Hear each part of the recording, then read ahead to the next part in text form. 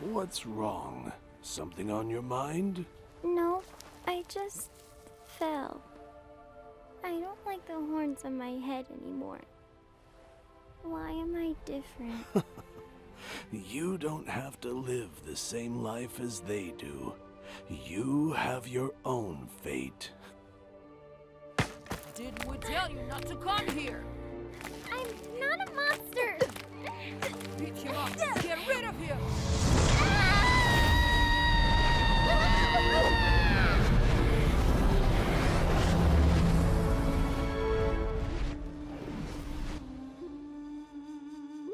Why do you always play this song? This is a tune from our homeland. When we hear it, it reminds us of where we come from and who we are, so we don't become lost.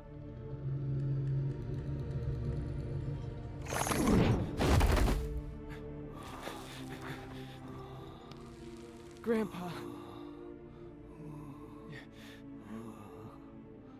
Grandpa. You must keep walking. The road ahead is long.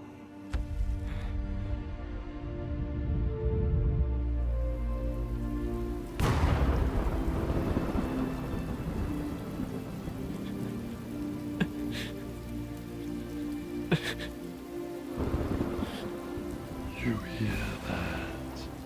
Your ancestors are crying for you.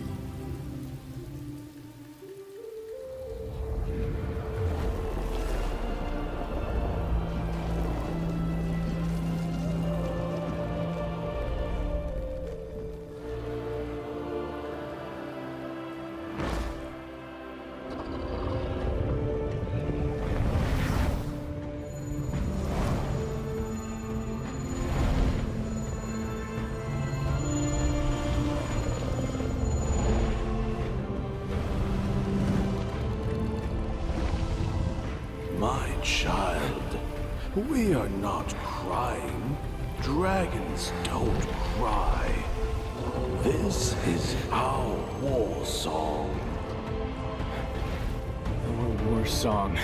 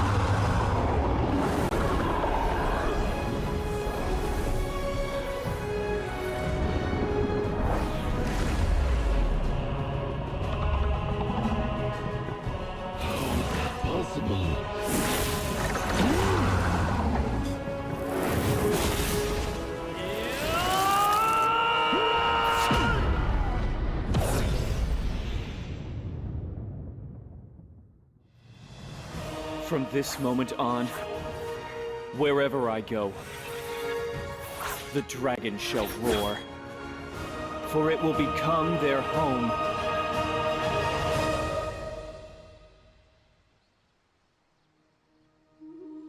Grandpa, I will keep walking.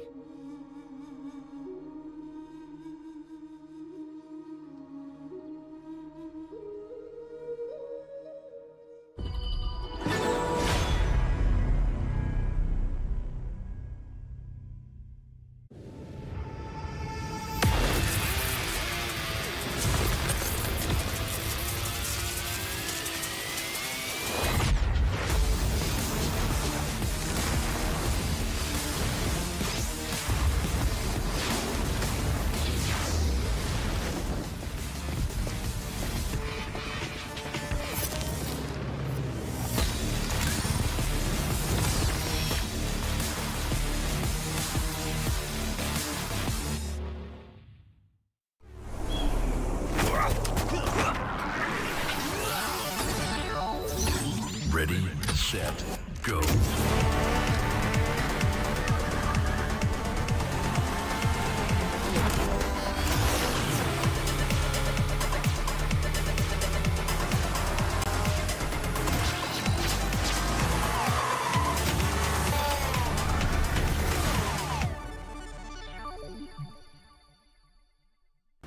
لحظات البداية عاشت معنا. كنا نحسبها وقت للتسلية بس، نحسبها بس ذكريات. عبود أعطي أختك اليد يا ولد. ابتكرنا فيها ابتكارات، وإذا بغينا قلبناها خرافات. كنا نحسبها بس لمة وصحبة وسهرات، انتبه نوب ترى نوب. لكن كنا نشوف عالم ما حد يشوفه. ليت يشغل وقته بشيء يفيده. الله عليك على اليد سود. عالم كبر وعاش فينا، عالم الحماس فيه يوصلك كل مرة لحلم أصعب، بس ما يصعب عليك. بارد معك وين ما تروح.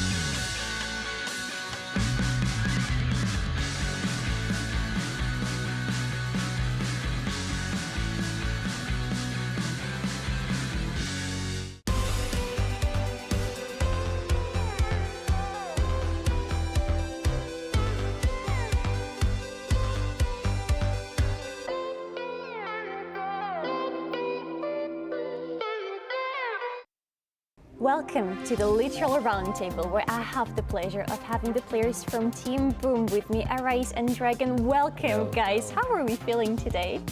Feeling great because I sleep 8 hours. That's more than me, lucky you. Did you have good sleep?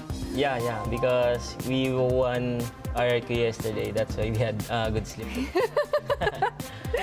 Right, you did win the SEA qualifiers yesterday. Up until yesterday, we didn't know if we would see you at the Esports World Cup, but now we have the pleasure of having you. Tell me about the experience going through the finals of the qualifiers. Was it easy for you, or did you have any struggles?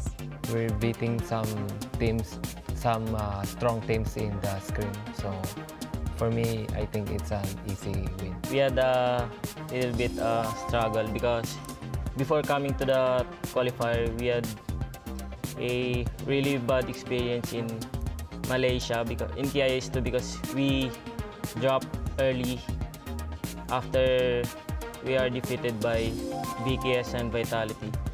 That's why we are a little bit sad about that. But after that, we really hard work and we come back stronger. And then we were back in our momentum coming from qualifying and beating RRQ. You are going to meet both VKS and Vitality in this tournament. Do you think you're gonna have your revenge this time? If we met on the playoffs, then we're gonna surely crush them. We hope that VKS and Vitality go to playoffs because we want to meet them there. Yeah, we are working so hard to go to playoffs too so that we can take revenge on them. Can you tell me a little bit about your team? How are you guys? Because you have the players, you have the coach, you have some other staff, I assume. Are you all on good terms? What is the energy in the team? For me, I think for the team, I think what matters the most is the outside the game, like how you treat your team. It's like you need to treat him like a family. So in game, you can synchronize your strategy and your moves. Yeah, That's what's most important for me. it's all about friendship. Yeah, because the more you have connection with your teammates, the more you understand each other and inside the game. If you had a bonding outside the game, it's really easy to communicate and connect with the teammates. And how much time do you guys spend outside of screens and pro games? I mean, if we're going to lunch, we're going to eat together. Because some other teams don't eat together, but we teams are going to eat together. Is it important for you? I mean, for me, it's important because we build a bond that it's also important in game. Yeah, we had a lot of time together because before going here, we live in the same roof. How hard is it? Not even living all together, but the fact that you have to play the game all day long. It has to be pretty hard. Not really, because when you love the game, it seems not really tired because you're enjoying the game the more you play. Yeah, that's why I don't feel pressured and tired playing the game. Yeah, because I love the game. It's the same for you? For me, it's a mix because it's hard because there's a expectation, especially you are a pro player. You need to become the best of the best, especially in your country. But at the same time, it's fun because you're enjoying what you're doing because I'm enjoying what I'm doing. Looking at Esports World Cup, what is the team that maybe you feel a little worried about playing against? Probably KPL Dream Team because they are the best and we had watched their game a lot of times. Yeah, we learn from them. We always watch their match in KPL and we're studying and we're applying what they do because they playing the game for so long. That's why they are the team that good to base our understanding of the game. So, yeah. For me, KPL Dream Team and LGD because they play so good and they are strong team. Do you think you can beat them? Yeah. I think we can. Yeah, we can. But honest. We are screaming with them. Hopefully. Can you look at yourselves back when you had your first ever LAN event? Were you nervous? Was it different for you back then compared to now? I think it's normal to feel nervous, especially when you're in big stage. But the thing is, you need to deal with it. It's how you deal with it. That pressured feeling, I just ignore it. Dragon, what about you? Yeah, it's normal to be nervous. But at the same time, I feel excited meeting all the players around the world. Like, it is my dream to compete against other teams that is stronger than us. I mean, we are the underdogs of the tournament. Guys, I gotta ask you though, because you told me you've been playing together as a team for so long. Yeah. How much improvement do you see in yourselves and in your team in general since you started playing together?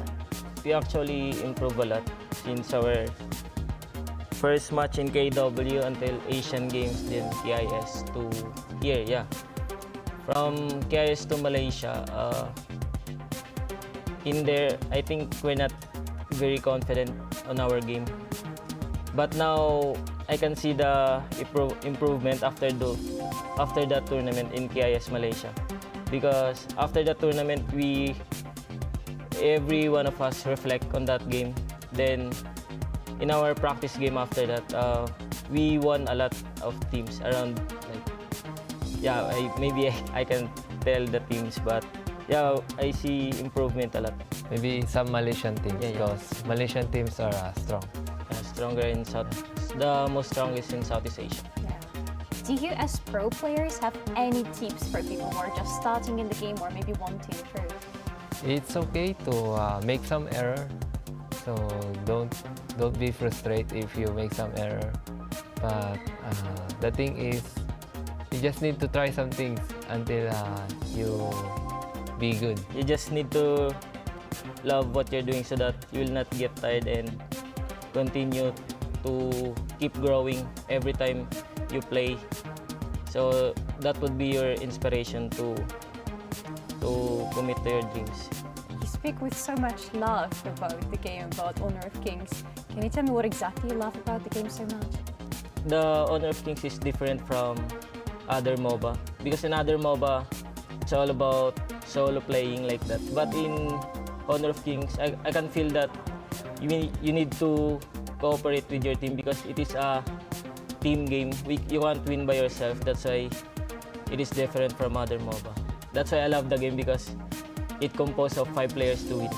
The good thing about Honor of Kings is that you need to connect with the team because you can carry the game alone even if you get so much lead. You can carry if you don't get synchronized with your 4 teammates. You need to communicate what you are going to do. You're going to win if you do that.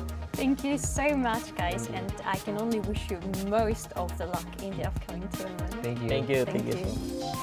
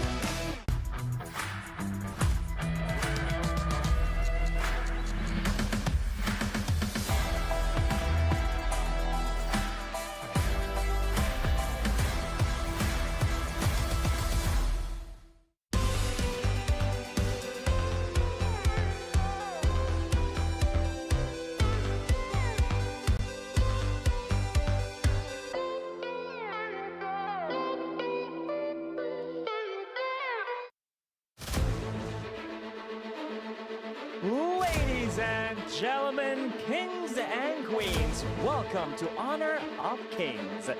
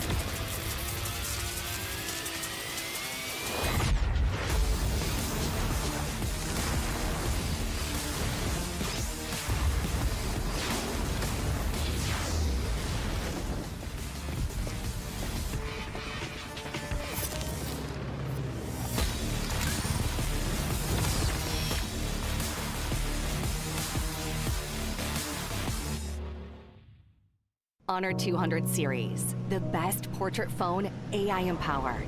Studio level, AI portrait camera, 3 hardcore portrait modes.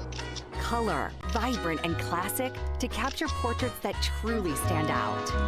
AI empowered magic portal. Snapdragon 8S Gen 3 AI chipset. 5,200 milliampere per hour silicon carbon battery, 100 watt, Honor Supercharge. This is Honor 200 series. You ever wondered how a Hollywood movie is shot? On a Sony. You review it on a Sony. And how do you make that sound epic? You record it on a Sony. Lunch break on a Sony. So why wouldn't you watch it on a Bravia by Sony? Have you got what it takes to get to the top? It doesn't matter how high you climb. To reach the top, even the biggest champ needs a break. So you can recharge, dive back in, and dominate.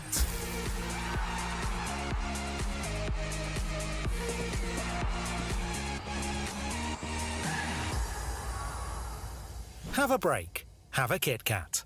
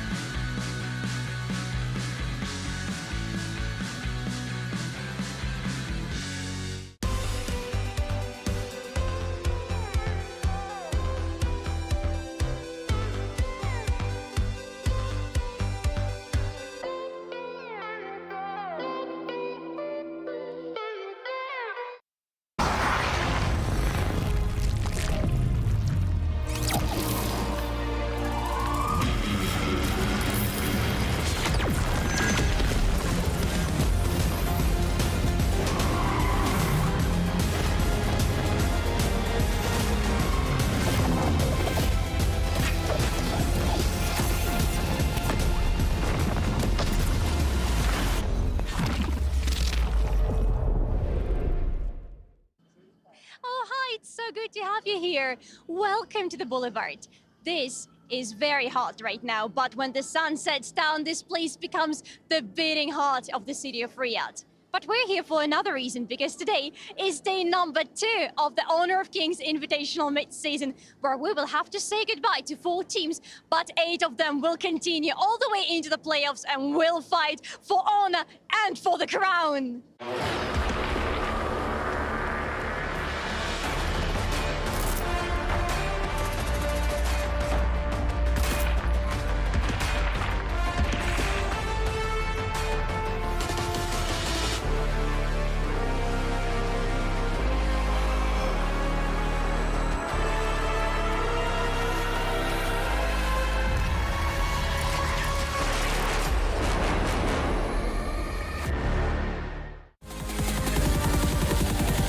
We the Kings, it's our honor showtime.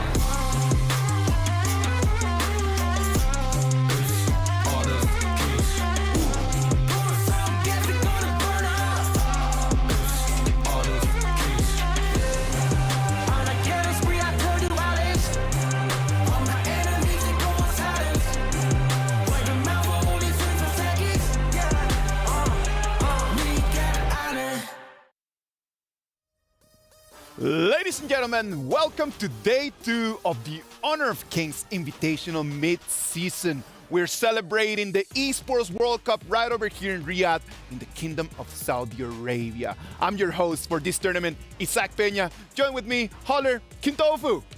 That's right, it's your favorite kind of tofu. Am I excited to get this day started? Holla, how about you? Oh, I'm super excited. I mean, 4 teams are going to go home today. We're going to find out who moves on. And who moves on, it's just all depending on our system. And if you did not know how we're going to crown our champion, here's a short video to get you up to speed.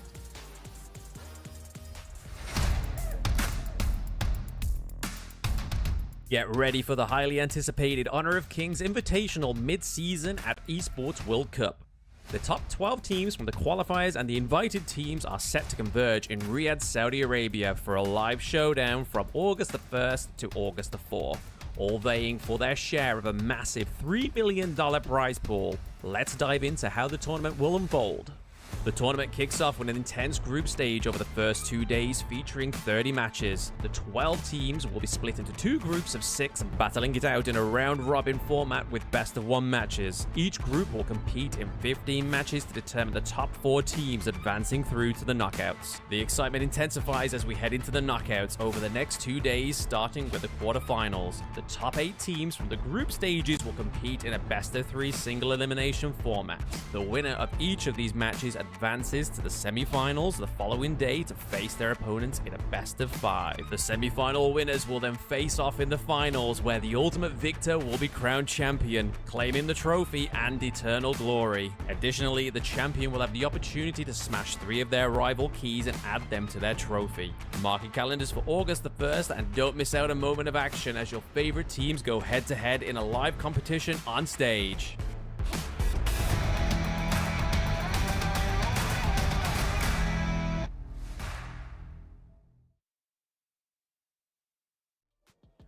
Lads, yesterday during 15 amazing BO1s, we had electrifying activities, great gameplay, BO1s, BO3, BO5s, all the way here in these group stages, all the way until the finals. What is the main difference between BO1s, BO3s, and BO5s? I mean, there's a lot of strategy in mind, right? The BO3 and BO5, you have like counter picks. You can kind of, you evolve throughout that competition, through that series. But in the best of one, everything goes. That's right. So you get to have the killing blow, but you have to think through a little bit more in the BO3s and the BO5s. It really comes down to that big strategy. What's the overarching view you have of your opponent? You need to have a strat, man, if you want to go home with that $1 million US, if you want to be the champion. A total amount of $3 million right over here, $1 million for the champs. Yeah, $1 million. What kind of things would you do with that bank, man? I can't tell you this in public. I think I might get in trouble, but it's one of those things We're going to keep that conversation. Yeah. We'll take this one offline. Amazing, man. It's just great energy that we have had yesterday. Amazing gameplay, and we have come here and get our top 5 plays brought to you by Aramco. Right, so top 5 plays is going to be really interesting. It's going to be the first one.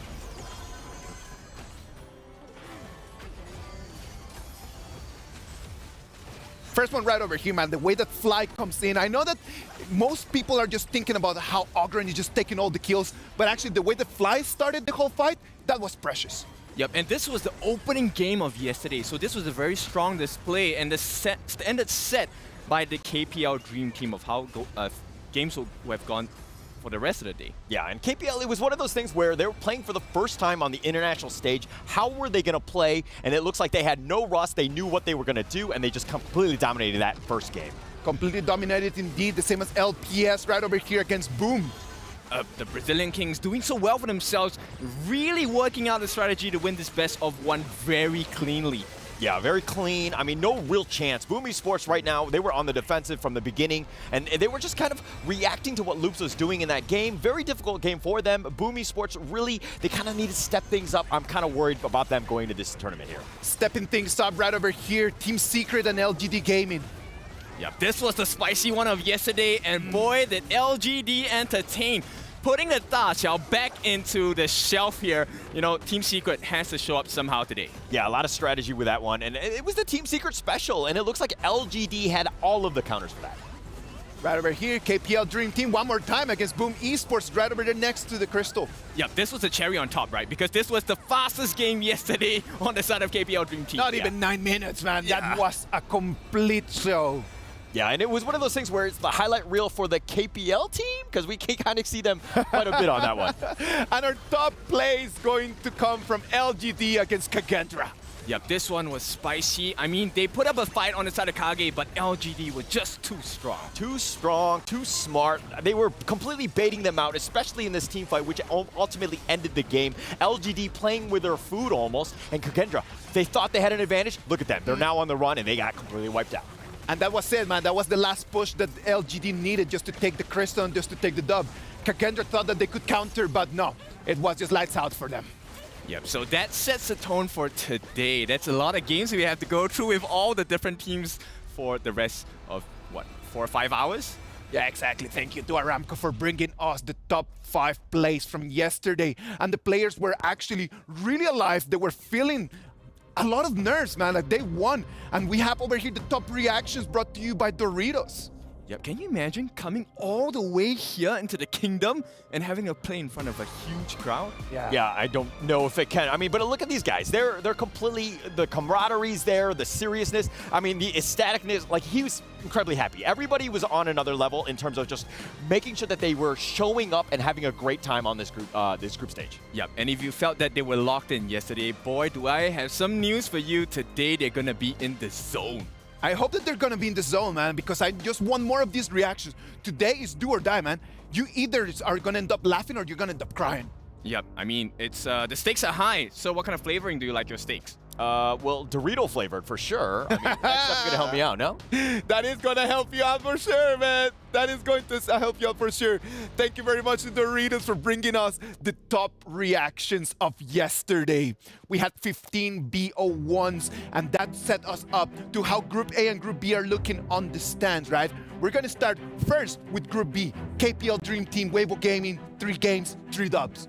Yep, this was surprising, right? So KPL Dream Team, with the performance, we already know how they operate. But Weibo Gaming coming out 3-0. That's a huge one for today. Yeah, I was kind of not really expecting a 3-0 from Weibo. And some of the games, they were definitely playing from behind. So the fact that they were able to kind of come back and to make sure that put a statement on their name, so to speak, by going 3-0 speaks volumes about this team. Like, nobody was expecting this, right? And their hero picks was one of the reasons why they actually were able to turn things around. Yep, exactly. There was a lot of funneling on the side of Weibo Gaming. And with the help of the Clash Lane and the jungle, they funnel all into the farm lane. And when you get the farm lane on the side of Weibo Gaming, all that farm, you know what he does with that money. Yeah, a lot of money. And Guyu was kind of running with most of that money. He was kind of carrying that team from the Clash Lane. He was doing quite well. Very impressive play by him.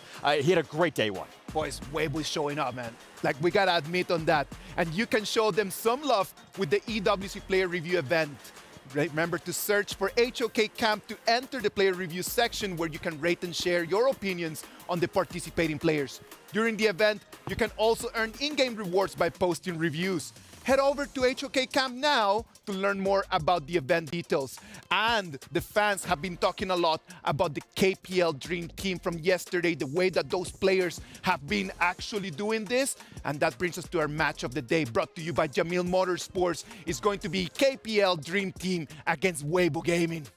Yeah, now this is the real test. Okay, so what? Game 1, you got 3-0. That's fine. Now we put you to the real test against Dream Team. There's going to be a lot of pressure on this one. I think Weibo is going to be comfortable knowing that, hey, no matter really what happens, they're going to advance. But this is going to be a true test in terms of what sort of drafts can we do? What sort of strategies? And we're going to find out all of these different pieces. Weibo Gaming, I'm hoping that they use this as, again, that true test. Yep, so I'm going to start with the Clash Lane. They had a Charlotte yesterday. They had a Dharma as well, right? So this is going to be very important. How do they funnel all of this advantage into their farm lane? The top lane has been such stand-in, man. Like, it has been really clutch. They really need to do their really best if they want to move forward. Yeah, no, I think that, you know, they're showing up. I don't know if they're going to beat out in the top seed. That's going to be a very difficult ask going up against KPL. But, you know, again, if you're top 3 going in, I think as Weibo fans, you got to be very happy about that. We're going to have to wait to see our match of the day between the two of them. Now, let's move to the other group. On Group A, things are a lot tighter. LGD Gaming, 3 games, 3 victories. And then you have a tie. Team Secret, Team Vitality, Vivo Kids Stars. All 2 games, 1 win, 1 loss. Do or die for them. Yeah, I kind of want to talk about Group A in the sense of maybe the group of mediocrity, because there's a lot of guys that are kind of in middling, but Team Secret is one of those squads that we really need to look into, right? I think that they had that loss against LGD, but it's still a team that, you know, is quite formidable. I think that they should be able to make waves. Yep, you know, Secret, I think they're still hiding so many cards. It's always been, hey, let's bring the Da Qiao Fuzi out. And is that enough? I don't think so. Today, they need to change it up. Yeah, and Team Secret was a team that went to China. They were boot camping. They were playing against the other Chinese teams, and they were supposedly ready, but going up against LGD, they didn't show their cards. They didn't do anything different. The draft that they picked was pretty much straight out of S2, so LGD was not caught off guard. They knew how to do it. They picked the new heroes, and they pretty much just dominated that game. Yep, so tip to the other teams, maybe you want to take a look at Yuhan. I think he is the secret sauce in Team Secret. Yeah, Let's wait and see, man. They're going to be fighting against VKS in order to actually move forward, right? That game today is going to be spicy, man. Yes, VKS, the next team we want to talk about. So VKS, I think, maybe there were some nerves. They were a little bit trigger happy with their skills. I think if they can fix that today, they could be at a much higher level. Yeah, they did make some misplays. They were kind of, Mena was a little unconventional. He was not to his normal standard of play. But Caesar, on the other hand, he was next level. Again, he's very good on that early, completely dominating that first game, but then they kind of lost in that second game against Vitality, and now they're kind of in a bit of a rut. And that is the problem, man. Like, already losing against Vitality when you're in a three-way over here, it's gonna put them really on their back foot, man. Team Vitality, on the other hand, like jungle, perfect, fighting, perfect. What else do we have from Team Vitality that could actually put them in that second place? Well, we need to rewind. It's the Vitality VKS match that put them in this place, right? Yeah. So it was a 90 Dharma that kind of destroyed the backlines. Well, kind of the entire team, actually, because with the mantras he had. True enlightenment for the team on the side of VKS. He crushed them. Nadi was doing a great job. Yeah, doing a great job. And Vitality, this was the bounce-back game that they wanted. They got 5th through 8th place in the Season 2. They definitely wanted to do much better on this one. And, basically it's a statement game going up against VKS. It's going to be VKS, it's going to be Team Secret, it's going to be Team Vitality that is going to snatch that second place. We still don't know. What we do know is that Team Vitality are one of the few HoK teams that are eligible for club championship points. They're aiming for glory as well as this sweet trophy. If you don't know how the trophy works, take a look. The Esports World Cup is a unique tournament and will have a very unique trophy system, consisting of keys, game trophies, the club championship trophy, and the totem. Introducing the key. This symbolizes a participant's right to compete in Riyadh. Each team or player will receive a personalized key consisting of the inner key and the outer frame. Winning a competition earns you a game trophy. A champion's key will be inserted inside. The frame will be placed into the totem. A physical block on display in Riyadh, serving as a progress bar of the Esports World Cup. The totem will remain in Riyadh as a chronicle of the Esports World Cup history. Those who get eliminated throughout the competition must give up their keys and see them crushed.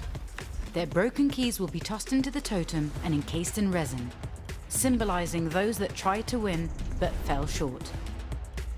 However, as an additional privilege for winning, each game's champion gets to select 3 opponents' keys to be encased in the base of their trophy as an additional, more personal prize. Losers will go home with their keys replaced with a token that marks where they ended their journey. Witness history unfold at the Esports World Cup. Okay, so welcome back. Now that was the trophy key system. I want to ask you boys, have you seen the motto on the key? It says, "Nothing is granted, everything is earned." Yeah, it's great words to live by, especially in this state where there's so much at stake. I think it's very interesting because the winner taking home trophies, like for myself personally, I would take those as the winner and I would put it as a doormat. Oh my gosh, everything is just on the line. Right now, the club championship has a new update. Quickshot is going to be talking us through that one. Let's see that. Hello everybody, Quickshot here from EWC Central. Today, the group stage of Honor of Kings Invitational Midseason will conclude. So let's check out how it will impact the rankings in the EWC Club Championship update, brought to you by STC.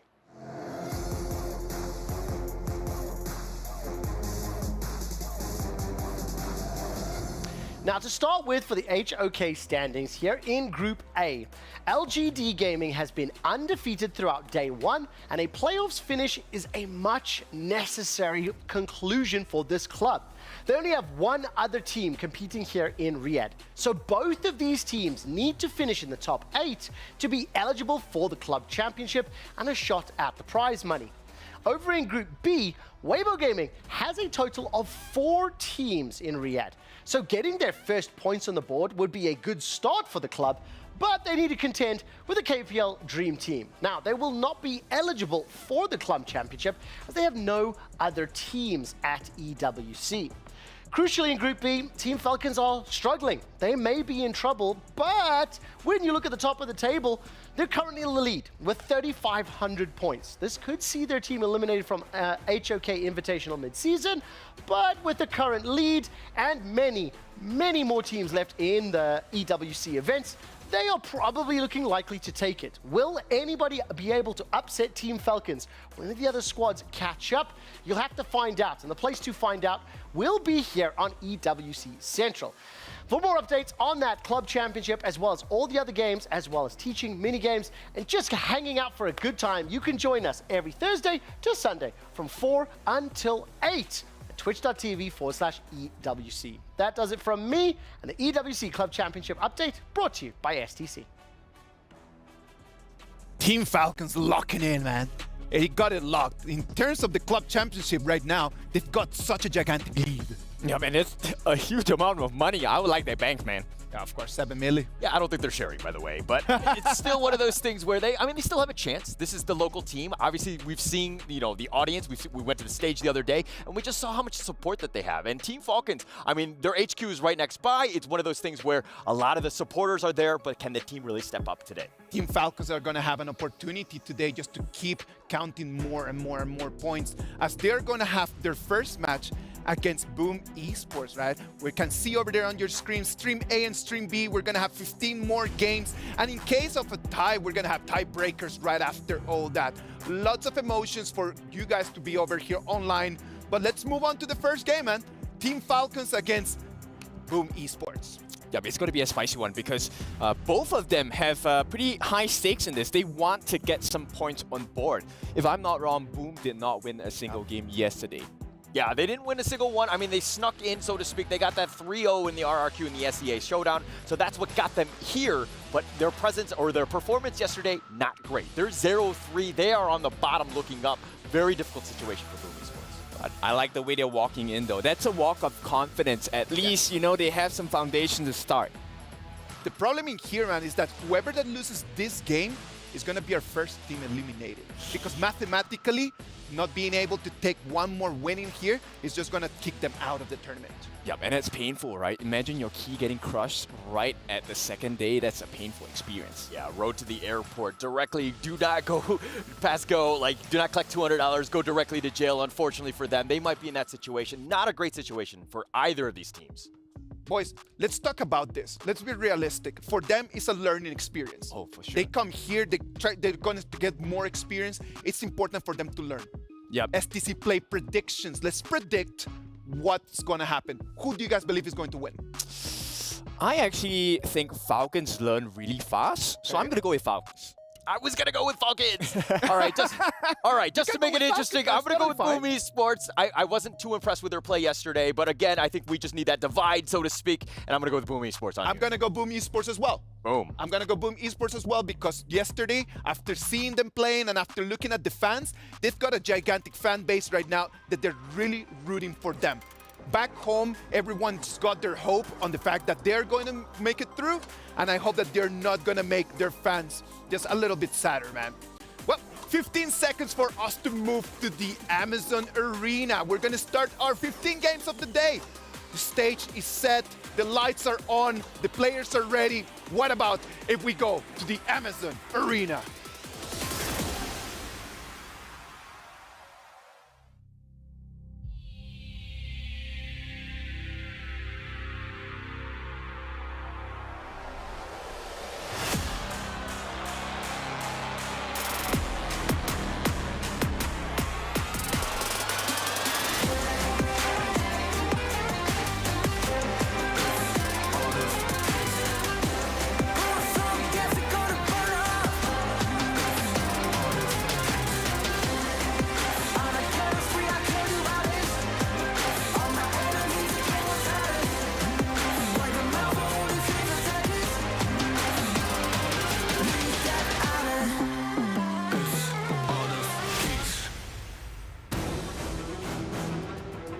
And ladies and gentlemen, viewers around the world, أعزائي المشاهدين والحضور, welcome to the second day of Honor of Kings Invitational Midseason, happening right here at the Amazon Arena, Esports World Cup, Kingdom of Saudi Arabia, Riyadh. I'm Bara Abdallah, along with the very talented and beautiful Sky. How are you?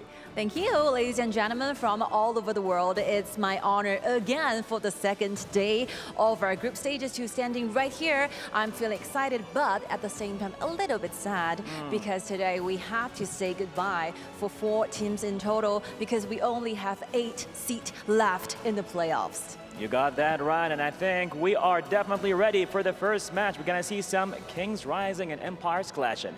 You ready, Sky? I think the both teams are ready for this. Let's get the party started. Let's welcome, give it up to Team Boom Esports.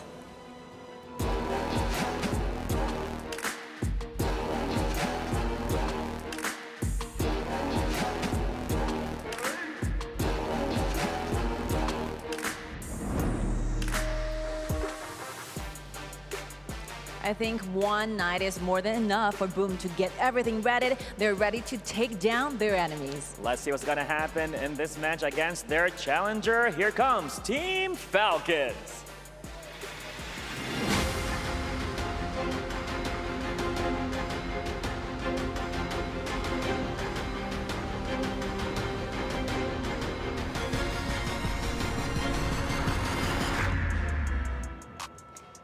Team Falcons are ready to fly with victory. This is gonna be a survival match, right, Sky? It's super important because none of the teams have been experienced a taste of victory so far. So this is it, do or die. You have to earn this because nothing is granted. It has to be earned, right? You got that right. And more details with our amazing talents at the studio. Ready, Sky? On 3, 2, 1, yalla. Welcome everyone, my name is Stuart. Joining me for the first 6 games of today is Blam, and as the analyst said, it is do or die for our teams here at the Honor of Kings Invitational mid-season. The first series of the day, as you saw, Boom Esports against Falcons. Both of these teams at the moment, Blam, currently sitting at the bottom of the standings, Boom 0-3, Team Falcons 0-2. This might actually be the most important game of today. Yes, definitely. In terms of stand-ins, and I think it's more important for Boom because, like you said, they are 0-3. Falcons still have a little bit of a wiggle room there. If they lose this one but pick up 2 victories a little bit later on, they could still potentially see themselves either into top 4 or tiebreaker. Yeah, that's the big thing is that, as you mentioned, Falcons still have to play AG Global later, which is also going to be a very, very big game, which is going to be happening on the B stream. Of course, we have loads of games on the A stream and also on the B stream as well at the same time. But Falcons yesterday was on the stage for game number 1 as well, was the opening game of day number 1. They're hoping for a better performance this time. Against the KPL Dream Team, it was a little bit of a struggle. But here we go, starting off the draft. Things are Falcons banning away that Athena. We did see it against Boom. It didn't work out very well, but this is something that every team is banning away against Boom. Yes, I mean, this is definitely the opposite side of the spectrum when it comes to first games of the day. They just got against the KPL Dream Team, and now they're against Boom, which is kind of still now sitting in that same kind of bracket as Team Falcons right now. But yes, the Ali being that insta-lock, we were speaking volumes of this yesterday, that even though Lung was a hero that is new and comes through, people still want that Ali as the priority pick.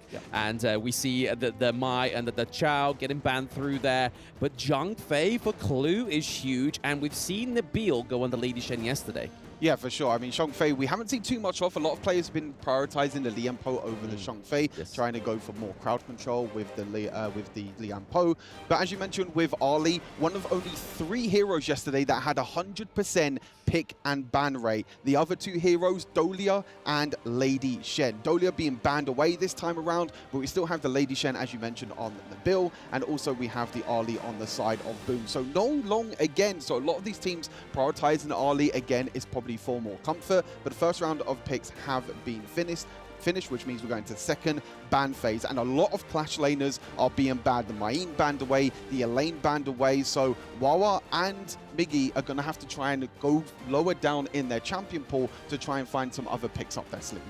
Yeah, I mean, we've still got the likes of the Byron to come through. They could still go for the Lian Po in the top, and there goes Dharma as well. So As you were saying, Stu, that pool in the Clash lane is looking mightily low, but Miji still has his Charlotte available.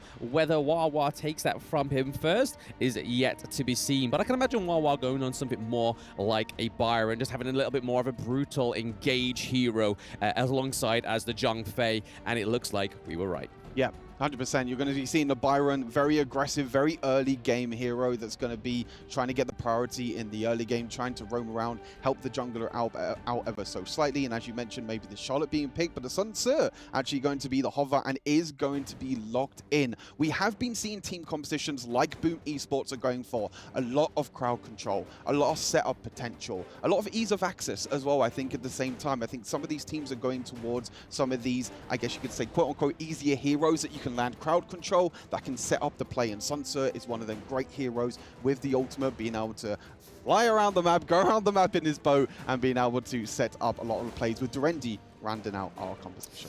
Yes, the RNG there, so no Lung ban, no Lung pick up, which is super duper interesting. I'm pretty sure if there's any other teams on that stage today, they'll be like, hey, that is my boy, I am taking that from you. But to have the Direnji at the end, rounding out that team comp, is probably a good thing for Falcons because, again, Direnji late game has some great damage potential. But I think that Mutsu pick coming through is all trying to mitigate that Byron engage, because if we can land those skill shots, it kind of slows him in his pace. 100%. I mean, you have the Zhang Fei as well that's also going to jump in.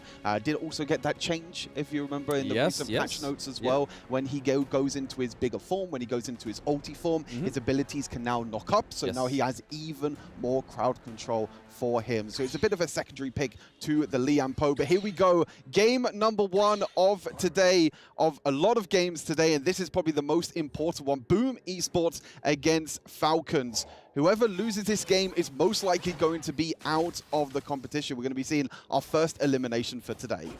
Finally, very strange enough, though, that the Ogryn actually wasn't banned by either of these teams either, but still we see counter picks like the Masashi come through, the Mutsu as well.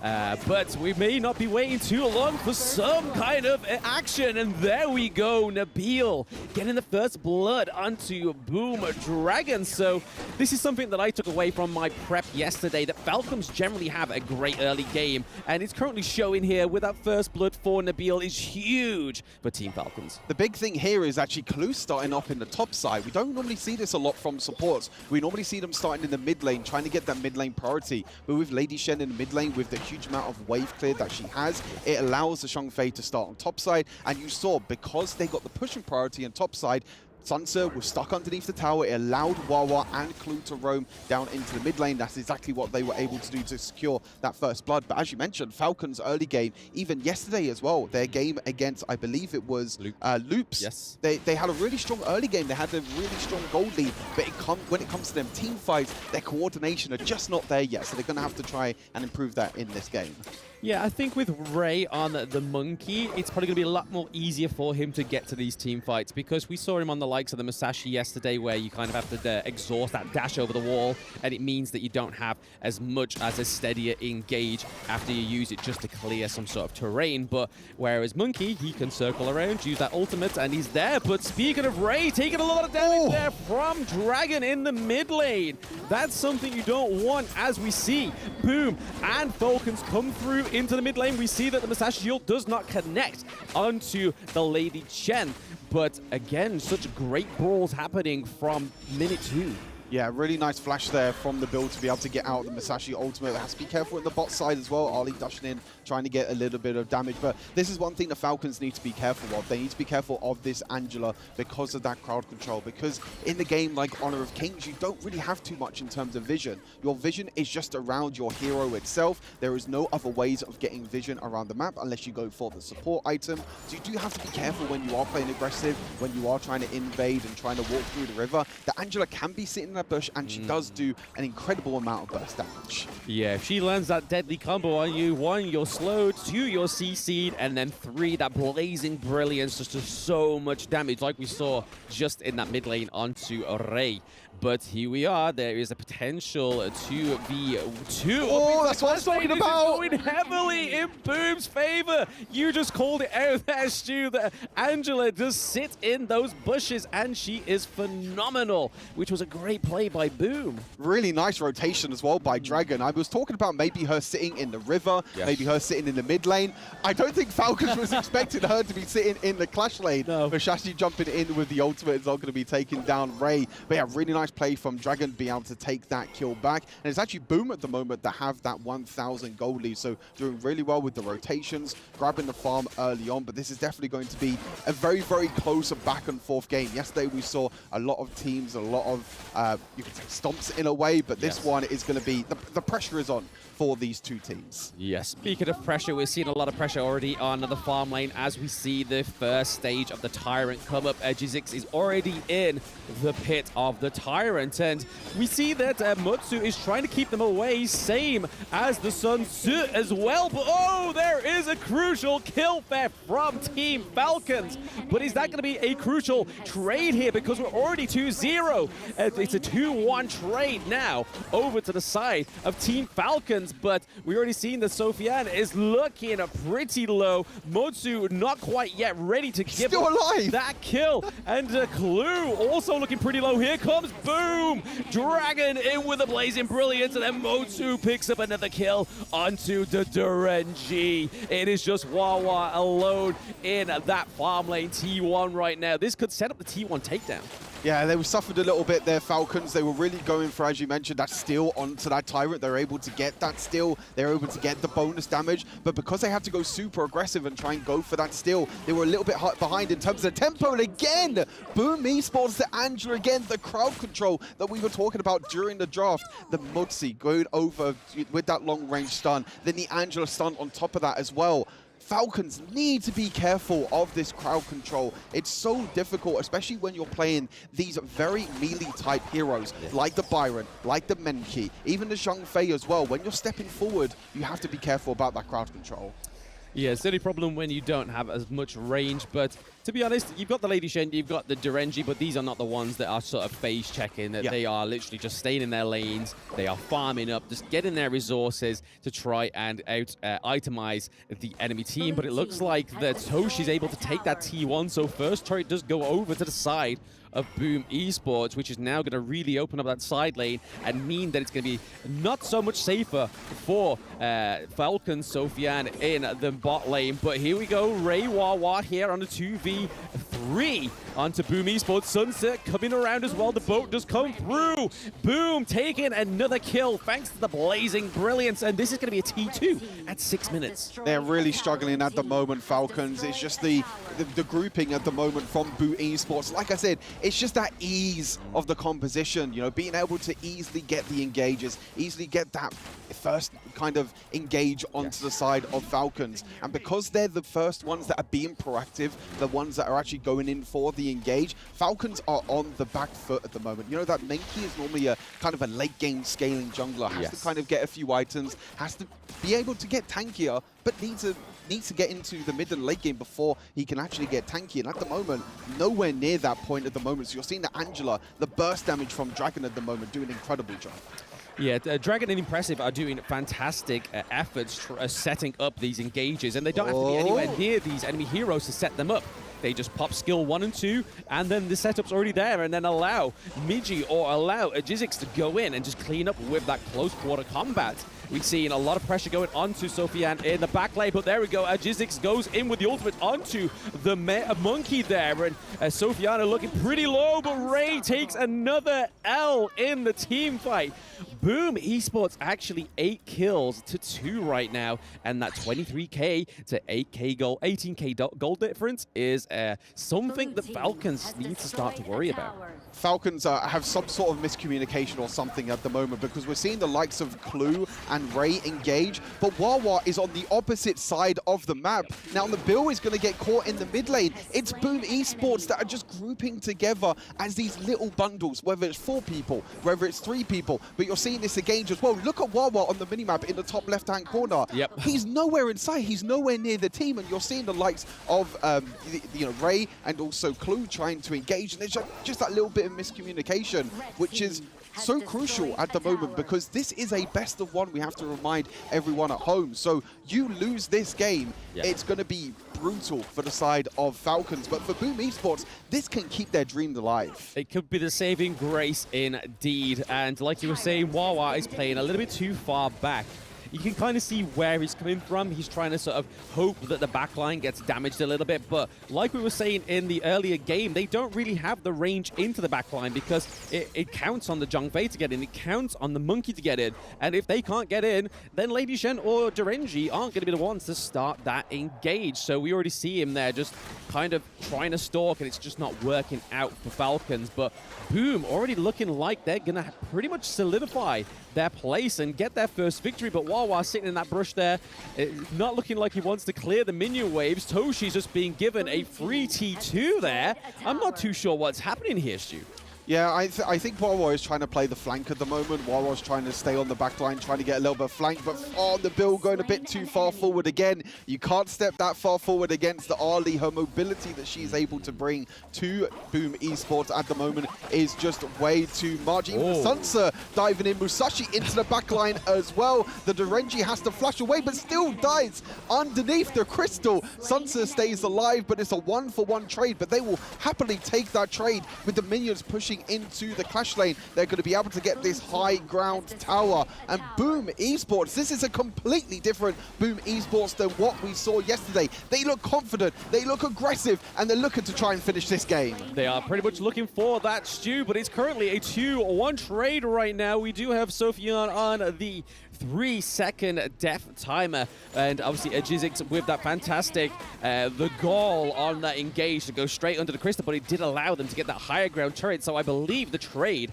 for Boom's life for that high ground turret is going to play very well and definitely in the favor for Boom Esports. But Dragon just picking up kills from these bushes left, right, and center, Stu. They are using this Angela brutally, and we are going to get a no, they do deny the kill. Theft onto the Shadow Overlord this time around, so this could be what Falcons need to try and give some pressure into these side lanes. But we do see that Ray falls down once more, not quite escaping these jungle objectives, getting out of these neutral objectives alive. Yeah, I don't think really this Overlord is going to do that much. You know, just using it straight into the mid lane. Yeah. They're trying to slow the game down. They need items ASAP on the likes of Clue and Ray, because they are not tanking any of this Angela damage at the moment. Angela is so far ahead in terms of tempo, in terms of items, the gold as well. And Clue and Ray cannot tank any of this damage at all. They're supposed to be frontline tanks.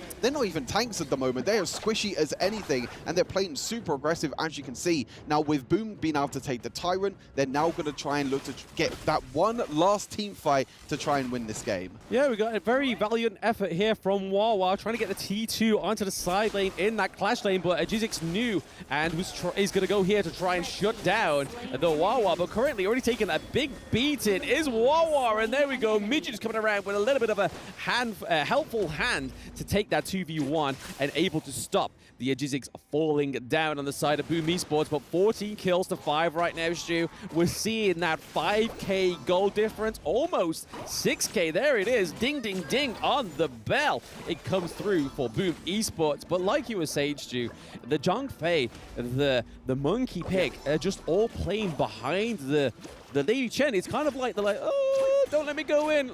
Just tell me when. Tell me when. They're not taking the initiative themselves, it seems. Yeah, exactly. I mean, Boom Esports have been the proactive one. You know, Falcons at the moment are playing reactionary, which is not what their composition wants. You know, as you mentioned, they want the Zhang Fei to go in, they want the Menki to go in as well, and it's so difficult to be able to do that when they're so far behind, not only in gold, but also in tempo as well. I mean, they're struggling to even go into their own jungle. You can see they're worried. They're all just standing around. They're all super worried to even face check, because even with the face checks at the moment, which is supposed to be Ray and Clue, and look, you can see here, perfect here from the observers, just toggling the vision control of both Boom Esports and Falcons at the moment, and they're just realizing that every single time Dragon is looking to step up, look at that, always trying to go into bushes, always trying to play around the vision, and he's playing incredibly well so far in this game. Yeah, I mean, it's also a bit into Boom's knowledge of these wards as well. So when we saw the River Sprite give out that ward onto the Azure Golem, we saw that Dragon was hiding behind a bush that wouldn't be detected. And then as soon as that timer went off, they were proactively moving forward. So this really shows that Boom Esports know more than we actually feel like they do, because they're currently at that 0-3. But this could be their potential first dub on the board, and it is everything to this club to get this first victory. And we're already seeing a little bit more of an assault here onto the higher ground turret, but Falcons are able to clear those minions, whilst we see that Sunset is able to push, get a split push potential, hopefully, into that clash lane, because that's where the most of the pressure is going to be, Stu, is because of those more enhanced minions into the clash lane. It's going to be harder for them to, it's going to be a priority for them to look out on the side of Team Falcons. The only thing I worry about at the moment for Boom Esports, they are taking quite a lot of time to try and finish this game. They were super proactive in the early game. They were able to take a few kills and get a huge advantage.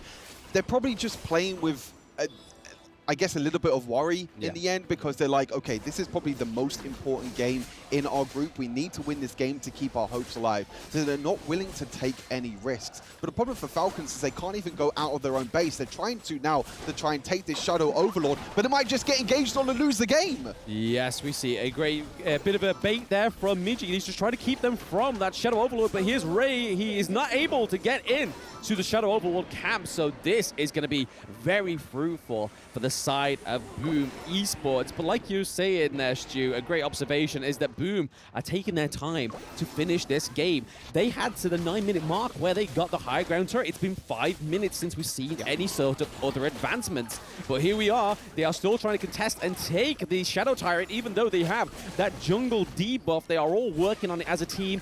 Maybe this is what they're just trying to pull together to finish this match, is have the Overlord, have the Tyrant. Let's have the next brawl. Yeah, as mentioned, the Falcons cannot step out of their own base. Even though Boom are taking this very slow, they're just being very considerate. They're making sure they're not making any mistakes, because one simple mistake in a game of Honor of Kings can be the turning point for this team. But as you mentioned now, with the Shadow Overlord, with the Shadow Tyrant, you do have that Vanguard coming in, and they're going for the engage. Yes, G6 is going straight onto the back line, but nice blow away there from the Zhang Fei. So keeping them away. Clue going in with a aggressive engage. This is what we've been missing all day. This is what we've been needing from Clue, is just being that big beast that is Zhang Fei. But it looks like it's not going to be enough here, Stu. They have taken the higher ground turret in the farm lane, and it is only a matter of time until they take that higher ground turret in the mid lane. But that's the kind of fights we need to see from Falcon. I feel like it's a little bit too late to have that fight, because your back is now against the wall, only having one high ground turret left. Yeah, exactly. I think they had the damage also from the turret as well, also giving them a helping hand. You see Musashi trying to dive in there,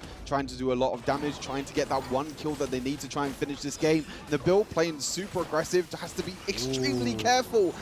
Nabil does not want to be there. Nabil is not the tank of the team, but I think job done at the moment for Boom Esports. They were able to get the bottom high ground tower. They got the top high ground tower. They're now just trying to push in this mid lane, trying to get that third high ground tower, which pretty much seals the deal for Falcons, because at that point, and there you go, at that point where 3 high ground towers are taken down, it's so difficult now for Falcons to even leave their base. You have minions pushing in the top, you have minions pushing in the mid, you have minions pushing in the bot lane. How do you defend this if you're Falcons?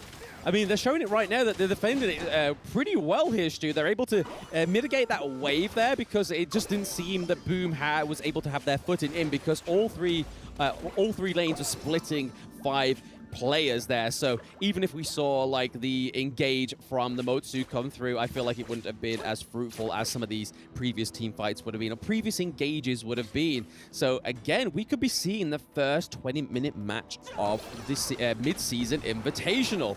But Miji here going against the Ray as well. Ray looking pretty low. Toshi is into the back here. Ray just about escaping with his life thanks to that shield, and because Angela and Motsu's angle in there wasn't quite as well positioned as it should have been, they probably would have been able to take it out if they was able to just get a clear sight onto Ray. But again, we're still seeing it. Team Falcons are still in it. There's a 7.8k gold difference right now.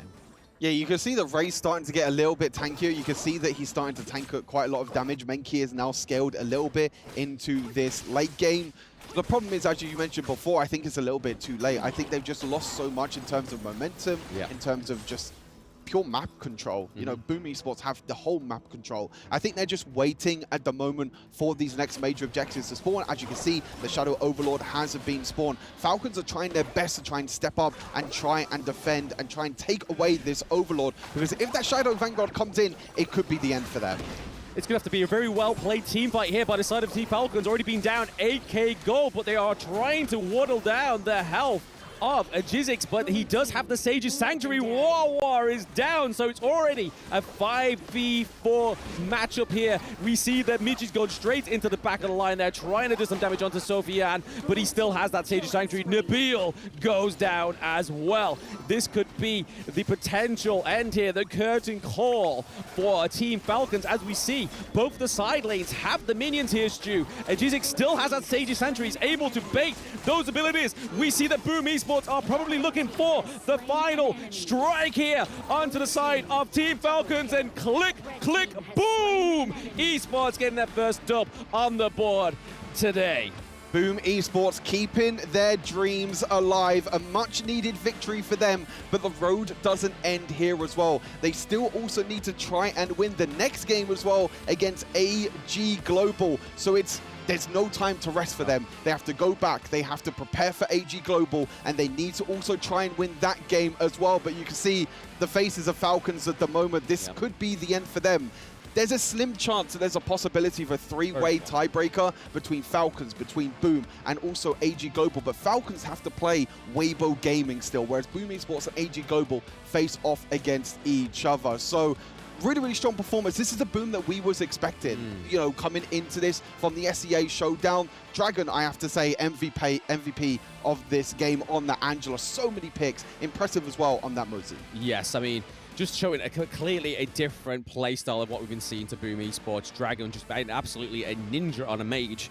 We never thought we'd have those same things in the same sentence, but a mage being a ninja, very selfie, just basically being the intel, the main intel on the side of Boom Esports really showed the difference and the victory meaning of it. Yeah, for sure. Boom Esports keeping their dream alive. They need one more game to try and win, to try and do it as well. But incredible victory at the moment for Boom Esports. We'll have to try and see what they're able to do. But that's our next game as well. That's the crazy thing. Yes. Boom Esports have got AG Global on the A stream in our next game as well. So it doesn't even stop there for Boom Esports. You know, it's absolutely crazy to see that they have to also try and beat AG Global afterwards. We also saw AG Global yesterday also have a bit of a shaky start. They're also 0-2. So this Group B at the moment is like KPL, Weibo, and then everyone else underneath at the moment currently struggling, and every single game matters in this best of one. Yeah, speaking of struggling, we saw that Falcons was trying to struggle there as well. So, but we are going to be going over to the winning interview of Boom Esports. All right, good to be back, and we are side with Miggy from Boom. Congratulations on that game. How do you feel right now? I think I'm feeling that we have a chance to make it to top 8 right now. Okay, confidence it is, because you guys have a quite rough day on first day. So do you have any change when it comes to gameplay, when it comes to strategy? What would be the changes? I think more on mental, because before yesterday we want to win, but now we want to just have fun and showcase our practice to end result will come out. Of course. Just have fun and let's go with it. So, you're not done yet. You still have another match happening here back to back. You're ready for that? Yeah, we are ready and we are preparing for that right now. Ready, prepared, and confident. How you feel about that, Sky? Of course, I strongly trust you can do better in the next round. You don't have enough time to rest. Okay, thank you so much. This will be the end. And let's get our time back to the studios. Let's go. Congratulations to Boom Esports taking their first win of the tournament. We called it. We called it. You did not call it. I have to defend myself here. I think later we'll have a short clip of what I was doing yesterday. So, you know, this game, really strong showing by Boom, and it could be back to winning ways, right? But first and foremost, I want to talk about how this state was achieved. I like the fact that they picked the mortar. The mortar was extremely good against the likes of Falcon because they had to face check bushes, and boy were they punished so many times by the Angela. And this is exactly what I was telling Falcon. Keep yourself in the box. Yeah, and I think that kind of showcased exactly why the Falcons played the way that they did. Kindofu, am I correct in this? So let's be realistic, man. Kindofu is just telling them, what are you doing? Follow me. They follow him, and this is the result. Not good, not good. I'm not impressed at all whatsoever as Kindofu the coach. Boys, do not put words in my mouth. I was just telling them, hey, we could do a little bit better. But in any case, it was Boom who came out on top, and with the advantage they got for themselves, specifically that huge lead in the first 4 minutes of the game, they capitalized on it. They took so many neutral objectives, and they just extended their lead. Yeah, I agree. Yeah, I kind of want to point out Dragon here because the Angela Blazing Brilliance was on point. Everybody from Falcons would just get burned up. They had no real way to kind of counter that, to deal with it. There were so many kills that Dragon got. I think it was 7-1 and 5 or something like that. But Dragon, that is a very good game for him. Yes, perfect as well. And to complement that, it was Miggy as well as RG6 who made so much, gave so much pressure to the side of Falcon. They could not touch the main damage dealer, which was Toshi. Yeah, and I think this is another thing that we need to address. Isaac was talking about it during the game itself, where Boom Esports had an advantage, and I'll let you. I don't want to take your point. No, go ahead. No, please. because it's one of those things where, you were saying that the Boom Esports could have closed out the game much quicker than they actually did, and they kind of prolonged it a bit. It is one of those things that we need to start highlighting out. Like, we need to highlight. The problem here is not a matter of like, can you win or can you not win? It's when can you win? Are you able just to build a little bit of an advantage and close the deal soon?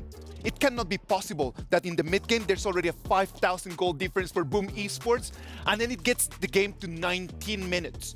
Almost 20, man. Those are the things that, not saying that Boom Esports doesn't deserve to win. I am loving that they won, but the problem is that you need to make it faster, man. It needs to be a little bit more concise.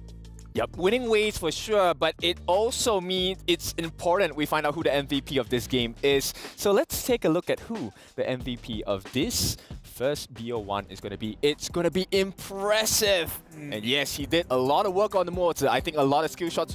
We were kind of questioning certain moments where the Cannon Blast was just a bit shy, but I think he did a very good job of just pincering and cornering, Sofian into the towers as well. Yeah, definitely controlling the team fights, providing a lot of vision, just kind of, instead of face-checking the bushes, he would shoot out the cannon blast to kind of clear things out. So he was always the front man up front. That's exactly what you want from the most player. That's right, electrifying performance from the mortar. The problem with this is that Falcons never had an opportunity to just find the back line. The reach was completely different. And that mortar, the way that Impressive played that hero, was one of the reasons why Boom Esports right now is just having their first point in the tournament. Yep, you know what's funny? The first skill is called Peace Bringer. He did not bring any peace at all. Not at all, man. Look at that. Look at the performance from him just here in the highlights. Just the way that he's always just boxing people, just pushing them against the wall, allowing the damage to be dealt by all his teammates. And also kind of, Boom Esports, I mean, they had so many shields. It didn't seem like Falcons was really itemizing properly. They couldn't, right? There was not enough gold going into their pockets to get the itemization that they wanted, right? We were looking for maybe a Daybreaker, maybe for more Acts of Torments coming out, but it did not happen because the lead was just too big for the side of Boom.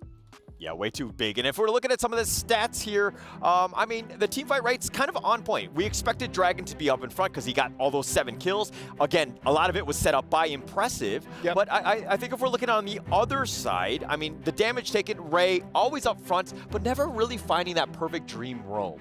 Yep, they couldn't, because although Sofian got, 85.9 thousand damage, it was nothing in comparison that both Impressive and Toshi were laying the pain across. And this was all because Miggy and Dragon and G6, they were doing their job extremely well, just putting a distraction in the front lines. You can't touch the back, right? Yeah, it's very hard. I mean, G6 is up front. I mean, he has a 4K net worth lead over the other, jungler in Ray. So it's a difficult situation because G6 was always up in your face, just tanking all of the damage, and then they would kill everybody else on the back line. Yep, when we first started to play this game, Angela is the first hero that we get our eyes on. So it's not a basic hero, it's a hero that can win you games. Come on, man. We need to understand that Falcons and Boom Esports pretty leveled. We can agree on that. What does Falcons need to do in order just to get to the next step? What do they need to do?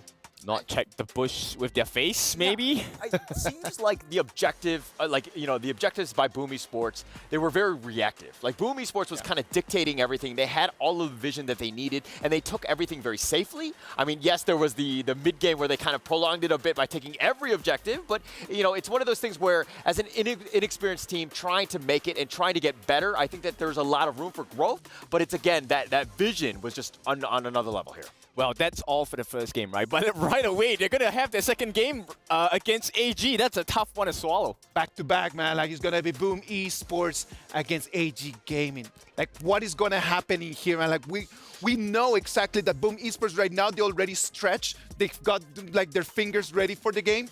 What is going to happen against AG Global? I think, Boom Esports will probably, they're going to want to carry that momentum here. I think AG Global also had that advantage of seeing the draft, understanding that Boom has actually played the most amount of games thus far. So I think the AG Global might have an advantage here. Yeah, I mean, we haven't seen too much of Zeiss just yet, but maybe this game, right, he can overshadow Toshi. But Toshi now has the momentum going into this second game of the day, right? So what do you boys think? Like, what are we feeling? I don't know, man. Like, AG yesterday had 2 very tough games. Like, they played Weibo and they played the KPL Dream Team. This is going to be actually their first game where they're going to have someone that is going to be a little bit more on their level, if we can just say it that way. Yeah. This is going to be just the reality check. Yeah. Can they really go for trying to aim for that 3rd and 4th place, or are they just going to be eliminated today? Yeah. The worst is behind them, so to speak. They're going to look at today as a fresh day. I think they have a lot of opportunity. I think that they're a solid team. I did expect them to make the top 4 and kind of move on. But again, this is going to be one of those true tests.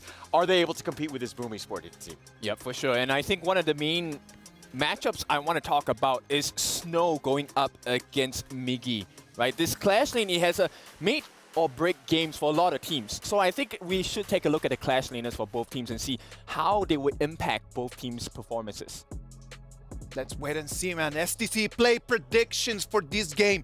AG Global or Boom Esports?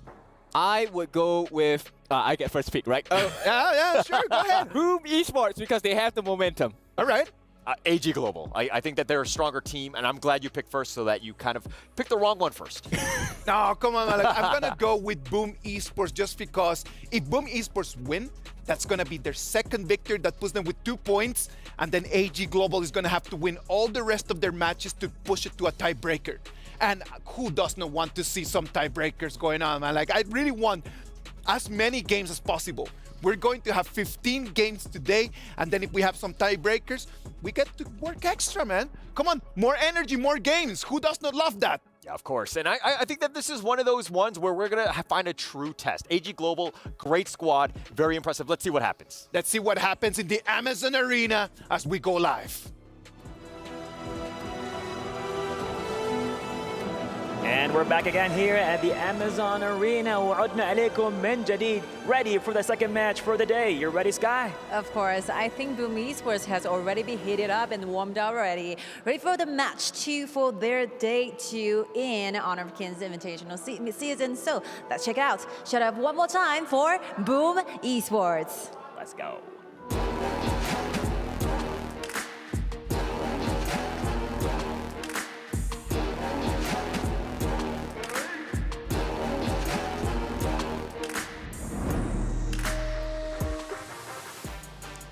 really surprised me of how fast they can get things done, get every preparation done before everything happens. So just sincerely hope that their opponents are ready for this. It should be an exciting one against their challenger. Here comes AG Global.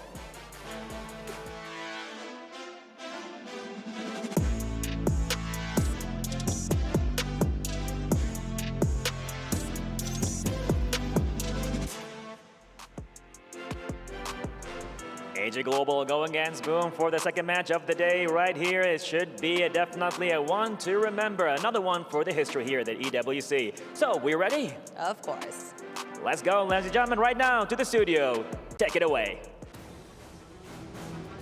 How's it going, everybody? Welcome back to the second game of the day, and it's no mirage. Boom Esports are back up on the stage for what could be a even more important game, Stu. Yeah, it's crazy because we were saying before the day that, like, wow, Boom versus Falcons is going to be super important. But now it's turned into this actually being one of the most important games of the day. Isaac mentioned it a little bit on the analyst desk, but if Boom Esports win this, they go up to 2 and 3. Then AG Global have to then try and be either Loops or Falcons, or actually they need to be both Loops and Falcons to also go 2 and 3. So this might not be the first time that these two teams face against each other, because we will have tiebreakers at the end of the day. But how Boom Esports is just able to go from Falcons preparation to now quickly turn their attention to AG Global.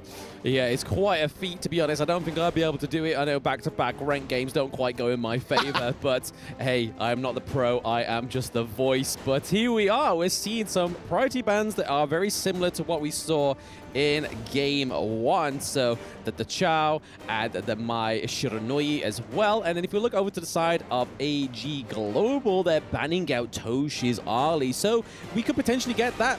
There we go. It's as if I'm Nostradamus. Lung coming through. I didn't even say the words. That was my next sentence. Lung actually coming through because we was very surprised he didn't get picked up last game. Yeah, we thought that maybe Lung was going to be picked on the side of Falcons in the last game. That trade that normally happens, we've mentioned before, between the Ali and the Long. But in the end, AG Global banning out that Ali, which means that Boom are like, okay, if the Ali's banned, let's go for our second pick, which means that AG Global have to then fall back to this Lady Sun. It's really the only other option that you have in the farm lane at the moment in terms of power picks, but going to be paired with the Orgren. Didn't see it in the last series, but we've seen the power of this hero over the last few days.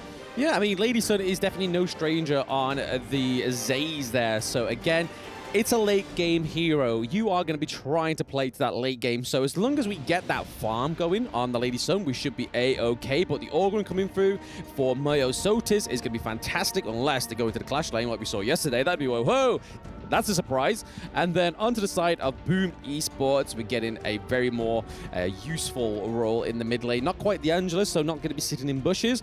But if there's any kind of engages from the Orgren, the Lady Shen's going to be the one to be able to just knock him out of the lane and keep himself safe. But then the Musashi is the direct counter as well. For sure. I think Lady Shen still acts as maybe kind of the same way as Angela. Not much in terms of like being able to sit in bushes and get that huge amount of burst damage, but she still has also the same crowd control. Musashi for the second time, back-to-back games for Boom, but AG Global going for, in my opinion, one of the strongest farm lane and support duos at the moment in Honor of Kings, the Lady Sun and Ming. The Ming being able to chain to the Lady Sun, giving her that little bit of extra damage, also being able to chain to the enemies as well. I think this is a very scary duo to come up against for Boom Esports. I mean, AG Global may have just been watching KPL Dream Team yesterday because they did exactly the same thing, right? If we start to see the Lady Sun and the Ming go into the enemy's jungle and just help themselves to that farm, then we know that they're literally trying to mirror the biggest competitor in this tournament thus far. But Princess Frost coming through, so we're already going to be knowing that not a lot of gold is going to be going over to that mid lane. So Lady Sun's also going to be having a lot more resources from that mid lane there, Stu. But just picking up on those final little touches of the bans, we're seeing the support endurance there on the side of AG Global. Mutsu, Zhongfei come through. They go for the Lian Po. So such a prominent duo that we see when Orgren comes through. Musashi, Lian Po, but no, the Monkey. So it is going to be Orgren in the Clash lane again. Back-to-back casting of Orgren in the Clash lane, Stu. I feel like we're being given just so much presence here. I feel like this is definitely something that they have been learning from the KPL. You were mentioning it with the Lady Sun and also the Ming. Now they're like, okay, let's put the Orgrin in the Clash lane. Let's try and get that pushing power in the Clash lane as well. It's going to be super exciting to see. Again, just to kind of look out a little bit, AG Global, must-win game. Boom Esports, even more a must-win game. This is the last game of their group stage. If they lose this, they are most likely going to be out. Unless AG Global also lose their last 2 games, then that means we're going to get a tiebreaker at the end of the day. So this is the most important game right now in Group B. Let's head on to the Gorge and let's see what these 2 teams have cooking up. Yeah, I'm really excited to see the Orgrin once more go into the Clash lane, because we were given a little bit of advice here from the KPL casters as well yesterday, saying how well it does work and how fast the wave clear is right now. And we're already seeing that 1v1 clash already going on, and Miggy looking pretty low. Oh, the flash being exhausted this early on, and a recall. AG Global are definitely playing aggressive in this one, and we're already seeing like enemy jungle invade. Oh my, I was not expecting that much early damage from the Orgrin. I'll be totally honest with you. Nearly solo killing at the start of the game, and they're looking to try and invade, but Musashi being able to clear them 2 camps in time was very, very smart. But again, this is kind of like what KPL were doing, putting the Lady Sun and the Ming in that mid lane, getting the pushing power in the mid lane, and roaming into the enemy jungle, trying to get that little bit of advantage in the early game. And Boom Esports at the moment have to be the ones that are going to have to be reactive at the moment. We're seeing Snow right now. Snow, I think, one of the highlight players on AG Global. We were casting him over in the EMEA scene for the wild card. His playmaking potential on this on the Clash lane is absolutely insane. You know, the Maine was one of his pocket picks, was a really, really strong pick for him to go for. But on this Orgrin, it's a little bit of a different play style, but still can just provide this same amount of power. Yeah, I mean, Akin was saying in the analyst desk part before this game that the Midgie and the Snow head-to-head is going to be one to look out for. And we're already seeing quite a fruitful 1v1 going on in that Clash lane, especially even before the 1-minute mark, where we almost thought that we were going to lose Midgie already. But this could be something here, Stu. A 3v1 cooking up in that brush there. I'm pretty sure Snow is aware of what's about to happen here, because he's kind of backed up into his turret there for a little bit of safety. But with the Musashi, with the Lady Shen, and then obviously the Byron as well, it could be a fruitful engage. But no, he has definitely left himself to survive there, which is very good for him. We don't want to be seeing that Orgrin being going to waste in the Clash lane right now. But already we're seeing only a small differential in the gold difference. Yeah, for sure. You're seeing how well Orgrin can do at defending the Clash lane as well, using the first ability just to be able to knock back the minions and kind of stop that tower dive from coming in. But I mean, this game in general, you know, Honor Kings in general, is such a game that focuses so much on communication. There's so much roaming that's happening around the map, as we can see at the moment in this game. You know, the Orgrin now going into the mid lane, you know, the Menki going up top and now teleporting to mid lane. So much rotation, so many ways in which the teams can rotate and make plays around the map. So if anyone is missing at any point during the game, it's all about communication, actually telling your team when someone is missing. Say the Liam Poe has gone missing, you know, the Menki's gone missing, anything like that. The communication is so key to make sure you don't get caught out, which is exactly what we saw from Falcons last time. But Liam Poe going for an engage here. Yep, it's not quite the engage he was hoping for. First blood for Zaze, which is going to be super helpful onto that Lady Sun. Give me those resources coming through, baby. Those items onto Lady Sun is just going to make it such a more prevalent pick for the side of AG Global. And they're not just quite done yet. They've forced Dragon out of the competition. We saw the fruitful expectations of that rotation from the mid lane, because they're trying to set up this farm lane in order to get an easy Tyrant, but it looks like AG Global have definitely countered that strategy. Oh, they might be looking for engage though. They're trying to get that bot lane tower. They're not going to be able to, in the end, Miggy using that teleport from the top side to be able to get there, but they can rotate straight towards the Tyrant. This is such a huge objective at this point during the game. We're already seeing Snow trying to zone away with the Orgrim, just being able to ignore all that terrain with the ability. But this is going to really come down to a 50-50. Oh, and Boom Jizzix gets the Tyrant. So first Tyrant of the game going over to Boom Esports in true fashion, back-to-back, back-to-back Tyrant acquisition, but they lose the T1 in the mid lane. That, to me, is not a good trade.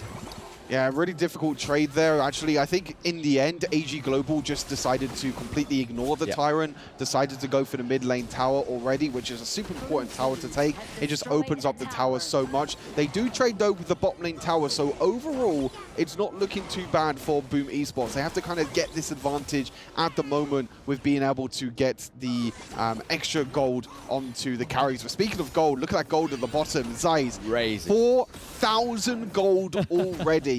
Over 1,000 gold lead at 5 minutes into the game. It's kind of what you was talking about during the draft. You know, the Princess Frost doesn't really need that many resources. Princess Frost is more used for her utility, her zoning control. Zeiss and Ming are just rotating around the map at the moment and just using this to farm the Lady Sun and get to that late game even sooner. Yeah, I mean, losing the Tyrant for the mid lane, it's an investment, right? Because now that enemy jungle now opens up for the side of AG Global. Zaze is just going to get extra bank now. They could go for the Overlord, but they don't really need it as they're approaching the T2, both in the mid lane and the Clash lane right now. We are seeing potentially a takedown here. Yes, Zaze gets the shot onto the second tier turret, but Boom Impressive getting caught out. He has to retreat. He's taken too much damage. The untargetable onto the Lady Sun gets nullified by Orgren, and Jizzix looking pretty burn the burner. Oh my Osotis, mwah, mwah, beautiful, as to take it to the higher ground turret, Stu. Oh, this is such incredible play from AG Global. The analyst desk was mentioned how they had two really tough games yesterday, and this was really the important day for them. They lost against Weibo, they lost against KPO Dream Team. They're looking to try and end here. The Byron trying to flash it in onto Lady Sun, onto Zeiss, but the extra healing that's coming through from Ming at the moment, the survivability from the Lady Sun is just way too much to deal with right now, and Zeiss is completely popping off on the Lady Sun. Absolutely. I mean, the high ground turret almost falling as well. We're almost at the 7-minute mark. Like I said, the Overlord was going to be pretty much a Brucey bonus for the side of AG Global as they try and take the Clash lane higher ground turret there. But Midgie almost falling down. We have almost a dominance here for AG Global right now. This is completely a different team than what we were only seeing partially yesterday. They are doing very well in this game, and they know how much this means to them. Yeah, for sure. I mean, we saw them against KPL. They're actually one of the best performing teams against KPL, especially in the early game. So we know the potential of this team. We've cast them so many times. We know the potential. In S2 Invitational, they were struggling a little bit. You know, they were in a different group to Boom Esports at S2 Invitational, so these two teams actually didn't come up against each other. But now we're seeing how AG Global, that boot camp that some people have been saying as well, that AG Global has been taking. You know, we were talking to Martin as well yesterday, you know, after the game yesterday, and Martin was saying that, look, we still have a chance. It was a very tough day today, but this is the day that matters, and they're making it count right now. They're playing super aggressive, and they're setting up so many plays against Boom Esports. Yes, that Overlord potential coming through here with the Vanguards, already looking to assault the farm lane higher ground turret. So at first, the sights were on that high ground turret in the Clash lane, but now that has been shifted. They pick it up in that 8-minute mark. AG Global looking for their redemption arc right now, Stu, it seems, with another Vanguard in the mid lane. I don't think they might be able to get this here because Impressive with a fantastic engage back of the line, but Zaze has just got too much damage too. Midgie's able to take out the Zaze. They don't really have any damage here right now other than the Orgren. They are relying heavily on their Clash lane. Boom! Double kill onto Boom Esports. AG Global do lose their first life into this game, almost at the 9-minute mark, but that was a great engage from Boom Impressive though. Zeiss goes down, but at what cost for Boom Esports? I think that's the big thing. They're trying so much to try and kill Zeiss, which with Ming by his side, it's so difficult to try and do, but they lose 3 members for it as well. As we see the end of the replay, we're seeing this Orgrim pick.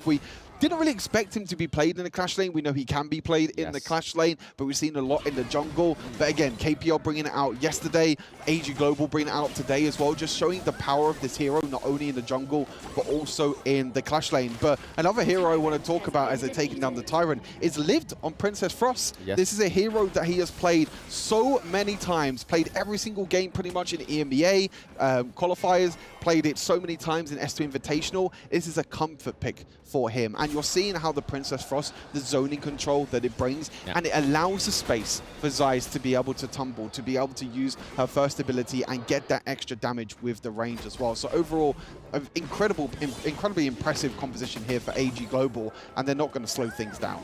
No, yes, Lived is definitely Lived, laughed, loved that Princess Frost pick throughout the Season 2 and the Open Series. We kind of saw him try and go for the Mai Shiranui at some point, but if you were to put Mai Shiranui into this draft now, you would be seeing at least 1k from Mayo Sotus go away and 1k from Zay's go away, because you have to give it over to the Mai as well. So putting that Princess Frost this draft really allows Liv to just be able to play his best life on that Princess Frost. And it's really showing right now. They are 33k to 27. That's almost your 6k goal difference.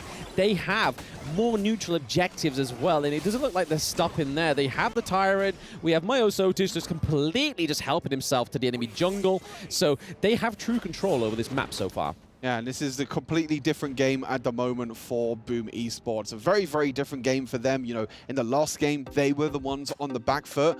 The problem this time is that they don't have that same sort of long-range engage that they did last time. No, you know, they don't have the Mosley pick this time. They have the Lian Po instead, which is a little bit difficult, which means that you saw the engage come in from Impressive, right? You saw the engage. He tried to go for an engage. He got a big, massive 4-man knockup in the end, but it's just not enough. They don't have the follow-up at the moment to take down Zays as well, as we're just taking a bit of a break here. Looks like Dragon, the mid laner for Boom Esports at the moment, having a few technical difficulties, so we'll hopefully get that sorted as soon as possible.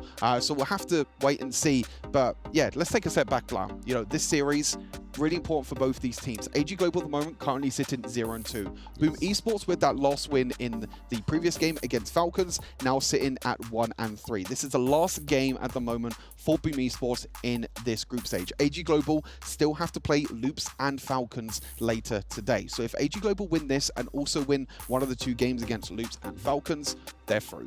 If AG Global lose, they have to win both the games, and then we get a tiebreaker at the end between AG Global and Boom. Yeah, I mean, if you look at that draft, if we've seen how Falcons have played so far, is we are pretty much happy that I feel like AG will at least get one victory later on.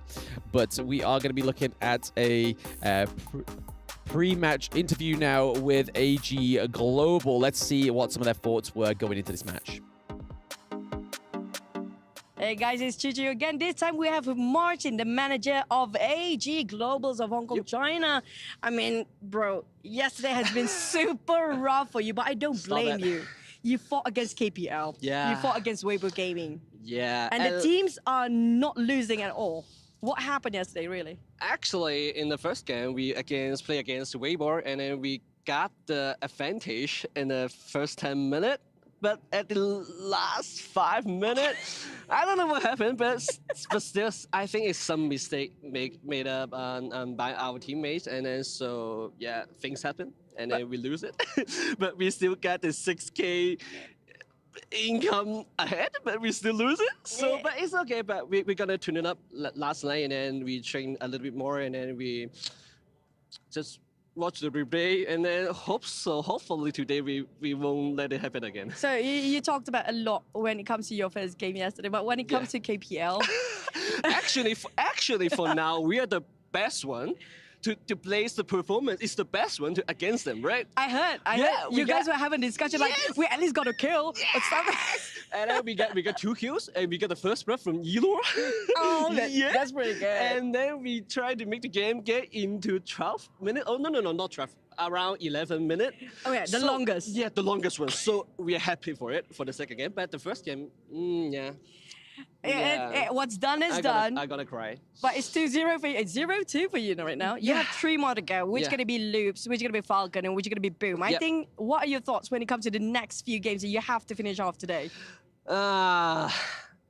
actually we got confident for these 3 teams. So I think Loops gonna be the biggest nightmare for now because in the season 2 we lose to them to 2-0 I think in the BO3. So we got a nice plan like revenge time. Yeah, revenge time for them. So waiting for us Loops, and then we will try our best to beat you down. Oh, look out, Loops, but last and not, coming. yeah, AJ is waiting for you. Yeah. But last but not least, there's so many supporters for AJ as well. Say something in any language. that you- English, any language. So, yeah, there you go. because I'm from Hong Kong, so let's go for the Cantonese first. Sure. Hello， 咁多位，我哋係 AG Hong Kong， AG Global 啦，依家改咗名，咁啊，終於都嚟到 Riyadh 呢一邊打呢個嘅電競世界盃，咁啊，都所以想就大家都如果係能夠支持到我哋 AG Global 嘅話咧，都多多睇我哋比賽啦。Okay, so turn to English, right? Oh, go ahead. Yeah, and then that's it. Finally, we get into EWC here in Riyadh, and then we are so hyped for this competition. So, fans of AG or even AG Global, please keep supporting us and watch the stream. And then, yeah, be with us. I really need your support. Ho, yeah. Okay. Yeah. But that's it. Thank you so much. It's always a pleasure to Thank have you. you, Martin. See Yeah. you guys on stage, and good luck, AG. Yep. We always love hearing from Martin, don't we, Stu? We saw him yesterday after their first day at the EWC Midseason Invitational. He was a little bit deflated, but was trying to big him up with the, you got 2 kills, you lasted the longest, let's go. And he was like, yeah, but the coach wasn't happy. So, but yeah, thank you for the interview there with Martin. We do love Martin. He's such a character. Yeah, he's such a nice guy to be around, and he lifts the spirits up, Yes, I think, absolutely. as well, which is going to be such a huge thing, I think, for this team after yesterday. Again, they were against 2 of the strongest teams in this group currently at the moment, KPL Dream Team and Weibo. Even against Weibo, though, when we were talking to him yesterday, even though it was in the B stream, he was saying how, like, AG Global played pretty well. Like, his team played pretty well during the early game. It was just kind of the mid and late game they kind of struggled. It was one team fight that Weibo were able to win that game. So they've gone neck to neck against Weibo Gaming. They've had the best performance by far against the KPL Dream Team. Yes, they lost, but we know how strong KPL Dream Team are in general. So coming into today, and even just going back to this game as well against Boom Esports, they're looking incredible to try and take this series overall. So we'll have to wait and see about that one as well. But yeah, when we go back into the game, we'll have to see how AG Global try and close this out. It's not done yet. You know, AG Global do have a very, very strong lead, but they have to try and end the game. They have to finish the game, because one simple mistake can turn the whole game around. Yeah, I think that's a good thing about AG Global. I think this best of 1 format actually just enhances them, because we saw in season 2 they lost 2-1 to Loops and stuff like that. So having that best of 1, even though yesterday doesn't really show or prove what I'm saying right now, but they went against 2 of the best teams. So going against KPL, going against Weibo Gaming, but also being the closest matchup for both of these 2 teams is a phenomenal feat. Yeah, for sure. I mean, it's incredible so far for the side of AG Global, just being able to, you know, kind of take yesterday and kind of reset from yesterday as well. I'm sure they probably would have been playing scrims after yesterday, just would have been practicing and kind of rethinking about their strategy as well. You know, I think Lived going back onto the Princess Frost, as we mentioned during the cast, you know, him playing his comfort pick, you just see the potential that this mid laner has. If, for those who don't know, he was called Devil before in EMEA qualifiers for Season 2 Invitational. So it's really, really exciting to see him back on the Princess Frost as well. And Zeiss as well on this Lady Sun has been popping off this entire game, and they're funneling so much gold into him. Yeah, it's really nice to see the Ming and the Lady Sun combo come through, because it's definitely promoting and it's a better playstyle for AG Global. And just look at the minimap. They only have lost 2 tier 1 turrets so far in this entire game, this 11-minute game, and it looks like they're going to go try and claim another high ground turret. They do it after such a pause. They were like, get me back in, coach. We need to take those higher ground turrets. They get the clash lane, but flank onto Lady Sun. Onto Zays, but what is it going to cost once more, Stu? Boom Esports lose Midgie. They lose Impressive. That is 2 impressive front lines gone. Lack there better words. Musashi goes down. They take down Snow. It's a double kill for AG Global. They got back in there and they get their first victory. Boom Esports not quite getting that back-to-back, Stu. not getting the back-to-back, and AG Global are now on the front foot in this group. Group B is theirs to take. They win one more game, they are able to go into the playoffs and into the quarterfinals. Incredible performance. This is the AG Global that we were expecting. It feels like a throwback to the EMEA finals that we were casting. This aggression, the crowd control, the Princess Frost, the Lady Sun. Time and time again, Boom Esports were trying to jump onto Lady Sun, trying to deal enough damage, but the positioning from Zeiss, I have to say, that's one of the cleanest Lady Sun games I think I've ever seen. I mean, we saw Yinyo playing Lady Sun yesterday. That was also very clean, but that's definitely the second best. Yeah, second best to KPL, and I think that's definitely a big thing, a big giveaway to give to AG Global. But like you were saying, a fantastic performance for themselves. Season 2 Invitational wasn't their greatest, but seeing them back at their prime is amazing, and I'm definitely going to be dabbing up Martin when we see him later. I'm pretty sure he's very happy with that result. Yeah, it's going to be pretty exciting to see what he has to say, but we're going to be seeing and hearing what AG Global have to say after that impressive victory. Hello guys, welcome back. We are joined here by Qingling from AG Global. Congratulations on the very first victory. How do you feel right now? 还是蛮开心的吧，就是拿下了首胜，但是对我们来说，这首胜应该昨天就应该拿的。不过没关系，我们打好接下来的每一把比赛就好了。 All right, we're really happy and excited because this is our first victory, but I think that this should be coming sooner. But everything, it's okay. We can accept this as long as we can make our best efforts in the following series. And more to that, let's talk more about in-game executions. So you're behaving extremely aggressive. You actually invaded the first round of the jungle. What happens? It is a spontaneous thing or is pre-planned after the draft. 我们第一局的前期打得非常有进攻性啊。第一波其实你跟孙尚香清完中线。 就直接入侵了，这是一个你们在 BP 之后就已经做好的决定，还是说，当场发生了一个立即的判断？这就是我们预料之中嘛，就是我们开局也聊了很多，如果他那个打野就是不是蓝开的话，我们直接把他蓝反了，然后如果说我们他在的话，就戳他状态呗，因为我们下路其实都看到就是有线权嘛，那所以我们就很大胆的去做出进攻，因为我们发现我们就比赛场上平时就是太怂了，然后昨天聊完之后，今天打得更有侵略性了吧。All right, everything is under our predictions and controls because if the jungler does not start jungling around the blue buff, this is our first move into that blue buff, or if he's around the blue buff area, I think our first move is kind of trying to steal those HP away from the jungler because after yesterday's performances, so after discussion, we found ourselves we have to play more aggressively, more confidently so that we can get good scores. So yeah, pretty much they're very happy of the performances they gave us today.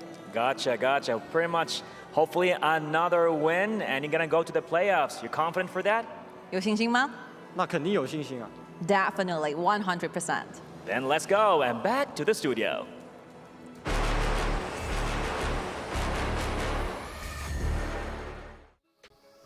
Congratulations to AG Global on that amazing game. Great performances from all the heroes, the Lady Sun, the Ming, and of course, the Ogren. Remember that Ogren is available now, a warrior hero with a balance of offense and defense, which is able to condense the spirits of enemy heroes to assist our side in battle, possessing a special method attack.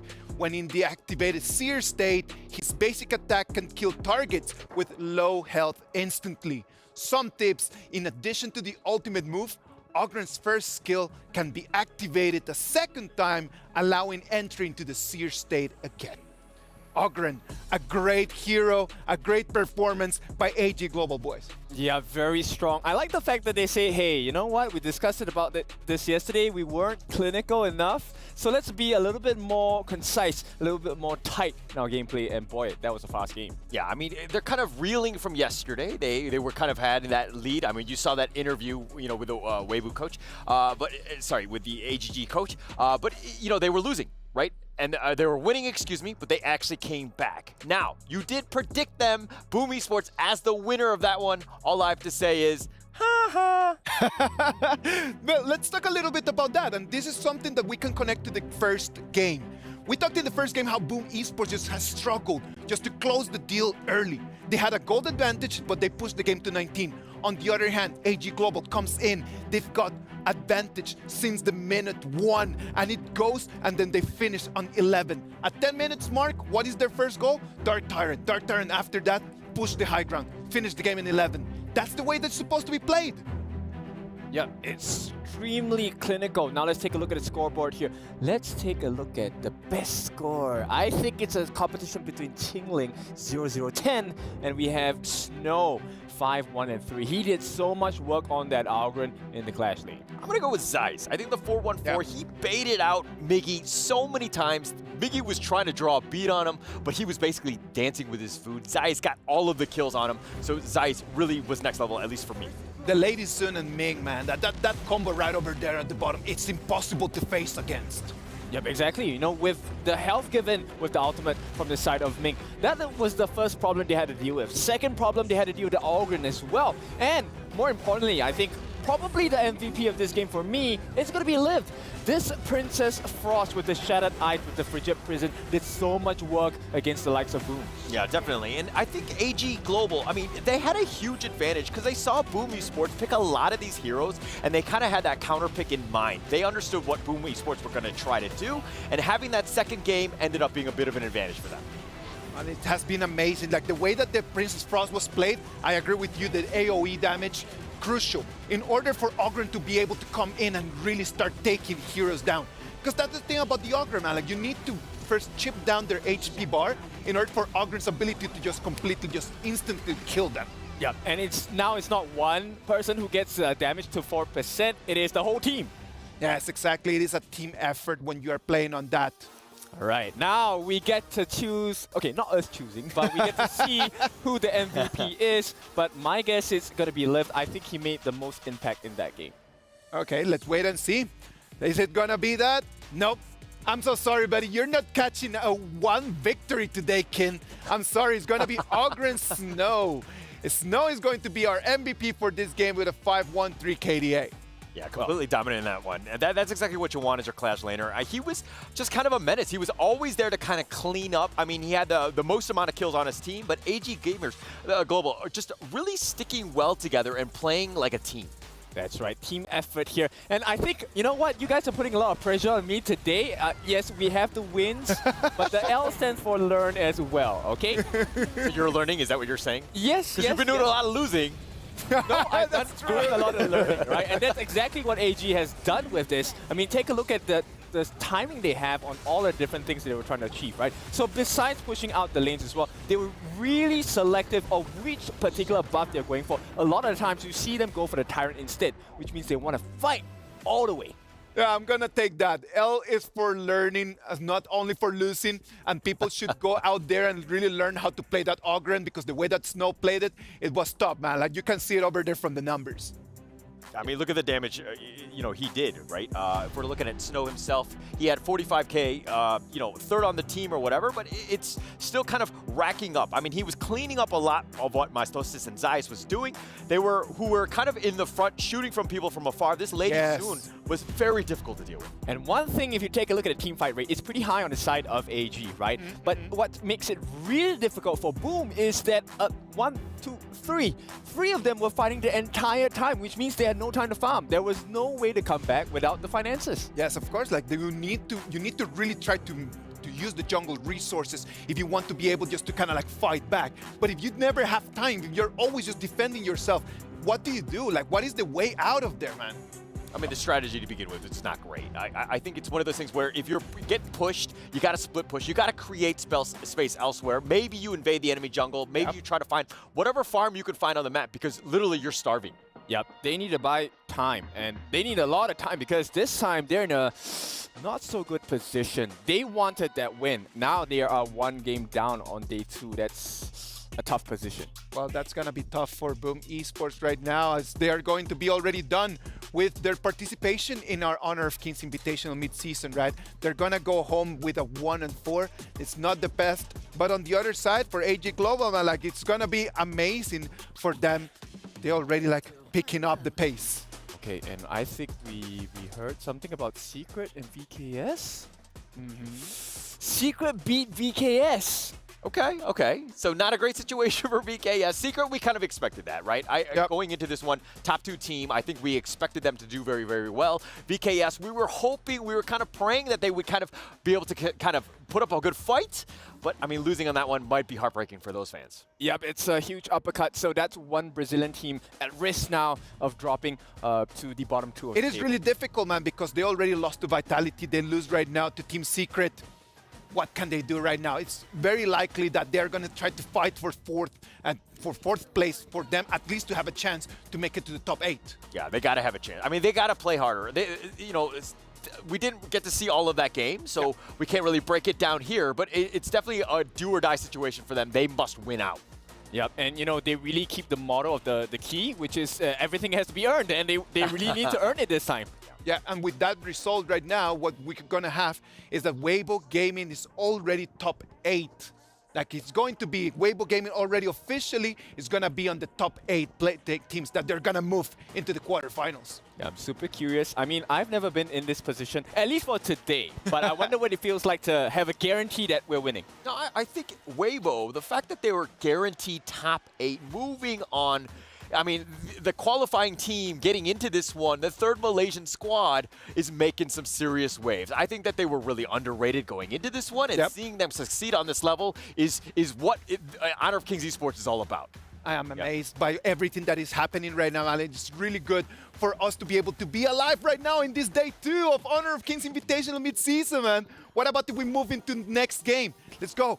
It's going to be day 2 or game 3. It's going to be Team Kagendra against Team Vitality.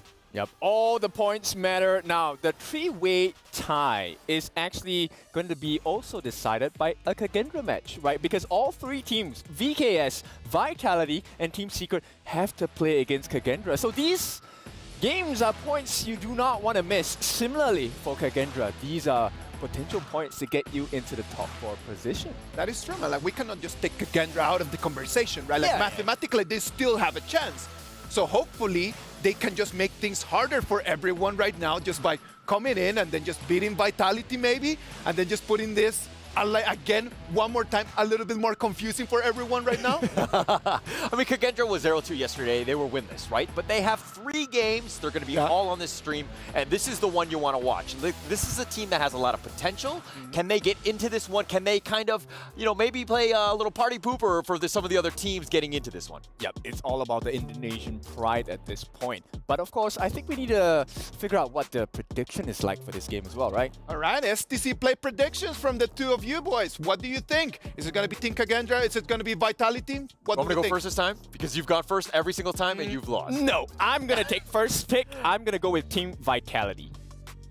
I wanted to go Team Vitality. Okay, nonetheless, I'm going to go with Kagendra. I think we're going to see some serious, maybe a bit of a shock upset on this one.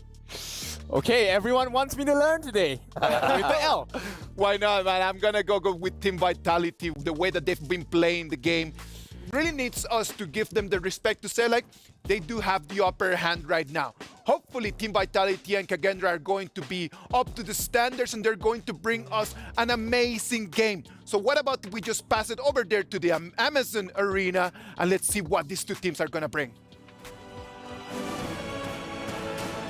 And we are back to the battlefield to welcome our warriors who journeyed far just to battle it out right here at the Esports World Cup. Sky, let's go. Since the 3rd matchup for today is about to kick off, and let's get ready for all those crazy things that is about to happen. So give our hands one more time to Team Kagendra. Welcome.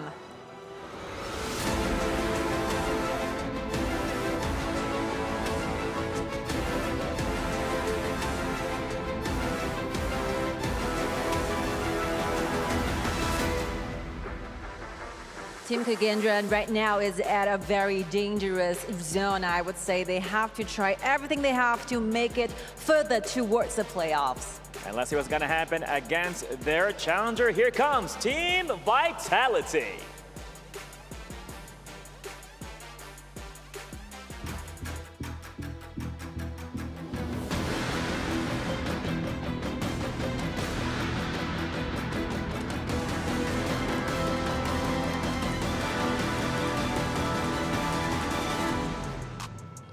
They're all warmed up for a vital match indeed. I think we got to have a lot going on this time. It's do or die one more time. You go up, take a step up, you fight your seat at the playoffs, you go down, you fall off the cliff, and everything will be a goodbye for you. So important, so risky, so what's about to happen? Let's check it out. So give it to our studios.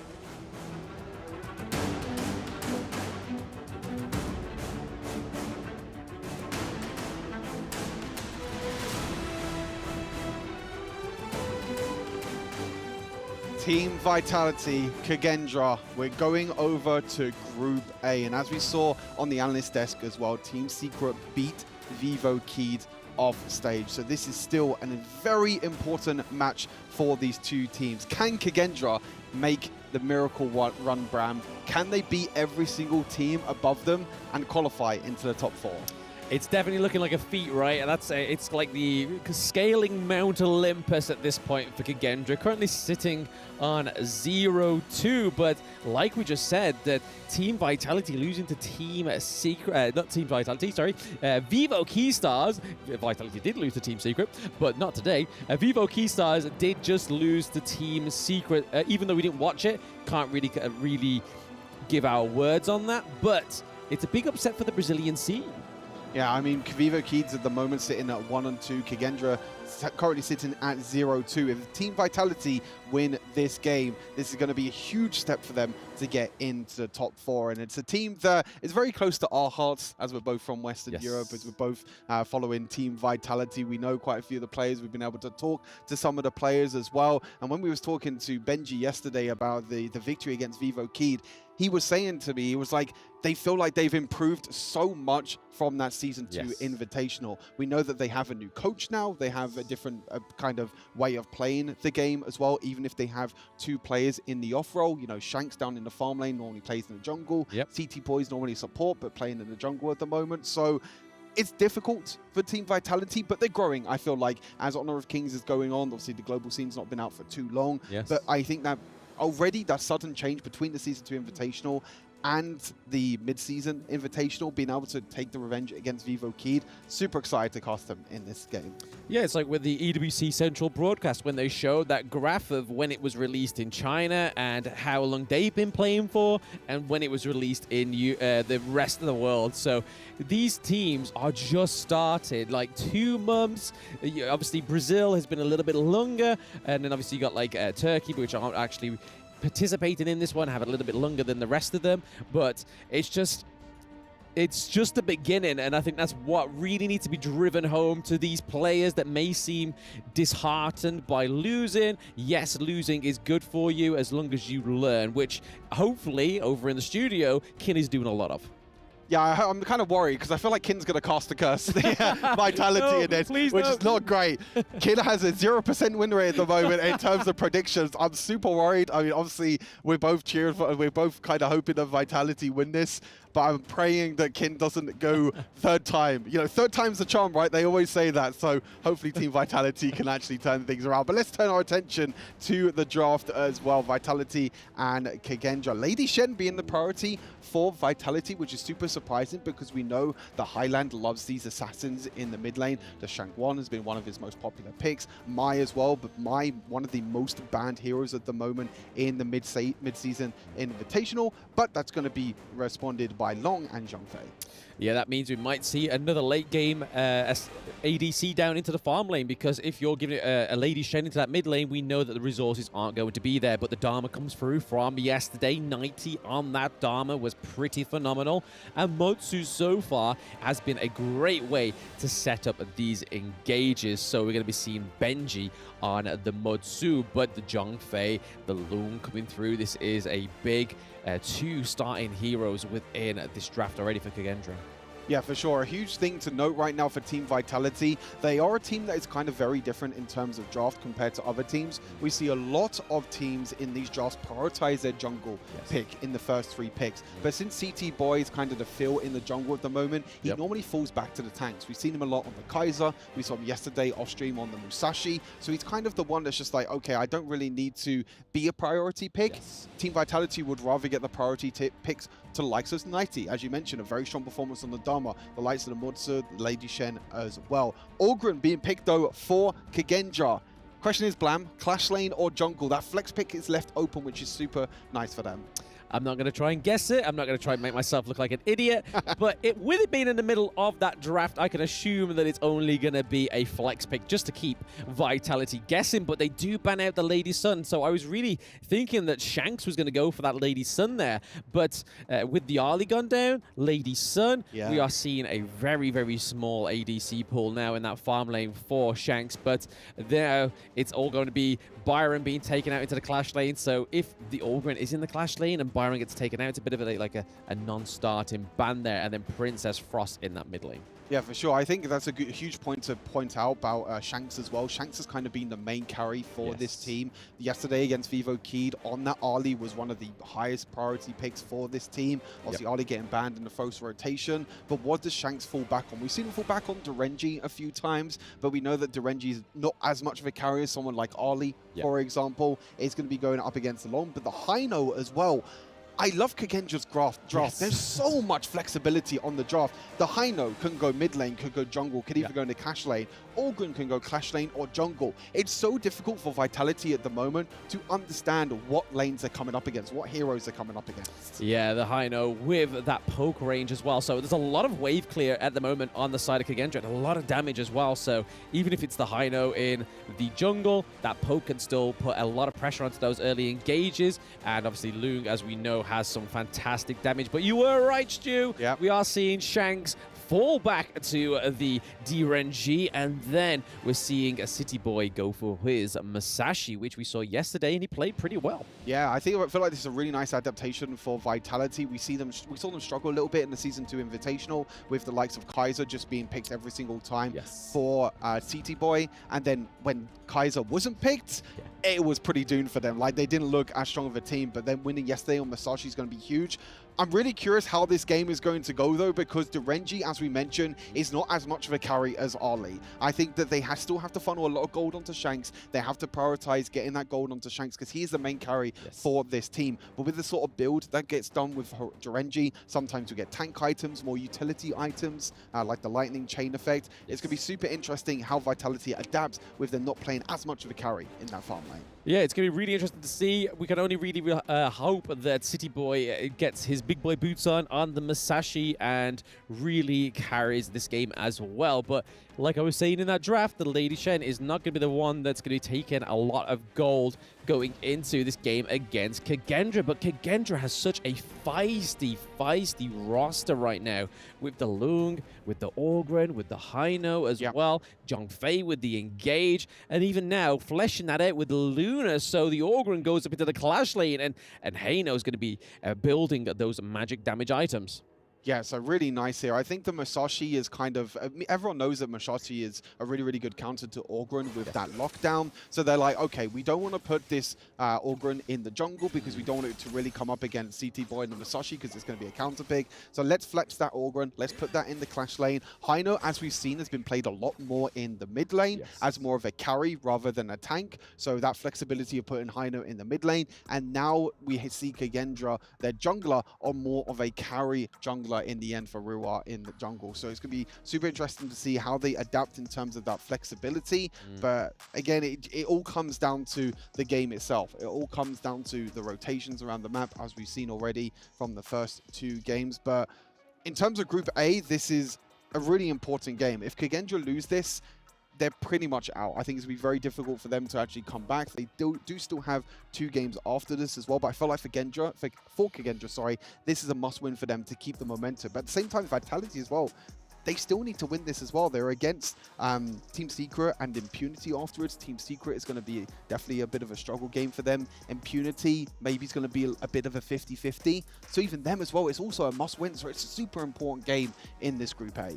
I think we should just ditch the super important narrative. It just seems to be every game. Every game's important. Super important. Super true. important. Yeah. Super important. It's just like every game is pretty much, it's got some weight behind it. It's all got some pretty hefty consequences if you lose. If you win, it's all about maintaining that momentum for in day 2, which obviously you're going to be wanting the most. Yeah, for sure. I mean, Kagendra still has a few other games as well. We're going to be seeing on the A stream as well. So if they want their comeback to start, it has to start now as well. And as you mentioned, I really like the look of their draft as well. I think that flexibility in the draft is such a good thing to have in a draft. You know, being able to pick Orgren on the first rotation in the draft and say to Team Vitality, like, hey, you have to guess where the Orgren's going. Then they pick Heino, and then they're like, hey, now you have to try and guess where Heino's going. And in the end, they pick the Luna, and Vitality have to pick the whole composition before Kagendra actually finished them off in the end. But we'll have to see if that does make the difference this time around. Yeah, I'm really a little bit worried here about the Derengion against the Lung. We've seen quite a few times that this matchup is happening so far within the EWC Midseason Invitational, but it's just because how much aggression Lung has. He has that ultimate that is able to engage, disengage. If you don't want to get targeted, you just go straight up to the sky and become a dragon, which most people probably wish they could do in real life. But you can if you play Lung. If you main Lung, you can make that as much as a realistic expectation than you would normally have if you weren't playing Honor of Kings. But already we're seeing a very, very slow pace, beginning match on this Vitality and Kagendra, because the past two games have been pretty aggressive. Yeah, for sure. I mean, we're seeing a lot of priority onto this bot side. You're seeing the Mozu and the Zhongfei really prioritizing this bot side. There's not that much rotations this game by the supports. We normally see the Zhongfei and the Mozu roaming a lot. Yes. But I think there's so much priority on this farm lane matchup, 0-0 against Shanks, two of the main carries for both of these rosters. So making sure that they have a stable enough lane, making sure they don't get caught out. We know how much burst damage Long can do. The Renji in the early game, not that strong in terms of damage potential, but does have that utility in the end once he gets a few items, and does have to stun as well with his ultimate. But you're seeing so much priority on this bot side. And meanwhile, we're seeing Orgren. I think the real kind of benefit of playing this Orgren in the top lane means that you can get that push priority. You're seeing 90 at the moment has to play super aggressive underneath the tower, which means that Hans can actually look to try and roam around, which as you can see he's doing at the moment. He's just rotating around, trying to get a little bit of vision around the map because he has that pushing priority in the lane. And because they have that priority in the clash lane as well, Weiro is able to just go around, as we saw earlier on, that Luna was helping herself to Musashi's jungle camps as well. So, and again, we're seeing a little bit more of a free roaming here. Weiro is actually being very confident with his roams. He's already sitting in that brush there, hoping that they can kind of get a push or see if Benji and Shanks overextend. But it doesn't look like quite that much, but it could be. Oh, Benji's having to force the flash out of there, but is it going to be enough? No! First blood goes over to Kagendra. Has Kin cursed us? Oh, no, don't say that. No, the Kin curse is coming. I can already feel it burning in my bones right now. Normally, I'm the caster curse at the end. I remember some of the Team Vitality members were like, wait, you're casting our game? That's not a good thing. You're going to cast the curse last, but I feel like Kin's the one today. But yeah, really, really nice play. Benji, a little bit of an overstep there, but really nice there for Riyadh to kind of sit in the jungle, kind of wait for the rest of the team to be able to be there. You have to set up potential as well from the Zhongfei, so really smart in the end. And you're seeing at the moment the kind of benefit the Zhongfei has. We've seen a lot of Zhongfei's also taking Smite, which allows you to take that double Smite potential with Luna and also Zhongfei. It means that you can prioritize these objectives a lot more. The double Smite means you can do a lot of damage in very quick succession if you have the right communication, but also allows you to secure the likes of the bird right at the bottom of the map as well. That can also be secured, and everything else around the map, because Zhongfei is a hero that doesn't need that much in terms of 90 with play. CC into the wall though. Hello. I was about to say, my next thought was going to be 90 feels really restricted into that clash lane, because obviously Orgren puts those things, his little cast over bridges, the little spiritual bridges I'm going to call them, and then kind of follows him out with that other ability that can slow him as well. So seeing that, I was like, maybe 90's just been trapped into that clash lane, but right now it's not looking like it's making much difference in the clash lane, but down into the farm lane, it's a little bit more of a different telltale. It's a 3v1 engage onto Benji. That is a double kill going over to 0-0, and currently, that's not good.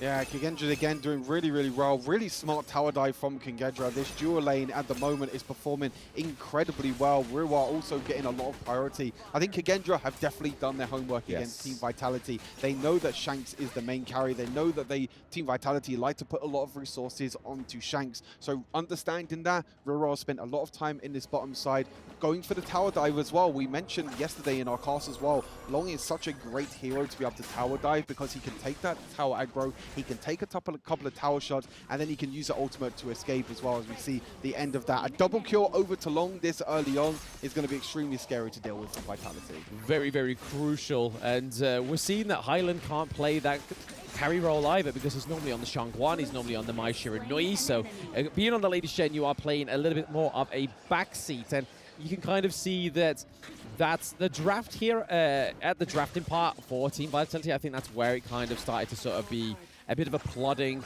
way into an early grave, it seems. But so far, they are still keeping into it. The gold lead is not too far between the two teams as well. It's just that they need to start getting some priority in these lanes. We saw Benji being able to get a kill over to Team Vitality as well. But Dharma just trying to get some CC onto these squishier heroes on the side of Kagendra. It's almost like it's going to be a really hard feat for them, because if you think about it, if Dharma goes in and then Zhongfei just pushes him out, that's kind of like they've got no other way of getting back in there unless the Motsu comes through with a long range engage first, gets that stun off, then Dharma gets in.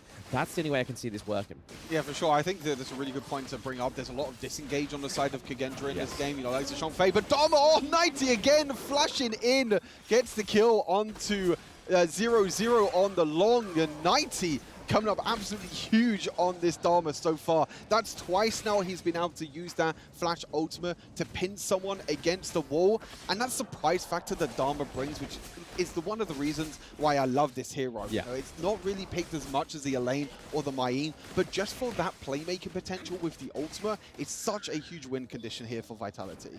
I mean, you just brought up two names that I completely forgot about there. I was like, I haven't seen them all today, which is pretty much a different story from yesterday because they have been banned pretty heavily here. But Wiro may be getting caught out here as the T1 mid lane has fallen. He has to retreat a little bit further than he did a few moments ago, but he is able to get out of there. But it looks like Haino is trying to focus here, so Kagendra going for those side lanes, priorities again, because they've pushed both the Clash lane, both the farm lane. But I do have to give it to Vitality. They have got that very important T1 in the mid lane, which means they can try and overstep now, try and get a few more ganks.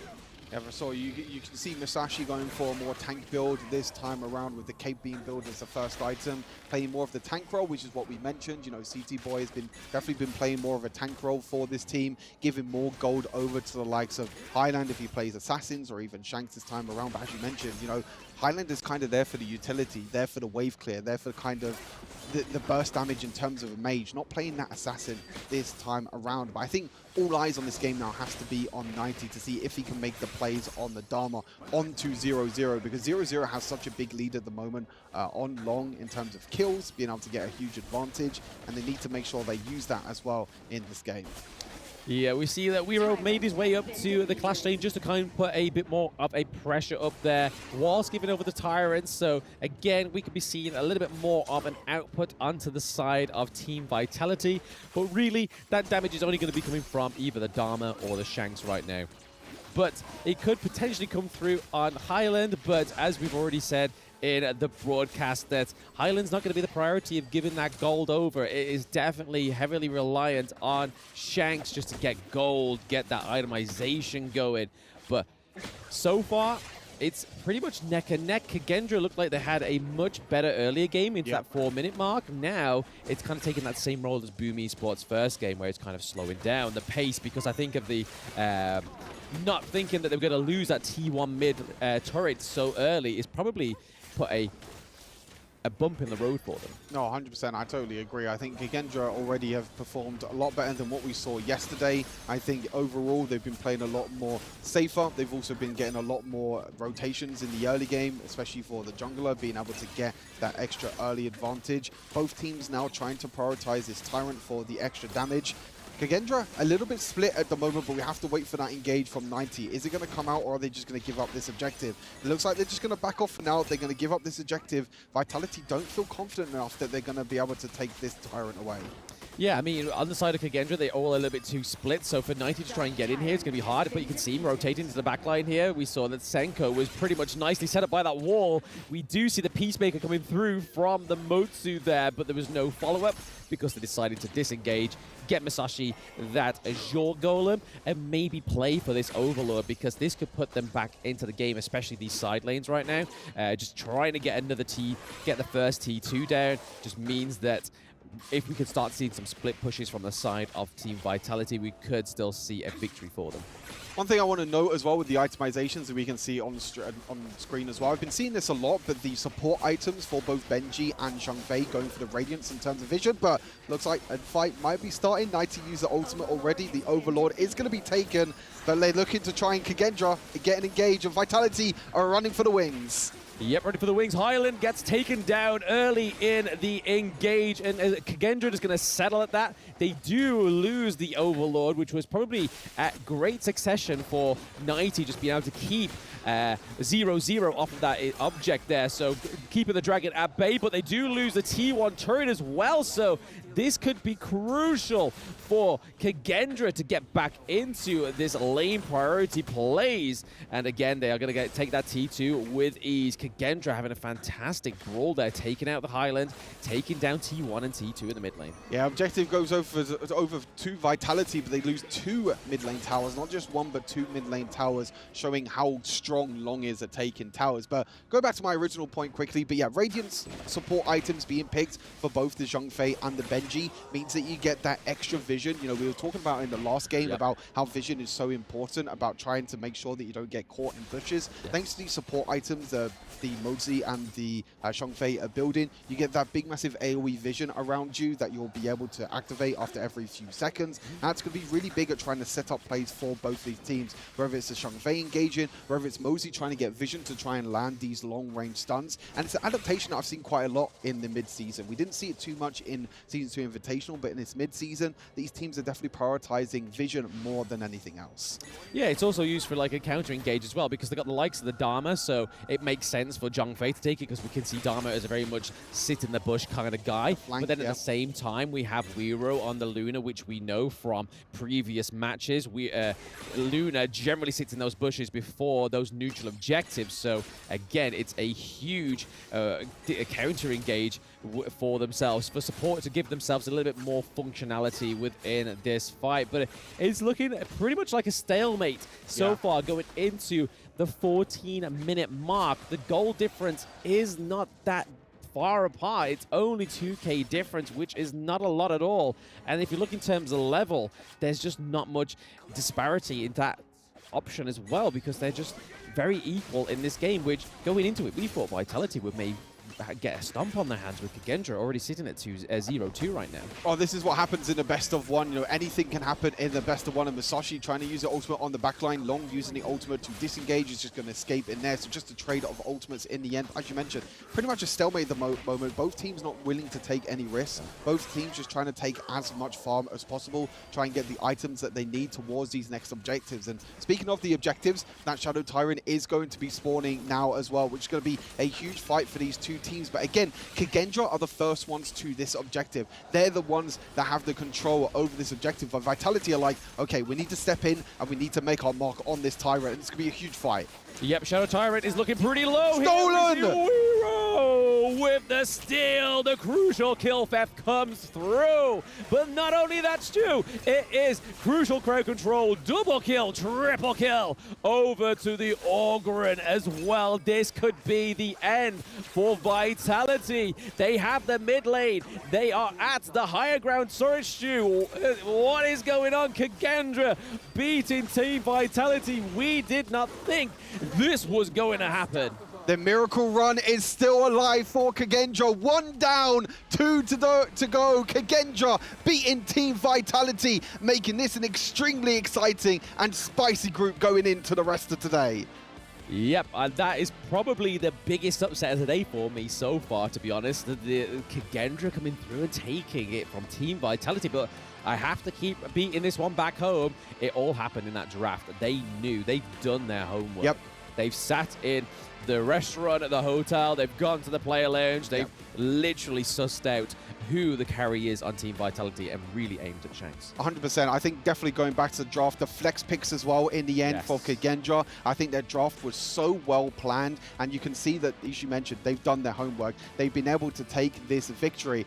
And now this, I don't know what to predict with this group now. Vitality beat VKS, they take revenge there. Kagendra now beat Vitality, which means that Kagendra are now 1-2. Yep. Vitality are now 1-2. Vivo Kids are 1-2, and Impunity are 1-2. So we have a 4-way tiebreaker at the moment in Group A, which means this is wide open for anyone to make it into the top 4. Yeah, I mean, it's looking like a bit of a similar story what we saw after the end of day 1. A lot of people on that 1-1, and it looks like Kin's curse came through. Vitality have lost to Kagendra. Kin, why? But first, hearing from the winners. And we are writing more history right here as the first win for Kagendra. How are you and how do you feel about it? I feel really amazing. We feel so amazing today. I'm sure of it. I can feel the vibes as well, man. The moment you won, it's like, oh my God, everything just went, boom, let's go. What's happening here? I mean, the very last team fight was wild and crazy. What actually happened? Who seized that opportunity to have that very eventual hit? I think we saw it together, that the moment when the dragon will stun all of them. Yeah, so we just seized the moment. Very precious moment captured here. I'm sure of that. It's so difficult to do that, but you did it so well. Okay, the Luna pick is very special. How do you feel about this hero? The reason why? So because today we have a mindset of nothing to lose, so we just go all out today.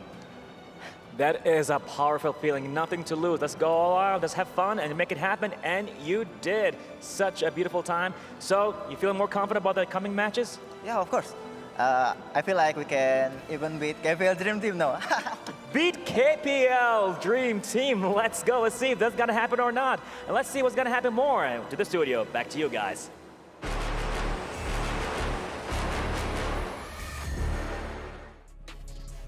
When you have nothing to lose, that is the moment to really show up. And Kagendra is really writing history right now. Yeah, that's right. Feeling confident to the point where they feel like they can take on KPL Dream Team. And why not, man? Why not? They come in today and then they start thinking like, okay, we have nothing to lose, man. Let's just go for it. Let's just really try our very best to enjoy this whole thing. And when you have a player that decided to stop enjoying the game, that is a dangerous, very, very, very dangerous thing. Yeah, it's like an animal that's cornered. Yes. You know, they're going to fight back. And they're going to fight back, especially since Kendofu was predicting against them as well. And Kagendra striking back. I love the confidence. I love the fact that they were able to go in.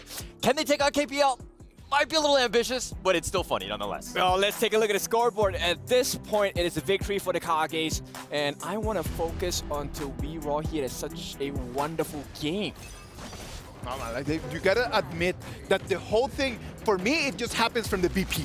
The BP is just the reason why Kagendra is just winning this. The way that they just really were able just to push Shanks against the corner and really neutralize that farmer laner. Like, that is the key to why Kagendra is taking the dub. Yeah, very good movements. You see the ganks that were happening. They were just making everything uncomfortable for Vitality. They were not able to play the game that they wanted to have done, and they were playing defensive from the beginning. Yes, they came back at this point, but it was one of those things where the team fights were far superior for Kagendra. Yep, it was more difficult to execute on the side of Vitality because you are depending on Benji to land those cannon blasts in order for Shanks to get the kills in. But for Moveless, it's a different kind of concept. It's about the leaping savior. Give the shields to 0-0, let him work his magic. Yeah, and working that magic, it's kind of a copy off of KPL. You were talking earlier about the fact that this draft is actually very similar to what they ran before. Yes, exactly. And you know, when you draft such a monstrous type of I don't know. Van pick. Yeah, I feel so defeated at this point, guys. I'm so sorry for voting. It's totally fine, buddy. We all here came to learn you're learning the same as everyone else, man. And believe me, everyone is just enjoying this, man. Like, for sure, we're going to have an MVP for this game. It is going to be amazing, man. Like, this was an amazing game. The match MVP is going to be Muffer's Tramfe. Completely on point. And I just want to add on to what, Isaac, you were saying. There's a lot of learning by Kin. He's doing quite a bit more of the learning, more than anyone else in today's day. Yeah, so more importantly, it's about the damage that Mufus was soaking, similar to how I'm soaking a lot of damage right now as well, right? So not only that, with the equip of the double smite, they really went to their best. They kind of diluted the jungle growth. That was the main point, right? We were talking about this. The fact that the Musashi started with red allowed Riyadh to really just eat up the jungle on the other side when the timers were up. And this has been an amazing game. The way that Kagendra just completely stirred the pot, even putting impunity back in the conversation.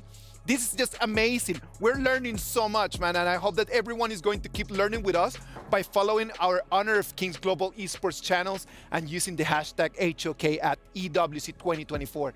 This is gonna give you a chance to win permanent skins that you can always receive in the latest and exclusive esports information, man. Follow the channel right now. Boys, we're going for a break. Right now, right after Kagendra and this amazing game, we're gonna have KPL Dream Team against Weibo Gaming. Stay tuned.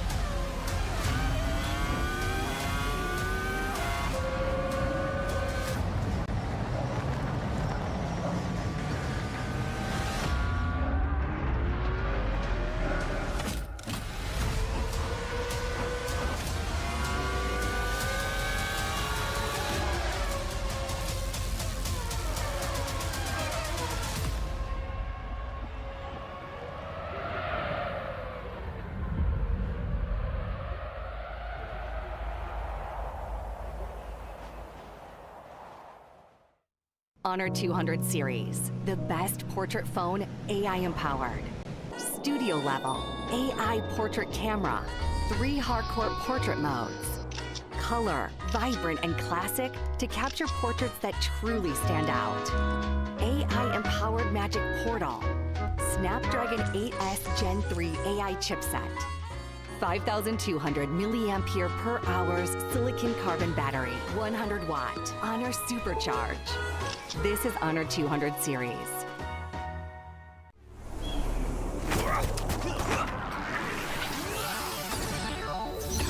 Ready, set, go.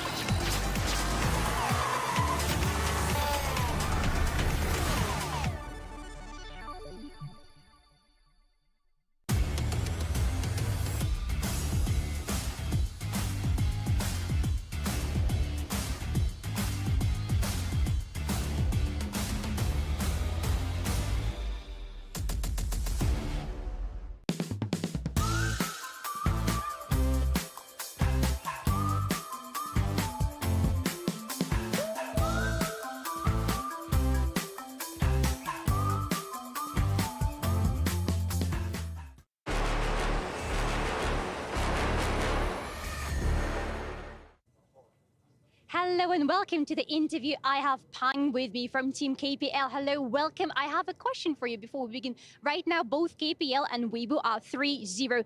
Do you think you're going to beat them at the end of the day? 好，那首先欢迎小胖来到我们今天的一个采访席。那么首先我们第一个问题想问到小胖的是，就是我们现在跟微博都是一个3个积分嘛，那你觉得我们今天会战胜他们吗？我们是否比他们更加强劲呢？ I think KPL Dream Team, everyone is more strong than WBG. Yeah.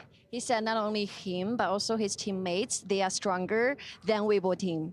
That is the confidence, and we love to see that. But tomorrow, we're going into the playoffs. So I would like to know, are we going to see anything new from your team? 那明天就要开启下一阶段了嘛，就预计来到我们的淘汰赛了，有什么新的挑战和目标吗？ My team 是目标怎么说来着 ？My team's target is only champion. Only champion. The target is only champion. Only champion. There is no other target. Thank you so much for the interview, and good luck in your target. Right after that amazing interview with Pang, I am just hyped, man. I love when Pang comes in and starts using English just to answer to the questions. Like, I've seen that before in other tournaments. It always cracks me up, man. It's a lot of confidence, right? It's one of those things where I know what's happening. I know I need to just exert dominance because I am the better team. I'm the better player. I know what's going on. I mean, they have 31 champions within the players themselves. This is a all-star team. Yep, they have a very clear target. They want to be the champions. I also have a clear target. I want to get one prediction right. I hope so too, man. I hope that you're going to start just carrying some W's, man. Well, boys, yesterday was the first time for the two of you just to cast KPL Dream Team games, right? What was the difference? Was there like a different feeling in just casting the KPL Dream Team games to what you have done before? I think it's really clear that they have very strong understandings of the hero picks they have. Like the moment Pang entered the jungle, we have read that, hey, Pang likes to occupy the opponent jungler, makes it his home. And, you know, most teams don't really show up in a very aggressive style like that. But Pang was a different class altogether. Very different. And it was one of the things that I noticed was the fact that they're clinical and they play around the clock. They understand the timings of all the objectives, and they force things. They know where the enemy jungle is going to be before they even get there. So, you know, being like 10 steps ahead really helps that team. Yep, and it's not just fast fingers, it's also the fast, you know, processing of information because they're able to make very quick decisions. Hey, we got Eternity Blade, let's go and get the kill now. And then slowly transition, one win after win after win, suddenly it's a huge snowball. It is just, I agree with you in terms of that, like it's just that micro, man, like just being able just to come into the amazing, just immediately, 1 second, one decision, 1 second, another decision, always coming in, it never stops. Weibo, what can they do to try to defeat that? How can they block this?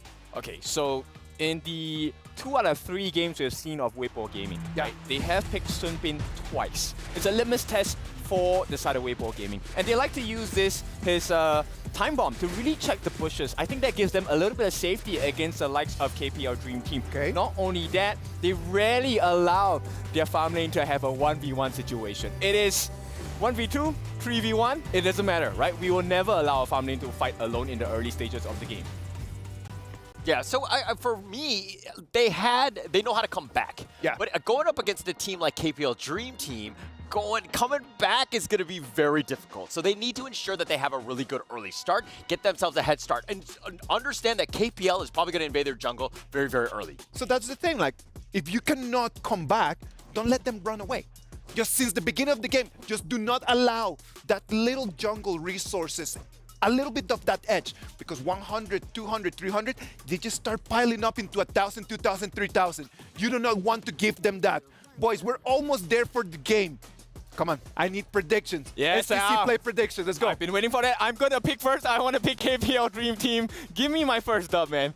Okay, I have to go with Weibo in that case. I don't like it. I think it's going to be very difficult for them. But man, if they do this, if the Kindofu curse really is real, now is the time. Because if Weibo wins this one, that would be a huge upset. A lot of highlights for this, man. Like everything is going to be on us because the winner of this game might just take the first place of this group.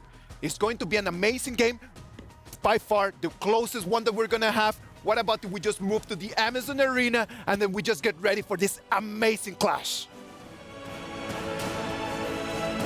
And we are back to the Amazon Arena, back back to the Gorge to witness another ultimate clash of skill and strategy in this coming match. And now, reach into the sky, yalla, we are ready. This is happening. This is the time, so ladies and gentlemen, and the crowds in the arena, can we hear some voices for the KPL Dream Team? Oh, they are ready. Yes, of course. Let's go. I think KPL Dream Team is ready. Let's welcome.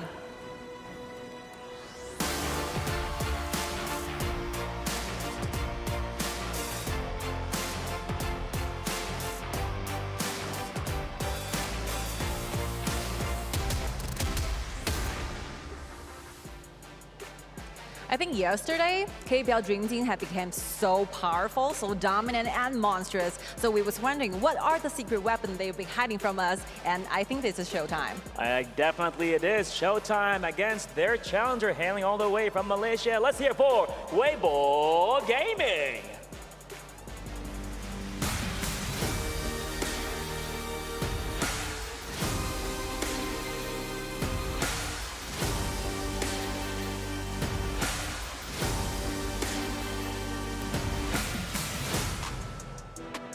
I'm excited for this one to see what's gonna happen. Everybody wants to compete against KPL, the Dream Team, but Weibo Gaming have a lot to offer as well. Their combination of mechanical skills and in-depth gaming, pretty much, they are here to dominate. Of course, so ladies and gentlemen, please summon your heroes. The battle for the Honor of King's crown is upon us. I believe this will be the time we headed to the studios. Welcome everybody back to the mid-season invitational. I'm pretty sure the crowd are going to be going nuts for this one, Stu, because it is the KPL Dream Team against Weibo Gaming. I'm going nuts for this one because Weibo is currently at the same standing as the KPL Dream Team. Yeah, this is the most exciting game of the day, the match of the day as well, as the analysts mentioned at the start of today. Both these teams 3-0. So far, KPL has washed everyone in their path, but Weibo Gaming seem like the second strongest team in their group. So this is going to be a super interesting matchup. As you mentioned, the crowd is there. As we were walking to the Amazon Arena this morning as well, we can see them queuing up outside. They're ready to cheer on their team. Absolutely. I mean, I think if anybody can do it right now, Weibo definitely have my vote. And KPL currently have Kin's Caster Curse, which has been very prevalent today, Kin. Thank you for Caster Curse in Team Vitality. Please let it do the same for the KPL. Just joking, just joking. I don't want the crowd to jump me when I get off the casting booth. That will probably happen. But no, I think this is going to be a really close game. I really hope it's going to be a close game because Weibo have just had such a strong performance, being such the underdogs, being such lack of statistics for this group as well. Yeah, I think that's a big thing that loads of people, a lot of teams, coming into this tournament didn't know too much about Weibo Gaming. They only really had that last chance qualifier to go by in terms of preparation. And they've been able to come into this tournament with a lot of prep as one of the other Malaysian teams. It was kind of that battle between like Weibo and Loops who would take that second and third seed, but Weibo Gaming already completely washed Loops completely, which Brazil in general are just kind of underperforming in this tournament. But enough about Brazil, let's talk about this draft as well. Weibo Gaming ban away the Orgrim, ban away the Shang Fei as well, surprisingly enough. And it's going to be that Dolia first pick in the end, which opens up the Ali. But the first time in this tournament we are going to see, oh no, I think it's the second time actually that we've seen Mai in this tournament. I believe it was played in day number 1. But this is the most banned hero in this tournament at the moment, Mai Shiranui. Going to be super exciting to see an assassin being played in the mid lane for a change. Oh, absolutely. I mean, I wouldn't want to see any fans coming towards me and slapping me in the face and just coming out of nowhere, which has been pretty much the theme of today, is being sitting in these bushes just when teams don't face check. But I know that KPL are definitely going to face check it. The Dolia with the lung, this is exactly what I thought was going to come through. As soon as I saw the Dolia get placed as for prio pick, I knew that the lung was coming through, and then Hugh Huan to just keep that team comp going because the engages, the double airtime as well. It may not just go on lung to give the airtime. We have the Huan who can be flying up in the air, coming back down, baby, and healing your team.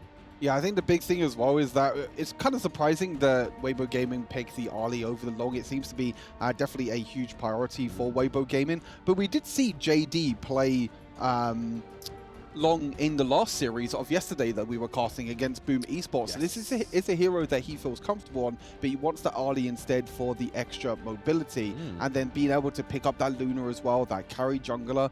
The only kind of downside I see at the moment for Weibo Gaming, which might be a Liam Poe pick now, which might solve that, is they don't have too much front line. They have an assassin in the jungle, they have an assassin in the mid lane, they have the Byron, which is more of a damage bruiser than a tank bruiser, to be fair. We've seen that Byrons are not as tanky as maybe some other heroes up in the Clash lane. So we'll have to see. I mean, at the moment, that Dolia Long and Hugh1 combo, Rong has been playing Hugh1 a lot, so we'll have to see what they round their comp out with. Yeah, I mean, I like the Byron because of that knock-up. So if you could knock up one of the backline, and currently right now the KPL draft is very squishy, just like Weibo Gaming. But if you can get the Byron knock-up and then Mai Shiranui comes through, or Ali comes through, or Luna, that's huge damage coming through onto the side of Weibo Gaming.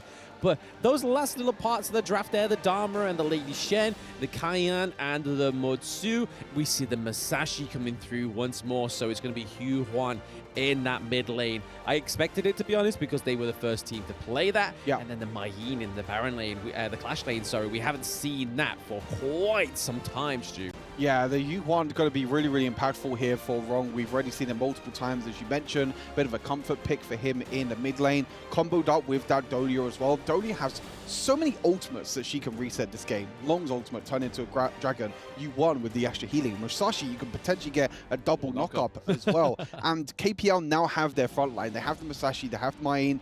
Super curious to see what Weibo pick here. I would say potentially the Liam Poe. I did mention it before. Liam Poe, they needed a frontline tank. They already banned out the Zhang Fei. Liam Poe is the next in line, which rounds out their comp, in my opinion, really, really well. They have the Liam Poe and the Byron in the backline. They also have the Mai and the Luna with that extra bit of mobility with the Ali to try and get into the backline. But this is going to be, Blam, a super explosive game. I cannot wait to get into this. I expect nothing less, Stu. I expect nothing less. But this is probably my favorite thing about the EWC mid-season invitational. It's just the amount of times Liam Poe's coming out. It's one of my favorite heroes. It's fantastic for those engages like we saw with Boom Esports earlier.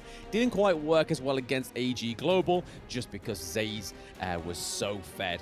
But going into this team comp, having quite squishy heroes on the side of the KPL Dream Team. Yes, they have the Musashi to give them a little bit of a front line, but going with the Byron, going with the Liam Poe, that's a solid front line. Yeah, for sure. I think both teams are...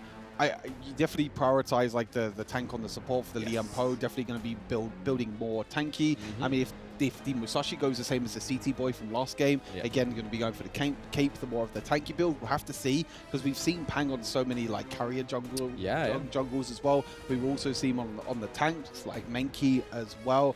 So it's going to be super interesting as we get into this incredible clash. And oh no! The fights have already started, Blam. The blood has already been spread. KPL Dream Team, the aggression that was going to come out already. And look at this, the invades come in as well. I think KPL have shown so many different styles of them. They've played the super aggression that they're playing now and against Falcons. They've shown the respect against some of the teams as well. But in this game, they are showing no respect over to Weibo Gaming. Yeah, they definitely want that top seed in their respective group. But the Mai Shiranui there with a great knock-up onto Rong, but nothing came out of it. But that is just showing that Weibo's like, hey, if you want to play aggressive, guys, we can play that just too. But there is so much AoE going on right now on the side of the KPL Dream Team. But First Blood going over to KPL Dream Team, learning that from the game with All Gamers Global, they didn't want to lose that First Blood this time around. Yeah, incredible play there. Again, a kind of surprise factor in that Clash lane. You know, being able to get the extra advantage in the Clash lane is super important, especially in this Mayin versus Byron matchup. The Byron definitely having the early game advantage over the Mayin, but now Mayin has a little bit of an advantage early game. That's definitely going to help out Fly here in the top side of the map. And Rong has used the flash in the mid lane as well, but honestly, I'm super excited to see Yinyo on Long, because we know that in China, Long has been out for quite some time. It's been the most played pick over there in China for the likes of Yinyo and also Chance, the other farm lane carry that's in this tournament for the KPL Dream Team. So I want to see how Long differs from like Yinyo playing it compared to the other players that have been playing at this tournament so far. Yeah, I mean, this match is more than likely going to show it. The goal difference is already 2K. We're already having a big engage here. Weibo taking out Pang. Hello. This is Weibo Gaming. They are here to stay and try and keep that top seed in this group, which is fantastic for them. Can they beat All Gaming's 2 kills? Can they beat that 10-minute match as well? But that was just a fantastic play there. Gives over the Azure Golem, the blue buff, over to the Ali. We get a little bit of tit for tat up here into the clash lane. Oh, I thought Guayu was going to get another kill onto Fly. Yeah, mistake there for Pang, which is very rare to see, to be honest. Going for the invade, but not respecting Weibo Gaming in the end there, because Weibo was able to rotate very quickly, kind of collapse onto Pang in the end, and he wasn't able to escape, unfortunately. But Pang doing it, it's still an incredible job in this tournament, along with the ultimate trying to escape. And Weibo Gaming, they're bringing the fight to KPL Dream Team at the moment. They're doing incredibly well in this early game. They're trying to fight. They're trying to fight blood back towards them, and even looking for invades themselves as well. As Musashi's going in, Pang's going in, maybe Luna's a little bit caught out, but look at the dashes. Look at the mobility that Luna can bring. The double knock-up in the end from Musashi thanks to Dolia. Liam Poe going down wrong on the Huan, going in with the ultimate, nearly taking down another member, and KPL Dream Team being able to fight back again. They do have that little bit of a goal lead at the moment, and a few kills in the bag for them right now means that they can use that advantage to try and push these lanes. Yeah, I was not envious of that Liam Poe there. There was so much CC going on to him. He twirled around more times than if he was wearing a new summer dress, and it definitely worked to keep him there, punish him for trying to deny that kill onto the Luna as well. First Tyrant goes over to KPL. Did we think of anything different that was going to happen there? Probably not, because this damage buff this early on is going to be big and huge for them. They're already up by about 2K gold as well, so it's slowly going to paint a picture right now. KPL flies with Cobra extended there, though. Fly with the flash forward there into 2 people, not respecting the extra bit of damage there. And that also gives an opportunity for Weibo Gaming to take this mid lane tower. KPL Dream Team trying to rotate into the top side of the map, trying to get Main even further ahead, but bit of overextension. And that means at the moment that Weibo Gaming have a little bit of an advantage, and they're actually invading onto Pang. Pang is so low on HP, but so is the Luna as well. But you're seeing the flank from Yinyo. We're not even seeing it, but on the opposite side of the map, Yinyo is in the backline at the moment against 3 people. You're on the wrong side of the map, buddy. I'm not too sure if you can get away from this one. You might have a dragon, but that's gonna not. Oh, hold on. He has the dragon, and the whole KPL Dream Team are here. The bait is real from Yinyo. The dragon is real. KPL Dream Team, you cannot count them out. Another 2 kills over to them. No, that was just a beautiful play there, because we thought that Weibo had them against the ropes onto that blue side of KPL's jungle, but then it's sort of like, no, we're going to split the fight. We're going to see that you're going to retreat up to the clash lane. We're going to have Lung come up there, which we're going to see in this one. Byron kind of overstayed his welcome there, but then this is where all the punishment came through. We saw one ult, the ult goes up. There we go, comes back down. JD getting wiped out, and then also Noir going down as well, which is a huge lead here for KPL. Gave them one of their other turrets as well, so another huge play once more by KPL. No fear, stuck in here with Wrong, but I feel like something is not going to go wrong here. The reaction times there for Wrong is so clean. Being able to use the ultimate to stop the engage from Luna, then using the flash away to get away from Byron's knock-up as well. You can just tell by the reaction times of these players that they've been playing this game for so many years, and they know so much about this game as well. Again, Wrong, one of the only players in this tournament at the moment that's playing this Yuhuan in the mid lane, but it's working out so well for the extra sustain. That double sustain from the Dolia and the Yuhuan, and also the ultimate as well, being able to surprise factor the Weibo game inside, but KPL Dream Team, they're looking to play even more aggressive. Yep, Pang's in there. He's doing a lot of damage. He's going to get that second kill onto the board. That is a 2-0 trade over to the KPL Dream Team, and we could see Byron getting caught out here. There's a lot of low health. He does have his ultimate. The shield is not going to be enough. Dolia and Mayin gets the kill onto the Byron. So 8-2 Stu and 5k gold difference right now onto the KPL Dream Team. Yeah, I feel like Weibo Gaming, they had a little bit of a chance in the early stages, like the first few minutes.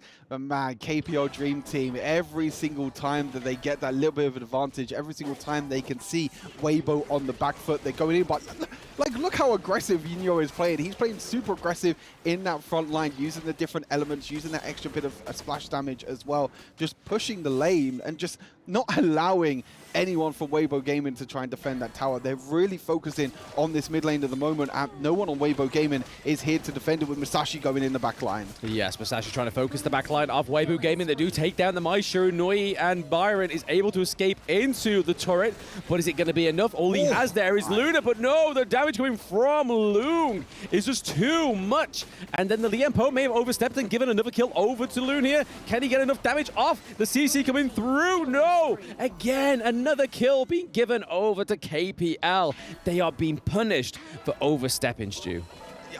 You know, I was mentioning about how I want to see the KPL play long compared to everyone else.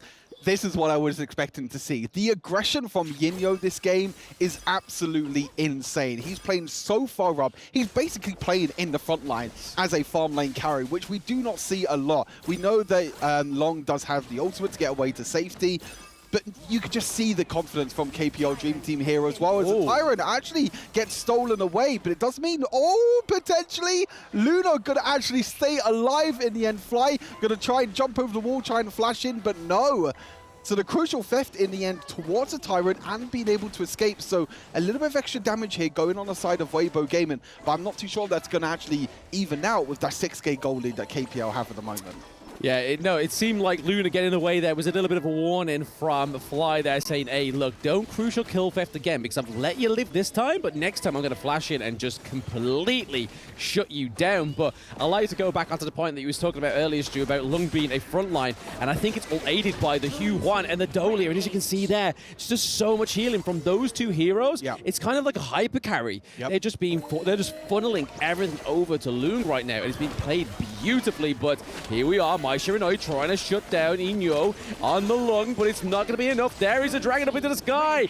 We see Yuan get a kill onto the Liam Poe, and then Fly punishing Mai Shiranui. Beautiful play there again. I get the reaction time of these players. Yinyo, as soon as Liam Poe dashes in, instant click on the ultimate, instant click on the dragon, and this time Dolia, instead of giving the ultimate, double ultimate over to Musashi, gives it to Long instead, and it's kind of the adaptation of knowing what ultimate to give over to your team, because you do have a choice with Dolia. You can go for the Musashi, you can go for the Yuan, you can go for Long, but actually understanding what ultimate to use at what time is so good. But you can see here, just the end of this fight, the burst damage that you're able to get with that Long pick is so important. The Tyrant now being taken by the KPL Dream Team. I have to say though, we are above the 10-minute mark at the moment, but I'm not too sure that Weibo Gaming are going to survive much longer. No, are they going to be able to get a third kill on the board and really outshine our AG Global's potential against the KPL Dream Team? But no, they are literally keeping them at that double kill. That's it. It's like, no more kills for you, Weibo Gaming. We are going to get 17 kills.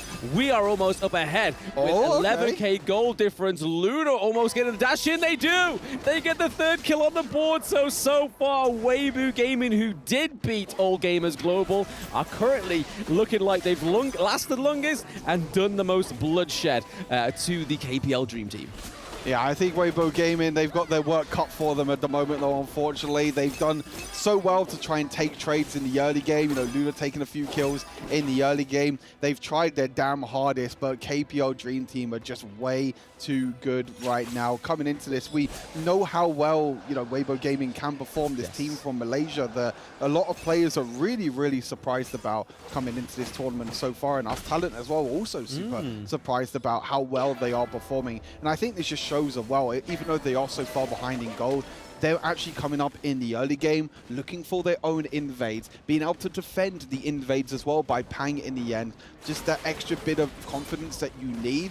And I think even though Weibo Gaming are losing this game, they do still have another game to play, and they can still secure that second place. But the Shadow Overlord is going to go over here to the KPL Dream Team. They're most likely going to use that in that clash lane and try and take that third high ground tower. Yeah, or they could just stop Byron's effort down there into the farm lane as well, because they're kind of pushing that one and just like it would negate it. But I do have to give it over to Weibo. I believe that this is probably the furthest in the turret game that they've gotten against any team as well, because that's a second tier turret gone down for KPL. I don't think we've seen that yet, but there is a lot going on here. There's a huge engage. There we go. Musashi onto the Moi Shiranui, and then Ino is not quite done yet. Ron gets a kill. Is this going to be a 5-man wipe? It is a KPL going in with a triple kill at the end there, Stu, solidifying that first seed. Triple kill for Yinyo in the end. Long and KPL, the perfect pair in the end. This was the excitement that I wanted to see, but it was such a back and forth early game between these two sides. I feel like Weibo Gaming should be proud of what they've come up against the KPL Dream Team. We know how strong the KPL Dream Team is, but it's all about who would surprise them. Who's going to be the team that's going to perform best against the KPL Dream Team? So far, it has been Weibo Gaming. And it gives me a good sign, because we still haven't seen the KPL Dream Team come up against the likes of Team Secret, the likes of LGD, which means that with this game being as close of an early game as what it was, yes, they were able to, you know, kind of roll away with it in the late game with how aggressive Yinyo was playing with the flashes forward. But it makes me even more excited for the rest of this tournament, knowing that the KPL Dream Team can draw a little bit of broads.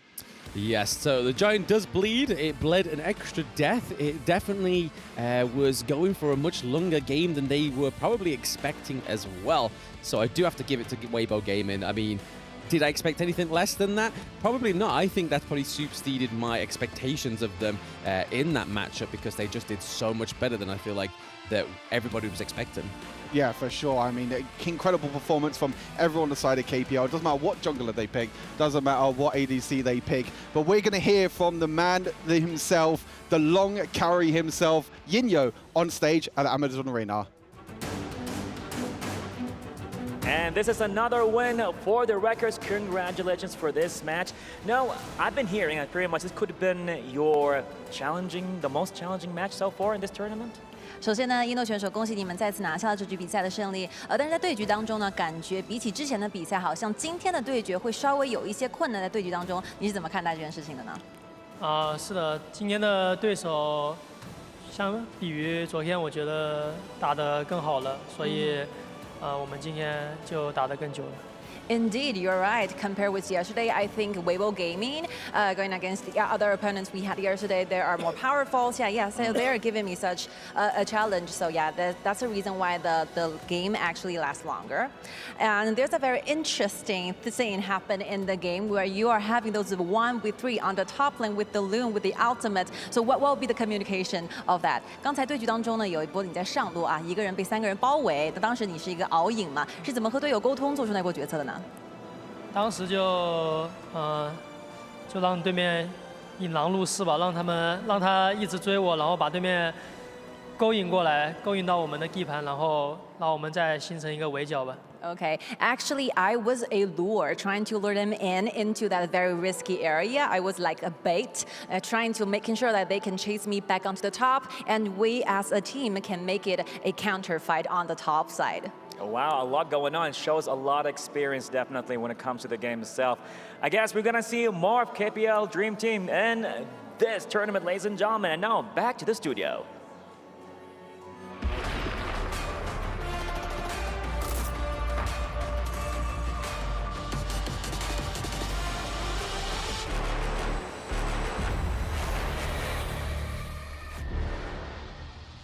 Normally, I would say congratulations to the KPL Dream Team, but boys, let's be realistic. Let's congratulate Weibo Gaming on bringing this to a moment where we didn't know exactly what was happening. Yeah, I mean, they had a great early start. That was kind of, you know, not really the norm of Weibo, who tend to have played up from behind from some of the other games, but they actually took it to the champs, or the dream team that we're talking about, and they made them a little uncomfortable.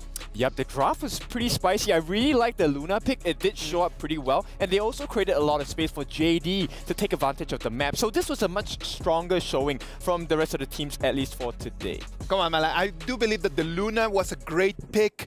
On the other hand, I don't know about that Lienpo, man. I have my questions about that Lienpo pick. Like, was it really really that necessary?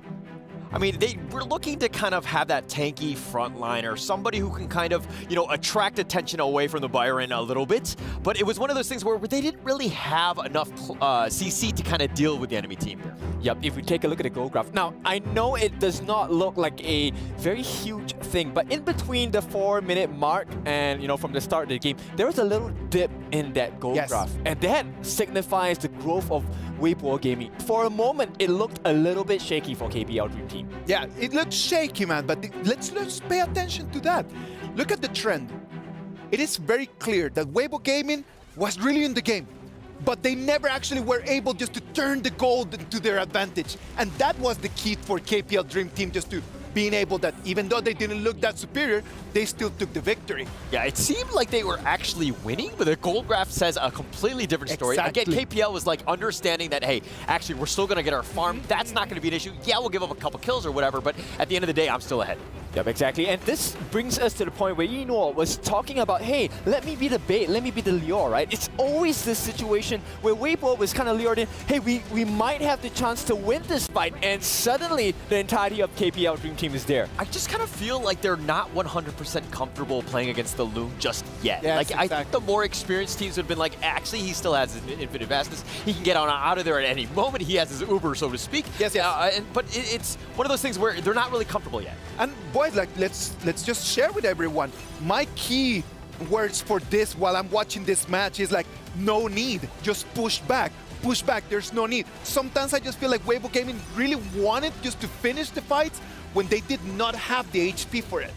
Yep, it's like, marriage advice? Pick your fights wisely, right? Not every fight is meant to be fought. And at the same time, right, I would like to highlight No Fear. Right, No Fear made it really difficult for this side of Weibo Gaming because the ultimates that he refreshed were always different.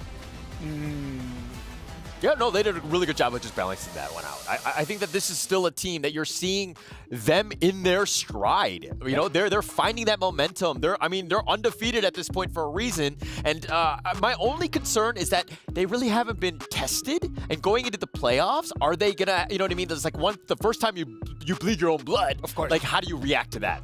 Come on, man. Like, the KPL Dream Team played really well. All the players from all the different lanes and different positions were at the top level. There's got to be an MVP. I believe it's going to be Inuo, because the way that he played that, it was a great show of skill for everyone at home. Like, everyone at home knows, look at that. Everyone at home needs to understand how to play that Loom just by watching this man play. Like, he's one of the best farm laners in KPL, and he's demonstrating right now to the whole world how to play these heroes. Yeah. 909, let's take a look at the highlights for Mr. Eno here. I mean, if you're talking about learning from the best, this is the best example. I mean, just doing all the damage, the farm, and the fact that you were just baiting it out. You had like a sliver of life, and Weibo Gaming were like, they wanted it, they were chapping at their lips, they were kind of just thinking about going in. Yes. Just outplaying them. He was just dodging them out. He was like a Houdini. Yep, exactly. And one of the things is, as a farm lane, there is a chance that, you will be focused on him, and he actually used that to his strength. Like, one of the things about that, man, like, not only Eno, like the Yuhuan pick as well, because some people might just start believing, like, oh yeah, it's all Eno. But wrong on that Yuhuan allows Eno just to be able to jump in with a big confidence boost, knowing that Yuhuan can actually just get you out of trouble if necessary. Yep, not only soaking in the damage, right, but also healing the team. And take a look at how much damage they're able to do as a contingent against the likes of Weibo Gaming.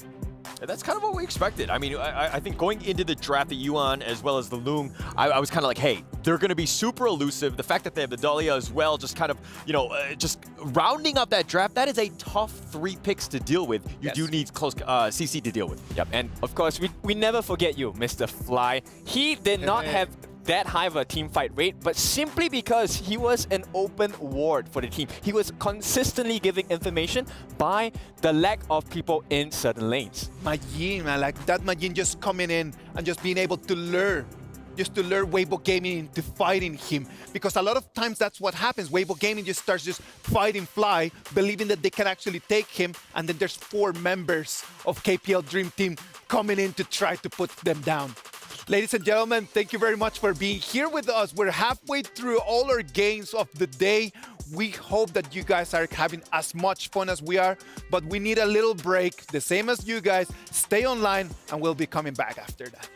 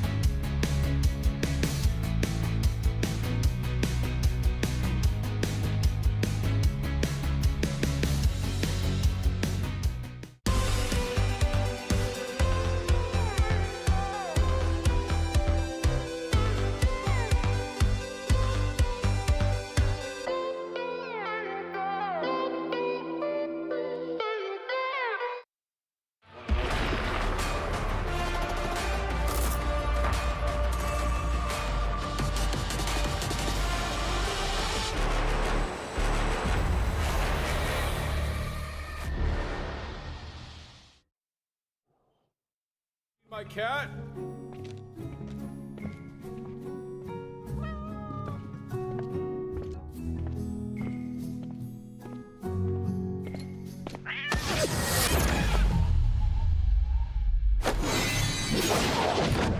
Long time no see, hey no!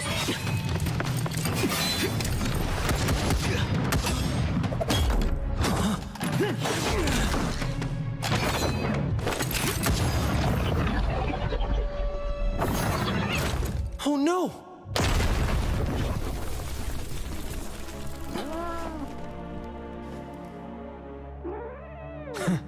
I don't like harming the innocent.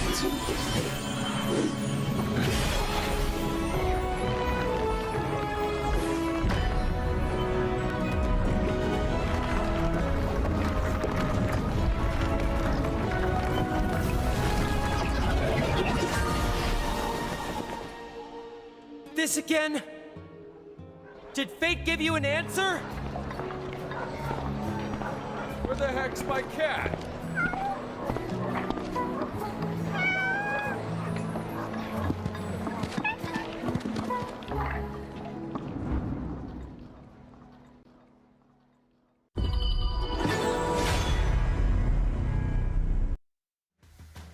Ladies and gentlemen, we have some exciting news to share with you.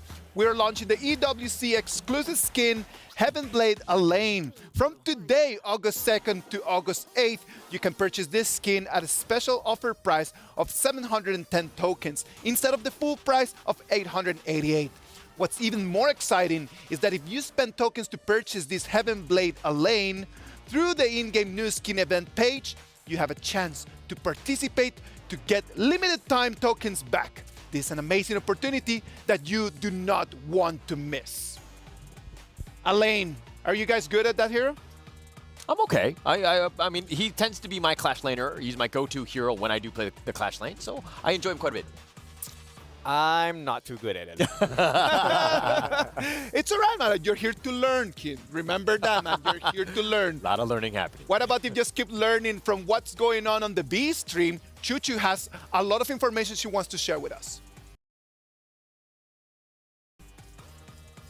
It's Chuchu keeping you guys updated what's happening for the secondary stage matches. First, we have Team Secret versus VKS. Team Secret secures their win over VKS with the use of Elaine by Yuan, and that was an amazing play by him as well, securing the MVP for himself. So don't forget your Elaine skin for the EWC events right now. Next, we have LGD versus VKS, and securing the win is going to be LGD, of course, taking it swift and clean with over 9-minute match only. And last but not least, we have LGD versus Impunity, another victory secured by LGD, and that's pretty much securing their slot for the playoff, and they done for the group stage. Whilst LGD actually secures their slot for the playoffs, problem is VKS, are they exiting during the group stage? Can they still make it for the playoff? That's it for the update for the secondary stage. Thank you very much, Chuchu, on that update from the Stream B. LGD Gaming, man, total clutch, 5-0. That's it. They're going to lock in that first place on Group B. So definitely owning it, and that's kind of what you want. But I mean, if we're talking about the standings here, LGD all the way at the top, undefeated, no real surprises there. KPL undefeated on their side, but they still have one game to go. Who kind of stands out to you, Kid? I think it has to be Team Secret at this point because they want to secure that second place and keep that safety net of going against LGD Gaming. Yeah, look at the bottom though. Vivo Stars, Impunity Esports, both of these teams really struggling throughout the day. I mean, they really haven't found their footing, but going into this one, I did not expect Vivo Stars to be on the bottom of, day 2. Yeah, it was a very difficult one to see over there, man. Let's hope and see what's going to happen with them. Moving forward to our next match, clearly we're going to have Team Falcons against Weibo Gaming, fighting for life, isn't it, Kid? Yep, this one's for the history books here. Team Falcons, even if they can pull off an upset, they have a tougher challenge for themselves as well. Team Falcons, they cannot afford to drop another game. One more loss, that's the end of their tournament life. It is really difficult, man. It is extremely, extremely hard. But what about if we just go and see what Wawa needs to share with us over there from the stage?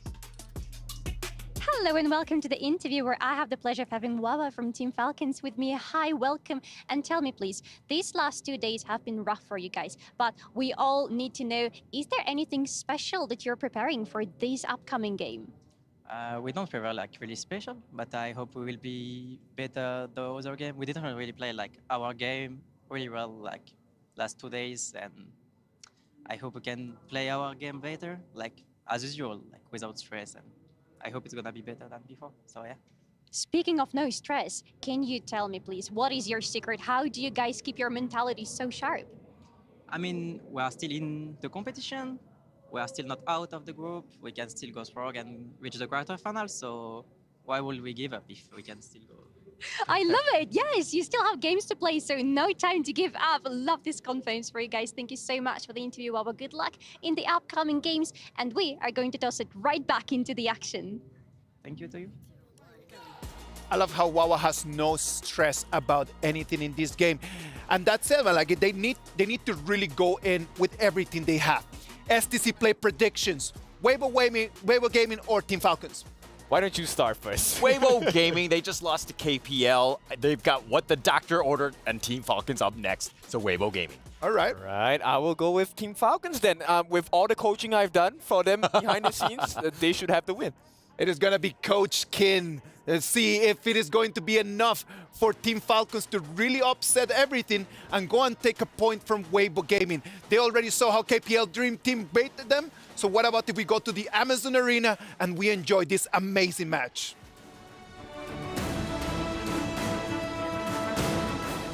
And we're back again to the Amazon Arena, back to write another chapter here at the Honor of Kings saga to see what's going to unfold before our eyes. Sky, we are ready. Of course, ladies and gentlemen, can we hear from voices for Team Falcons?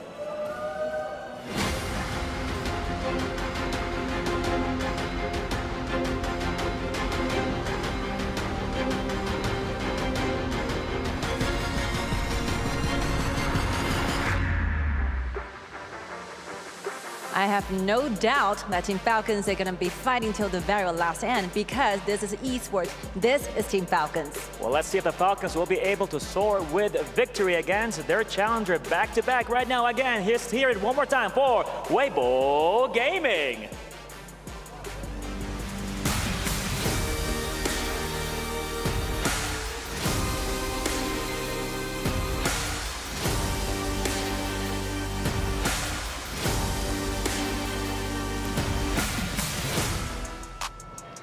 Another match for the records. I am waiting to see what's going to be the outcome of this one.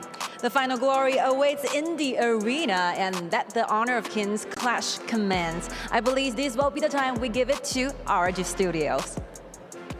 Welcome back, ladies and gentlemen, to the Mid-Season Invitational, and we have a pumped-up, angered Weibo Gaming going against Team Falcons. They've just been punished by the KPL Dream Team. I'm pretty sure they're trying to reciprocate that onto this next team, Stu. I kind of feel sorry for Team Falcons. They're kind of like next in line at the moment. Weibo Gaming were probably fired up after that loss versus the KPL Dream Team. Again, kind of mirroring what the analyst desk was saying. Weibo Gaming definitely did look very strong during that early game against the KPL Dream Team. Falcons, they need to win this game. They have to win pretty much both this and also they got another game later against All Gamers Global, which they pretty much have to win that as well. They have to pull up a huge upset here, though, because I think Weibo Gaming look like one of the strongest teams in this group. Yeah, I mean, up until literally a few moments ago, they were 3-0, and they're 3-1. So they're currently looking like they're going to be the second seed in Group B, unless Loops picks up another win as well. But this, if they do win this one, 4-1 to Weibo. If they lose this one, then it's 1-3 to Team Falcons, which is going to be everything that they need right now. But less about that. This is where the magic starts to happen. There is our little clue giving a wave to the crowd. He can't see us, but we'll wave at him back. But here we go. The Chow ban on the side of Weibo Gaming. I mean, Falcons probably would never play that, but they're going to ban it just in a case. And then the Dolia and Musashi onto the side of Team Falcons. Interesting. Ban there as well. Ming also being banned on the side. Ali first pick, though. This has been a pretty high priority for the team so far, and that's going to be prioritized over the likes of the Orgren and the Lady Shen, which is the two power picks that get picked up here by Weibo Gaming. And Falcons for themselves, they banned away the Musashi, so they kind of banned away one of the counters. So bit of an interesting one that they ban out the Musashi this time, even though that they probably didn't want to pick up the Orgren as a first pick, maybe kind of predicting that the Ali was going to get banned away there from Weibo Gaming, kind of playing the mind games. Yeah. Didn't work out, though, really for Falcons this time, and it means that you have the Orgren. Oh, wow. Lady Shen and Long. That is three of the most powerful picks at the moment in this meta, and it's looking incredibly scary. Yeah, if you could see me on the caster cams there, I was wincing seeing that the Lady Shen and obviously the Loon coming through as well with the Orgren. We've already seen it play many a times together, and it's quite a feat to see and try and beat. But hey, Team Falcons have got a lot riding on this one, so if there's going to be a team to do it, they've got the motivation to do it. It's just whether they've got the plans to execute it. But the Byron coming through and the Motsu, I think the Motsu kind of helps with the Orgren away, especially with the Peacemaker ability trying to stun him in place. But we're looking at a Zhongfei ban as well by themselves. So they ban out one of Kalu's big picks, and they ban out Musashi as well, and then the Liempo ban also. Yeah, with the Mosi being paid, we're most likely going to see that in the support, so banning out the 2 tanks, which I think is actually really clever here for Falcons. They're banning away the 2 tanks. They know that at the moment, Weibo Gaming have a little bit of frontline, you could say, with the Orgren. Charlotte now also being picked as well is pretty decent, but Weibo Gaming have to come up with a different support that is not the Zhongfei and the Lian Po, whereas Falcons already have that Mosi picked up for Clue in the support, unless it gets picked in the mid lane. We have seen the Bill player before in the mid lanes. There is that possibility, but we're most likely going to see a mid laner instead. We'll have to wait and see as it... Oh, interesting. Pei is being hovered here. Is it going to be locked in as well? Hino. Okay, these are 2 very new picks. This is what they've been cooking up this whole time. This is the first time that I believe in the Bill has played Hino, and the first time that Ray has even played Pei. That's a bit of a tongue twister, isn't it? Played Pei. But yeah, first time that we're seeing both these heroes on the side of Team Falcons. This is maybe something that they've been preparing for behind the scenes, and it's going to be super interesting because they have to leave it all out there now. All out on the gorge. They have to win this game. I mean, on broadcast, haven't seen it in EWC, but we saw it in, I believe it was one of the qualifying, maybe the qualifying tournament. Ray has played it at least once. That's all I know. It generally goes well. Obviously, it's one of those really good early game heroes, very aggressive, but they're gonna just maximize their healing with the Kaiyun, which kind of replicates that Dolia and Hu Huan thing that we saw earlier with Lung in the last game. So giving all the healing over to Lung, so we could be seeing Lung and Orgren and Charlotte being the main front line here. Yeah, it's one of the first times I think we've seen the Kaiyuan in this tournament so far. Yes, I think especially with like the likes of Lian Po and Shang Fei being banned, you're kind of going a little bit down the tier list in terms of the supports. But as you mentioned, we kind of saw it a little bit in the last game with KPL Dream Team. Having that support for the long is so important because yes, he is in mobile AD carry. I mean, yes, he does have the extra mobility with his ultimates, but you need to make sure that he keep himself alive, and that is what Kaiyuan is going to do. But it's do or die now, really, for Team Falcons. They have to pull up an upset, and an upset they're going to have to do because Weibo Gaming are looking incredibly strong in this tournament. Incredibly strong and probably very incredibly angry as well because of what just happened there. But here we are. This is how you pay play. That was hard to say. I'm never going to say that again. But yeah, this is how you pay. I said it again. This is how you play Pei. Just super aggressive. Go in and invade the enemy jungle. Taking the blue from Orgren as well. Your tongue's in a twist already. We still got a long way to go. We still potentially have tiebreakers after this as well, Blam. Maybe I need some caffeine. I need some caffeine. But nonetheless, anyway, it's going to be exciting to see as Wawa is in a little bit of trouble here. Clue is there to back him up, but Wawa is going to be taken down here for First Blood. The rotations for Falcons didn't come in time, unfortunately. Clue was there to try and protect Wawa, but in the end wasn't able to escape.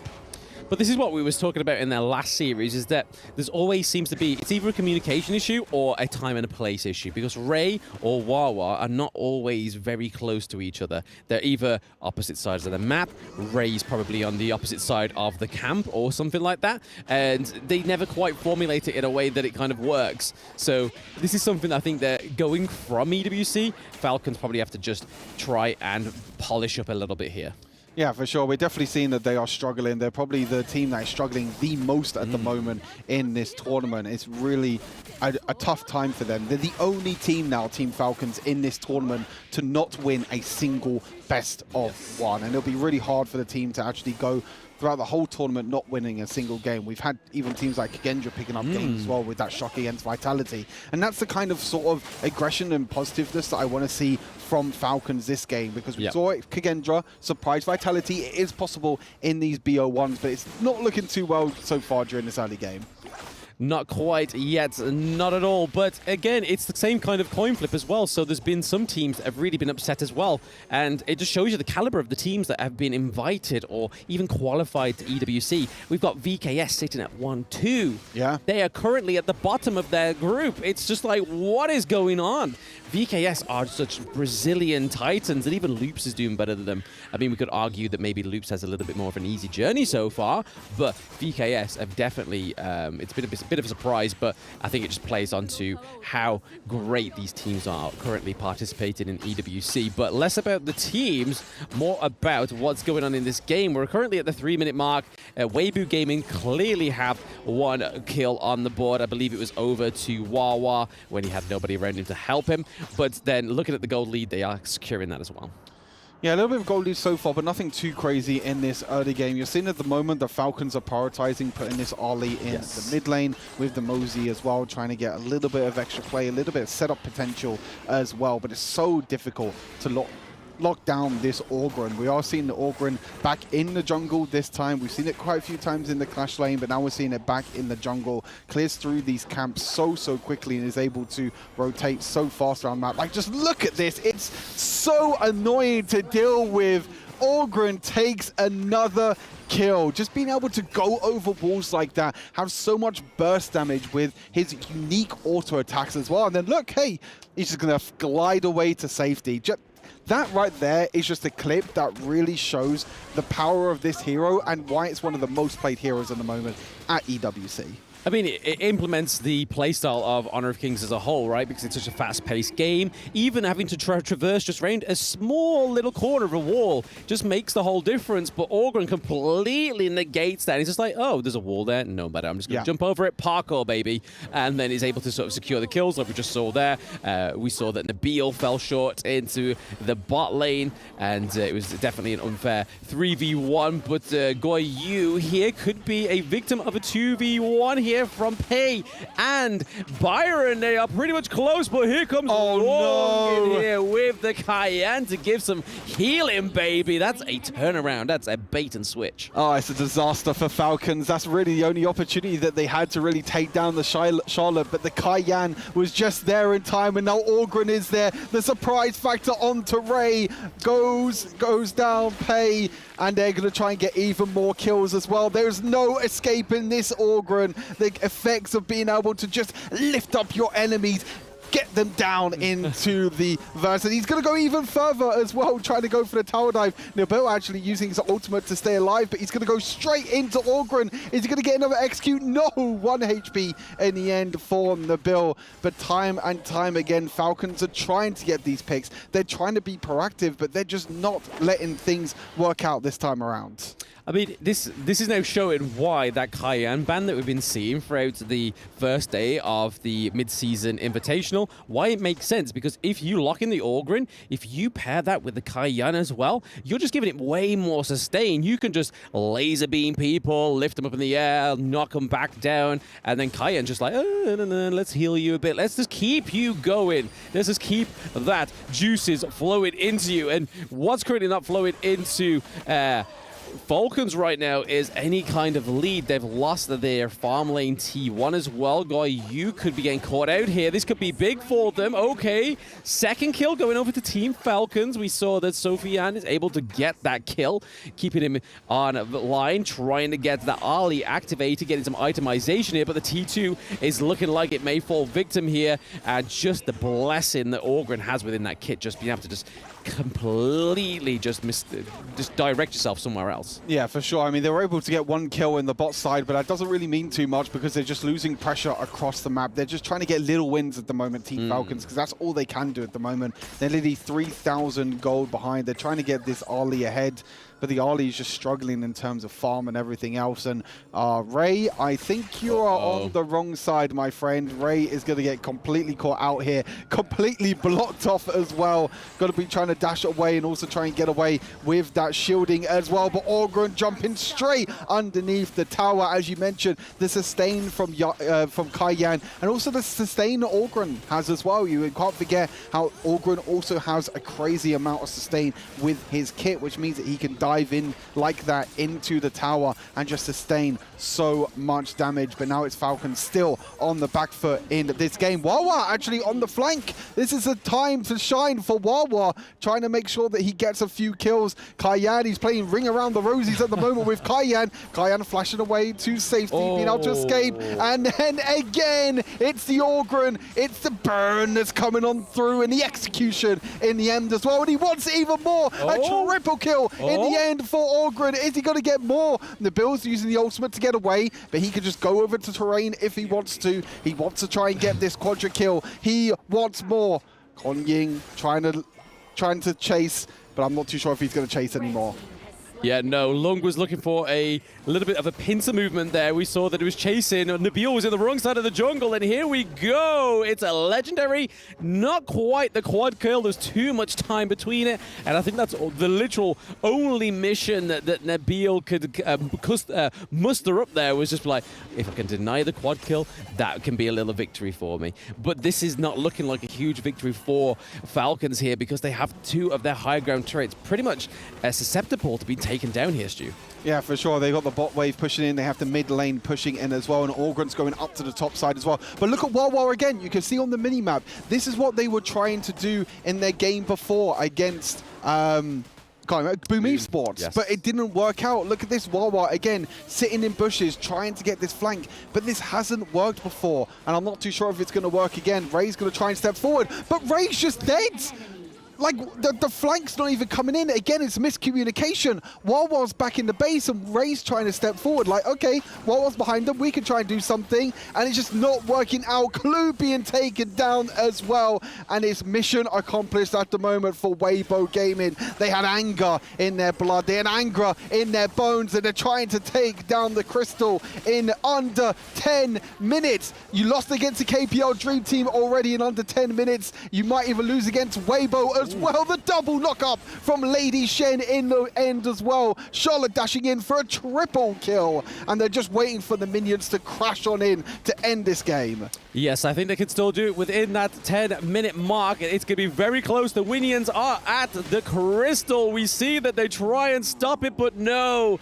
It is a crushing victory there for Weibo Gaming onto Team Falcons. And this is pretty much it for Team Falcons, right, Stu? Yeah, I think it's pretty much them out of the tournament. I think they still need to try and beat AG Global to have a slim chance, but I think that is still going to be extremely difficult. But Weibo Gaming coming back after that defeat against KPL Dream Team, it's a must-win for them to try and secure that second seed, which is going to be super important going into the quarterfinals, which means you play against the third place or the fourth place, sorry, I should say, from the opposite groups. That is still super important. But unfortunate here for Team Falcons, again, still not being able to pick up their first victory of EWC. Yeah, no, it's definitely not a good feeling when you've been the only team not to secure at least a single win within the group stages. So I do feel for the boys. They definitely tried their best, but day one was very difficult for them. Their first game being against the KPL Dream Team. I mean, someone had to do it right, but unfortunately it was Falcons. And from that point, it just seems like they just weren't able to formulate a winning strategy in these games, like we keep alluding to. With Wawa just being so far behind, just trying to get these ganks onto the back lanes when you're playing on the back foot and you have a hero like Modsu, which we know is a hard hero to maintain on that back foot play.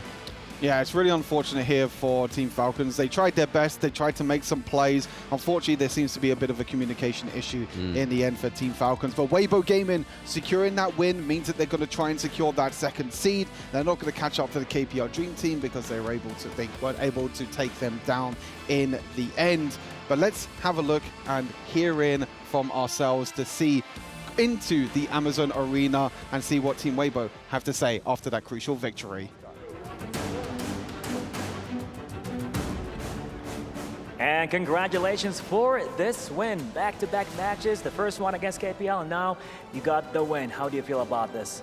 恭喜空地选手获得比赛胜利啊！刚才呢，刚刚打完 KPL 梦之队，马上又接着背对背作战，感觉怎么样呢？感觉特别兴奋。Oh, really excited. And more? I'm sorry to stop you. I know you want to say more stuff. Totally, I'm sure of it. 打断你了吗？就能跟梦之队交手非常开心。It's such an honor and such a very happy thing to have the opportunity to actually get in touch and be an opponent for KPL Dream Team. I'm sure of it, I'm sure of it. And it was like more of like a warm-up. You learned a lot, and then you went to the second match against Falcons, and you made the win. But how do you feel? Are you confident enough for the next coming matches? 我们其实今天的连续2局比赛呢，目前已经结束了嘛。在接下来的所有比赛当中，这2局的发生的所有一切，会给到你们更多的信心吗？会的。Definitely, you're going to be more confident about this. So yeah, jumping into the playoffs, any changes that we can expect from Weibo Gaming? 我们马上进入下一个阶段了。那下一个阶段在微博这支队伍身上，我们有什么可以值得期待的地方吗？ Oh, such a hard question. You have to think about it, right? 很难聊，是不是？ And I'm sure of it pretty much, you know, I meant a few words, but I got a lot to do with the battlefield. 要不这样吧，我们在这边呢和所有支持你的观众朋友们说句话，好不好？感谢大家的支持。 Thank you for all the support from our supporters. We will try our best to do the following matchups. And thank you for an amazing performance. And now back to our studio. Let's go.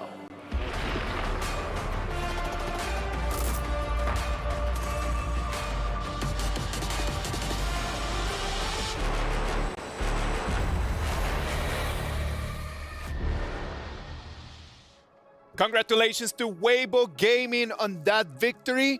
Almost there, just nailing down the second place on that group. 99% chances. Loops would need to win both matches there. Yeah, tough position to be in for Loops, but of course, even tougher position for Falcons. They have not had their first win just yet, and I imagine they want to win the remaining games they have on hand. I mean, they wanted something, right? And at the same time, you can see over there on the audience predictions, like 85% of the people thought that Falcons was going to be able to take the dub. Like, you can see like the power of the fans. Yeah. They did have some faith. Oh, definitely very strong. I mean, I think that's kind of where they probably heard the crowd. Weibo Gaming might have been a little intimidated by that. But that said, yesterday we were talking about, or today we were talking about how whenever you lose, you learn, right? But Weibo Gaming, actually, they won yesterday, and actually they learned a lesson because today, after this win, they were able to put the flag the right way. Totally, man. You can see in the match scoreboard, it was a one-sided victory. It was a one-sided game. Like, it was Weibo Gaming all the way. Like, we got multiple triple kills coming from Charlotte, coming from Ogren. There was no way that Falcons could actually do something different now. Yep, this was a very hard draft to play against, right? Because you had not only the sustain of the Algren, you also had the escape mechanisms of JD on that Loom. And more importantly, Nuo with that Hyun, that him actually was so much heal offered to the side of Weibo Gaming. Like, if you're on Falcons, how do you deal with that? Yeah, it was tough. They were not able to deal with this. The amount of team play that they had, they were feeding a lot of farm to Konglin. He was capitalizing. He had 9 kills, but Nuo, I mean, on the Cayenne was on point. His heals made some tremendous saves, really put themselves in the driver's seat, and this snowball just got big very quickly. Yep, and this drop. That might be just one of the things of the keys right now with the Ogren, right? Maybe an Ogren pick with a Cayenne support might just allow Ogren just a better ability just to be a little more aggressive when he jumps in. Yep. Also adding with the Lady Chen as well. Destructive Deluge, you cannot run away. It's an instant kill. That 4% is going to be reached really quickly. Yeah, the team is like a really well-drafted lineup. This is something that's kind of scary. Like, how do you deal with this? How do you isolate? Everybody kind of sticks together, understanding their roles, and they were just winning almost every single team fight. I mean, they racked up their KDAs. Okay, so credits to the side of Falcons as well. They had that idea, let's play that early game, right? We saw the pay pick. It was really just, can we crush them in the early game, slow them down, and maybe don't let them recover? But they never hit that mark. Oh, man, like, I don't know, that pay over there, like, what are you trying to do? Like, it's just such a big gamble. You're trying your very best, just like a kind of coin toss, just hoping that the early game is going to be completely for you, and there was no way, there's not going to be a way for you to turn around. Well, with high risk, there are high rewards as well, and sometimes you have to take it. Sometimes you need to take that, man, and forever we can see that the match MVP is going to be Konglin on that Ogren. 9-1-4 KDA. Yeah, 9-1-4, just completely, like, he was kind of fed a lot of those kills. I mean, not to take away the amount of, you know, great, like, it's he the did way that the heroes play, man. That's your job. Like, you're supposed just to be in the right place at the right moment just for you to take the kills. Everyone else is clearly chipping the HP bar, but you need to be there. You're totally right on that, mate. Technically right, but the thing is that in my own ranked games, that never happens. Nobody helps feed me. I'm always isolated. I'm playing solo at the end of the day. Okay, I share that same experience, but I still get the stars, right? But in this case, you know, the process and the result makes sense for the side of Weibo Gaming. And you know, with that, this actually was a very huge team effort nonetheless. Augen, Kongling, he's a great player, but he needs the help of his teammates as well. Yeah, and you're really starting to shine. This team is starting to gel, and they're getting into the, you know, they're hitting the peaks at the right time. And going into tomorrow, when we actually start the knockout stage, it's going to be kind of crazy and kind of scary at the same time. Oh man, like already Weibo Gaming has shown us that they are at the level of trying to make it all the way there to the finals. So Weibo Gaming already played against the KPL Dream Team. We know that since they're in the same group, they're gonna go to different sides of the bracket. They might end up against LGD Gaming.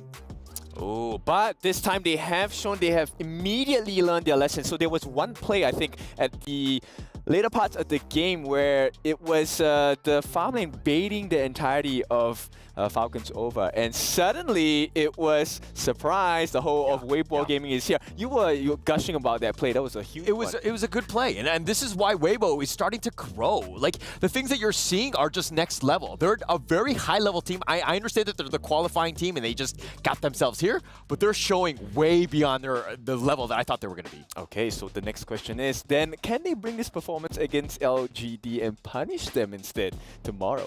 You know, I am really looking forward for that, because tomorrow it's going to be already the quarterfinals of our tournament. And you know what? Everyone at home, you need to get ready to elevate your gameplay as well. You can do that with the brand new Command skin Yin and Yang. From August 3rd to August 9th, you can snag this stunning skin at a limited time discount price of just 1,350 tokens, down from the original price of 1,688. Grab the Command Yin and Yang skin now and show off your style in the battlefield. Now, we're gonna move forward to the next games. Before we do that, what about if we just take a little break and we'll be back right with you.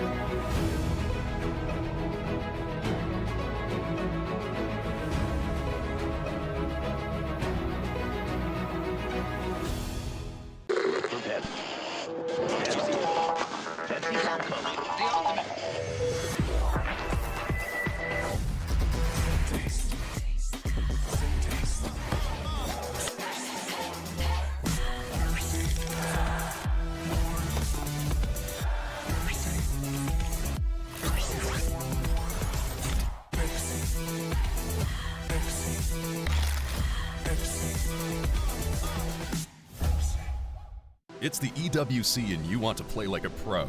Well, we've got a lesson for you. Axe on. You're fresh, ready to fight and grind those long hours. It's how it should be. Axe off.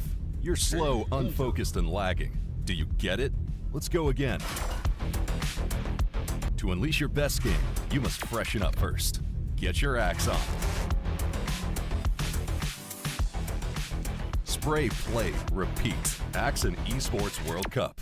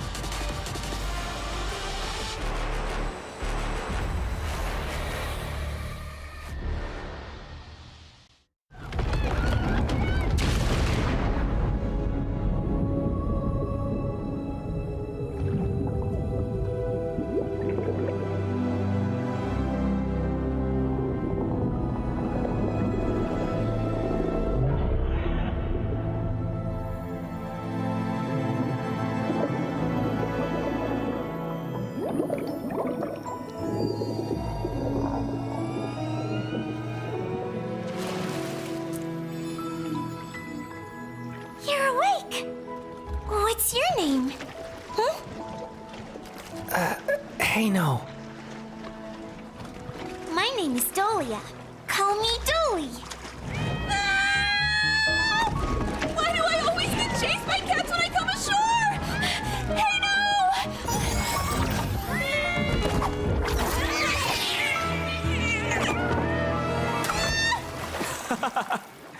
You're a high priestess of the Merfolk clan, and you're still afraid of cats?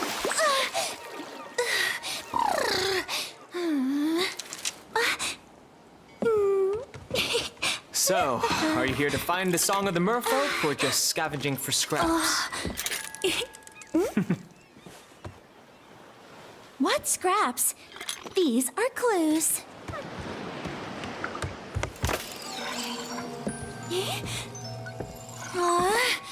Why can't I find it?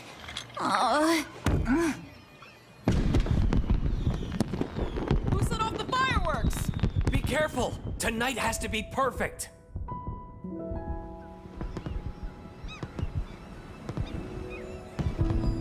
Wow, it's so beautiful. Let's go watch the fireworks tonight. Well? As long as you don't wander off. I connected your conch to my threads of fate, so I can find you even if you get lost.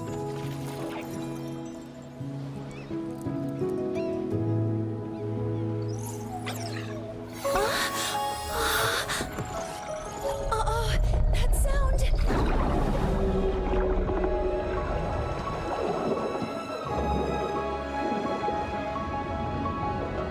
The Abyssal Beast? Yes, the pollution has caused its awakening. But I haven't found my song yet. Is there no other way to stop it? Only the emotional memories in the Song of the Merfolk can soothe the beast. But I've looked everywhere, and I haven't found a single note.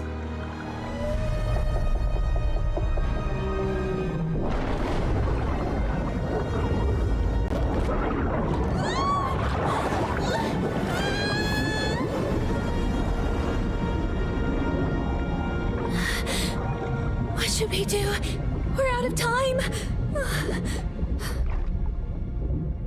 We've got a crisis on our hands. Let me help you this time. Threads of fate, guide me to the Song of the Merfolk! Hey, don't forget about the fireworks tonight. Look, it's blue! Gurney said that when blue lights up, I'll find the song!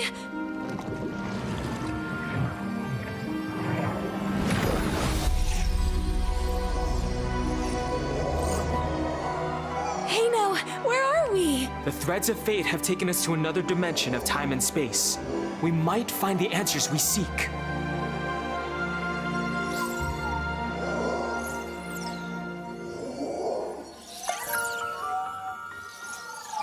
Hey, a note!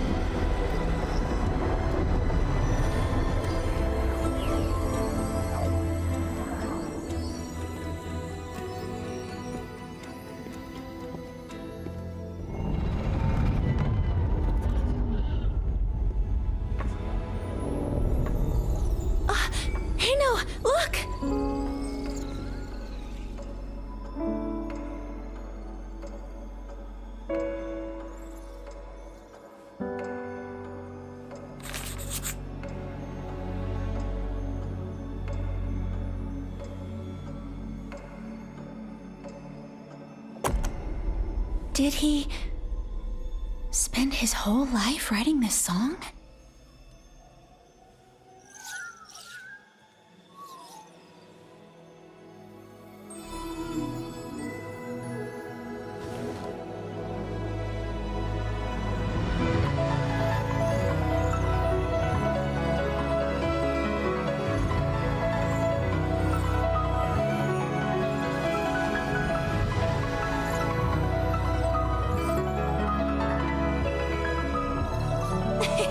The Song of the Merfolk!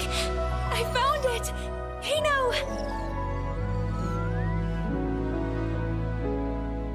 Yes. The Song of the Merfolk. After all these years, I finally remember now. What do you mean by remember? That note.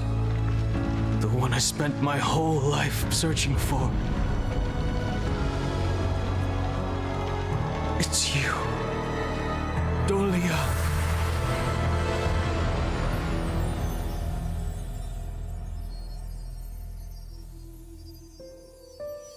Leave him alone!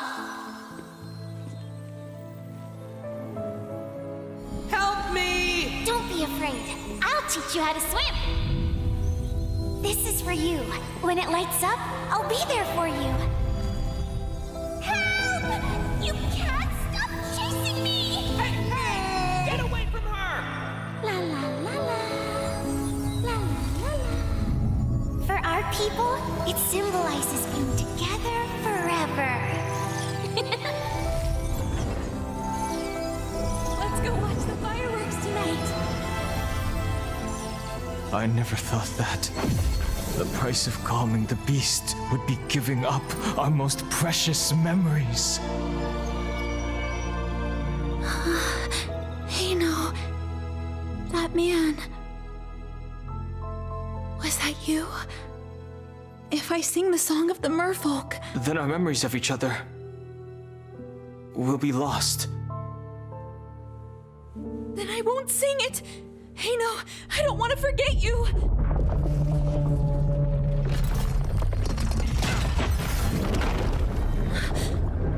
The beast, it's breaking out.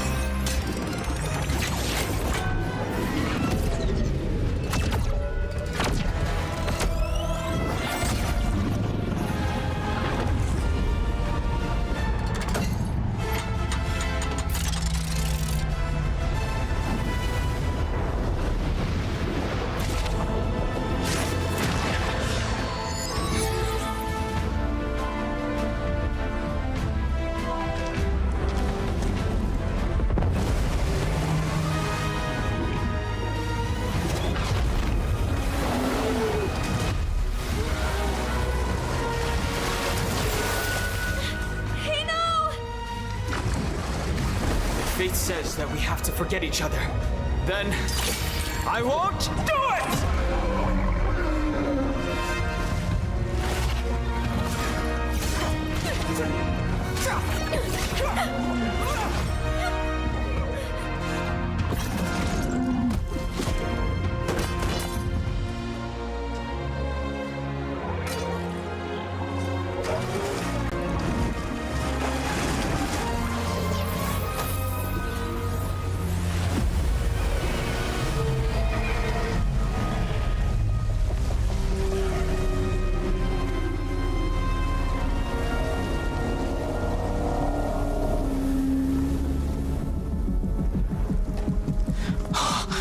Again.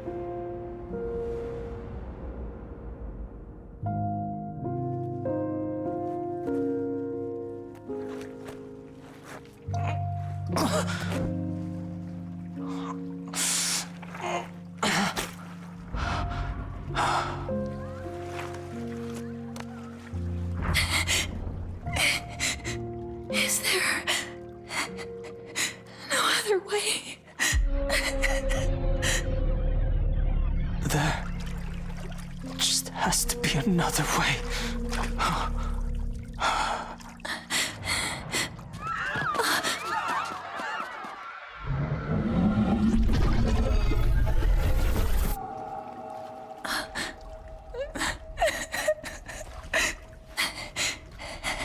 I'm sorry.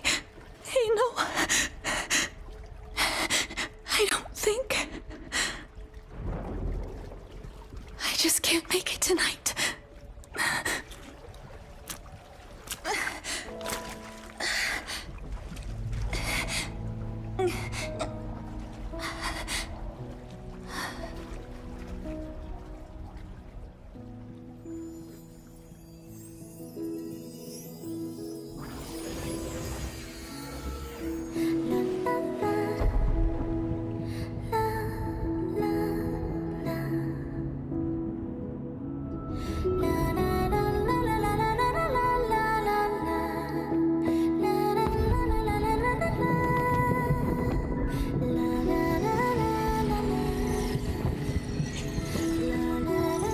The fireworks. They're so beautiful.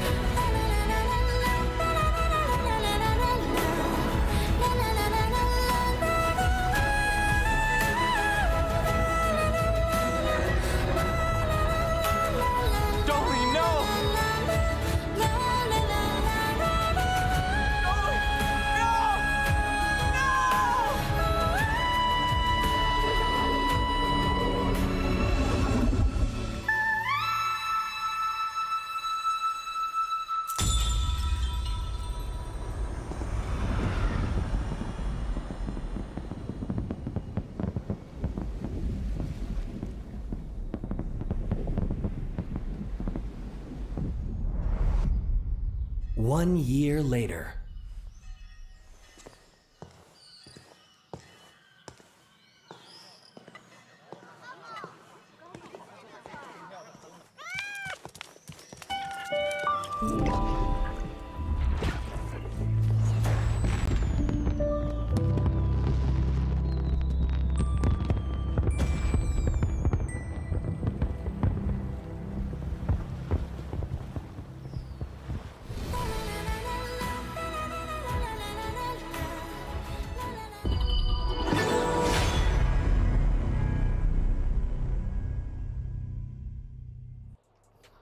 Ladies and gentlemen, remember the championship in-game mode kicks off this Saturday evening at 8 o'clock. Join us to unlock the brand new Wu Yan skin for free. Immerse yourself in the battle for your region and claim the glory of a champion. I'm your caster, Isaac Peña, and with me, Holler, and I'm excited to be here. And of course, we are with your favorite kind of tofu, Kindofu. Now, we're going to be talking a little bit more about the different games that are coming up. Now, this is a spicy one because I think let's talk a little bit more about Vivo Key Stars. Your thoughts on them? Yeah, of course, man. I always have thoughts on Vivo Kid Stars. At the beginning of the tournament, I really thought that they were going to be a force to be reckoned, but the results are not their way, man. Like, they are not actually really doing their best. Something is happening. We need to get some talk about the boys. Like, something is not clicking. What do you guys think it is? To be honest, they just seem to be overwhelmed. It's not the team that we saw in Season 2 where they were 3rd, 4th place. This is one of those moments where they're kind of like, maybe they're a little underprepared or something because they're really not clicking. Well, the pace probably was too fast. Bear in mind, they were Season 1 Invitational champions. Season 2, they kind of dropped a little bit, and now they're struggling at the Esports World Cup. So it has to be the pacing of the game, right? They're not learning fast enough.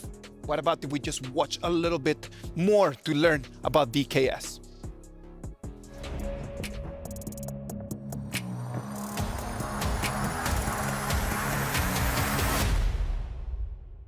Eu me sinto muito bem por estar aqui. Acho a organização que a gente está tendo muito boa. O hotel eu achei incrível. E sobre Riyadh eu achei um lugar muito lindo. Enquanto a gente estava indo para o hotel deu para ver muitas construções grandes. e eu achei muito bonito no geral. O jogo mais inesquecível para mim foi na final do HoK BR de 2023, que a gente estava 3-3 e a gente conseguiu ganhar contra o Fluxo na final, e foi algo inesquecível para mim, porque eu acho que no último jogo eu consegui ter um desempenho muito bom e que me deixou muito feliz. Minha vantagem em competições é que eu acho que eu tenho muita afinidade com o palco, eu consigo jogar muito bem em stage, em presencial, junto do time, e acho que isso ajuda muito a ter bons resultados. O nosso desempenho no EWC acho que vai ser muito bom, acho que somos melhor que muitos times. Um time que a gente tem que tomar cuidado é a KPL de Dream Team e os times da Malásia, que são uns poucos fortes. De resto, acho que a gente consegue lidar muito bem. Levantar o troféu para mim significaria muita coisa, seria uma conquista enorme para o Brasil e para mim mesmo, então acho que seria um sonho realizado.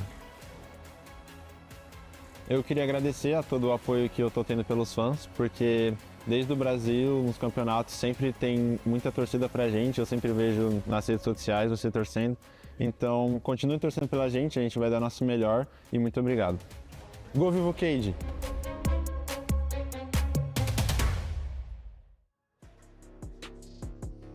Vivo Kid Stars, as you could see right over there, they're ready to show, man.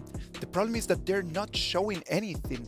We thought that they were going to be fighting for second place, and right now their next game is going to be their opportunity to try to really have an opportunity fourth place, not actually just having their trip just finished in group stage. Yeah, I think, you know, one of the things we could focus on is the action of Fleur, right? Getting into the zone. And I think maybe based on the interview itself, you know, they put a lot of pressure on themselves. Granted, yes, they represent not just themselves, they represent their country, they represent their dreams of lifting the trophy as well. So there's a lot of pressure. And I think one of the things I've learned of professional teams that do really well is not that they throw caution in a win, but they take everything in their stride, right? Let's do our best, be in a relaxed state, go into the zone, get into the Fleur, and we will win the games. I mean, it's not one thing to get into that zone, but I just feel like the other teams have really figured them out, right? Yeah. Understanding that Caesar has been that carry, forcing him to play heroes that he's not really as comfortable with. So it's more of like a reactive game for them. They've kind of struggled because of that, and I don't think that their game is really evolving as fast as it should.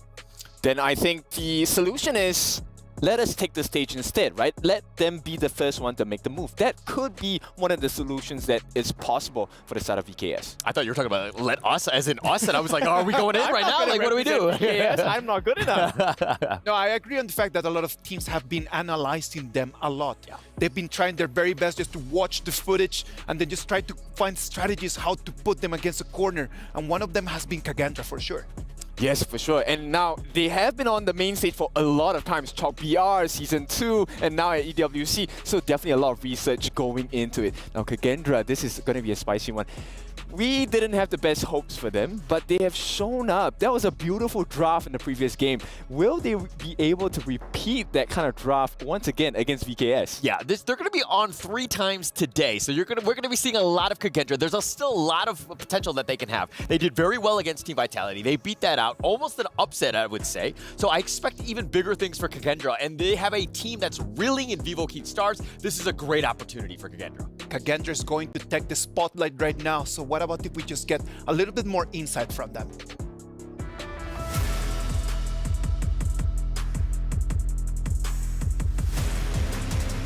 I often play together with my jungler and also our captain, the strongest mid lane in Indonesia, and also movers and 0-0 always play together in their lane and strong in lane.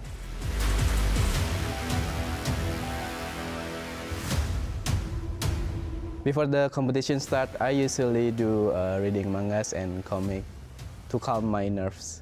Okay.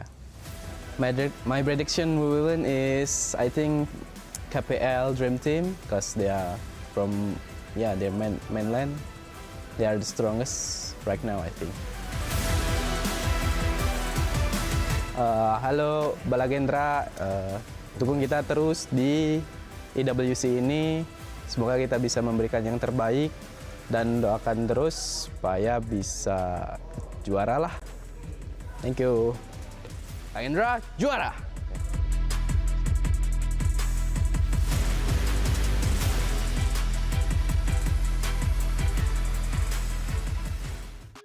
Kagendra, the representatives from Indonesia. They're ready to fight.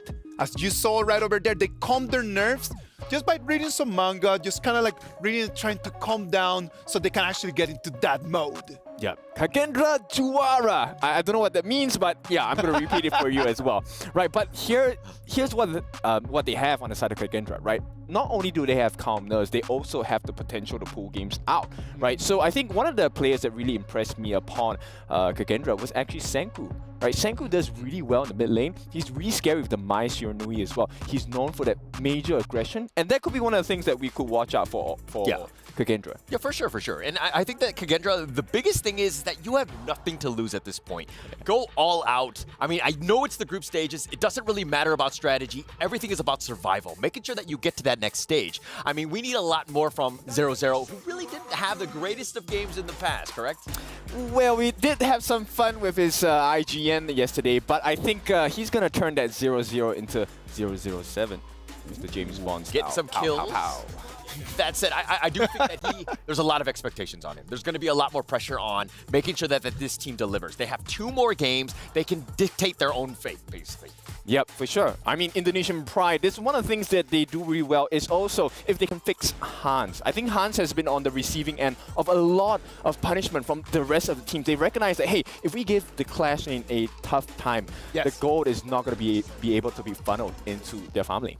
I believe that Team Kagendra right now, as you just mentioned, they've got their fate in their hand. Like their destiny is in their hands. They have 2 more games just to see exactly what they can do.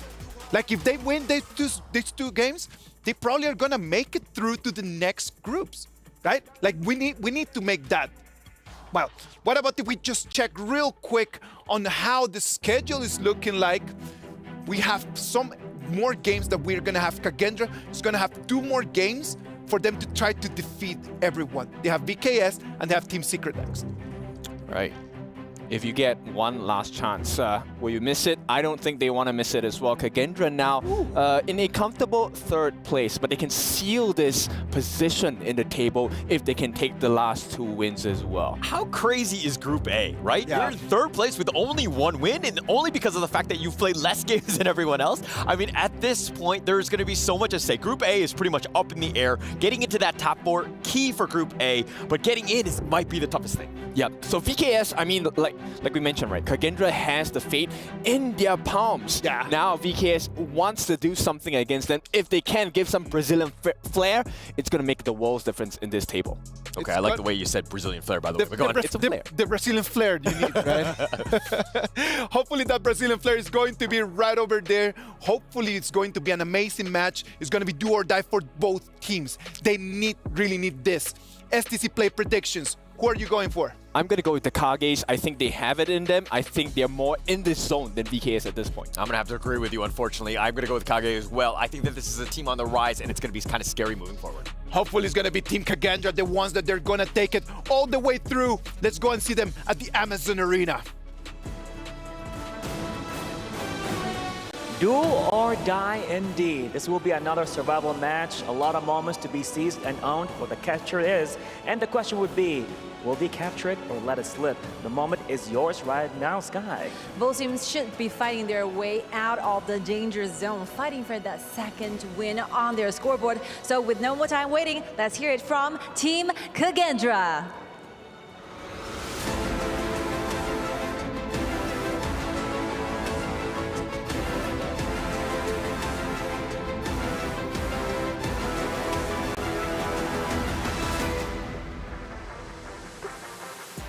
Still remember that post-match interview with you? With Vivo, they're actually having those momentum rising, booming up because that's a beautiful comeback versus Team Vitality. Just hope the Vitality stays there. I got that. Definitely still remember that moment. But now let's see what's going to happen with their competition taking place right here. Here comes Vivo Keat Stars.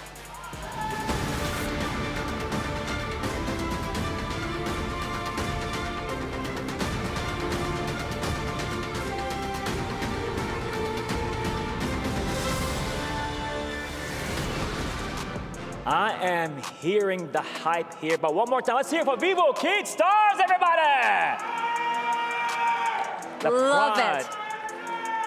the pride of Brazil. This is going to be an unpredictable one. Let's see what's going to happen. A new chapter is there about to be unfolded together. When this, what will be happening? Let's check it out in the real game. Back to you, studio. Thank you very much to our incredible stage hosts throughout the week. Group A is wide open, Blam. It is there for the taking for all of these teams. We saw just before on the analyst desk as well, Team Secret beating Team Vitality, meaning that the standings are so close. And I'm super excited for this series to get started. The first time that we're actually going to be seeing Vivo on the main stage as well. And it's a team that I know you've covered a lot, Blam. Yes, knees weak, arms are heavy going into this one, Stu, to just completely go that one back off Barra's little quote there.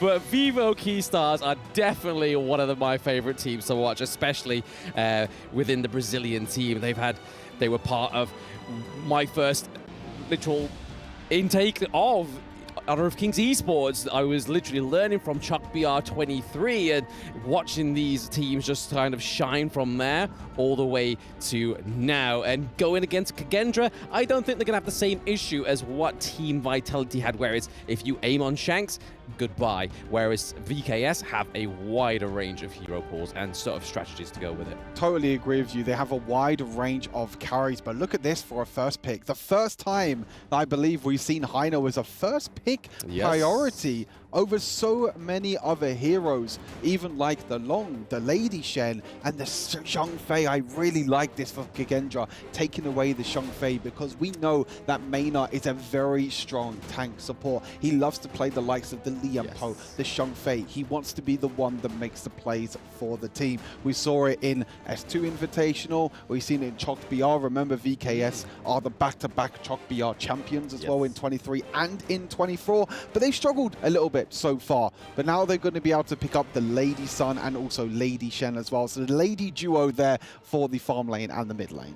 Yes, the double ladies. That means that the Heino is more likely to go over to Danny Witch into Season 2, and obviously Chuck BR24 was definitely one of his staple picks. It was the first time I ever saw it actually go into the jungle, and I was pretty bewildered by it, but he plays it so perfectly. It really suits how he plays as well. But looking over to the side of Kagendra, they go in for the Angela, so wave clear is not going to be a problem for them. And obviously, as you say, the Loon, but also taking the Xiangfei from of Maynard as well. And obviously, Dolia goes down. They ban out their own Maynard's other picks. So it's going to be really interesting to see what they go for into that support lane. Is it going to be a Liam Poe? Will we see Sun Bin come through?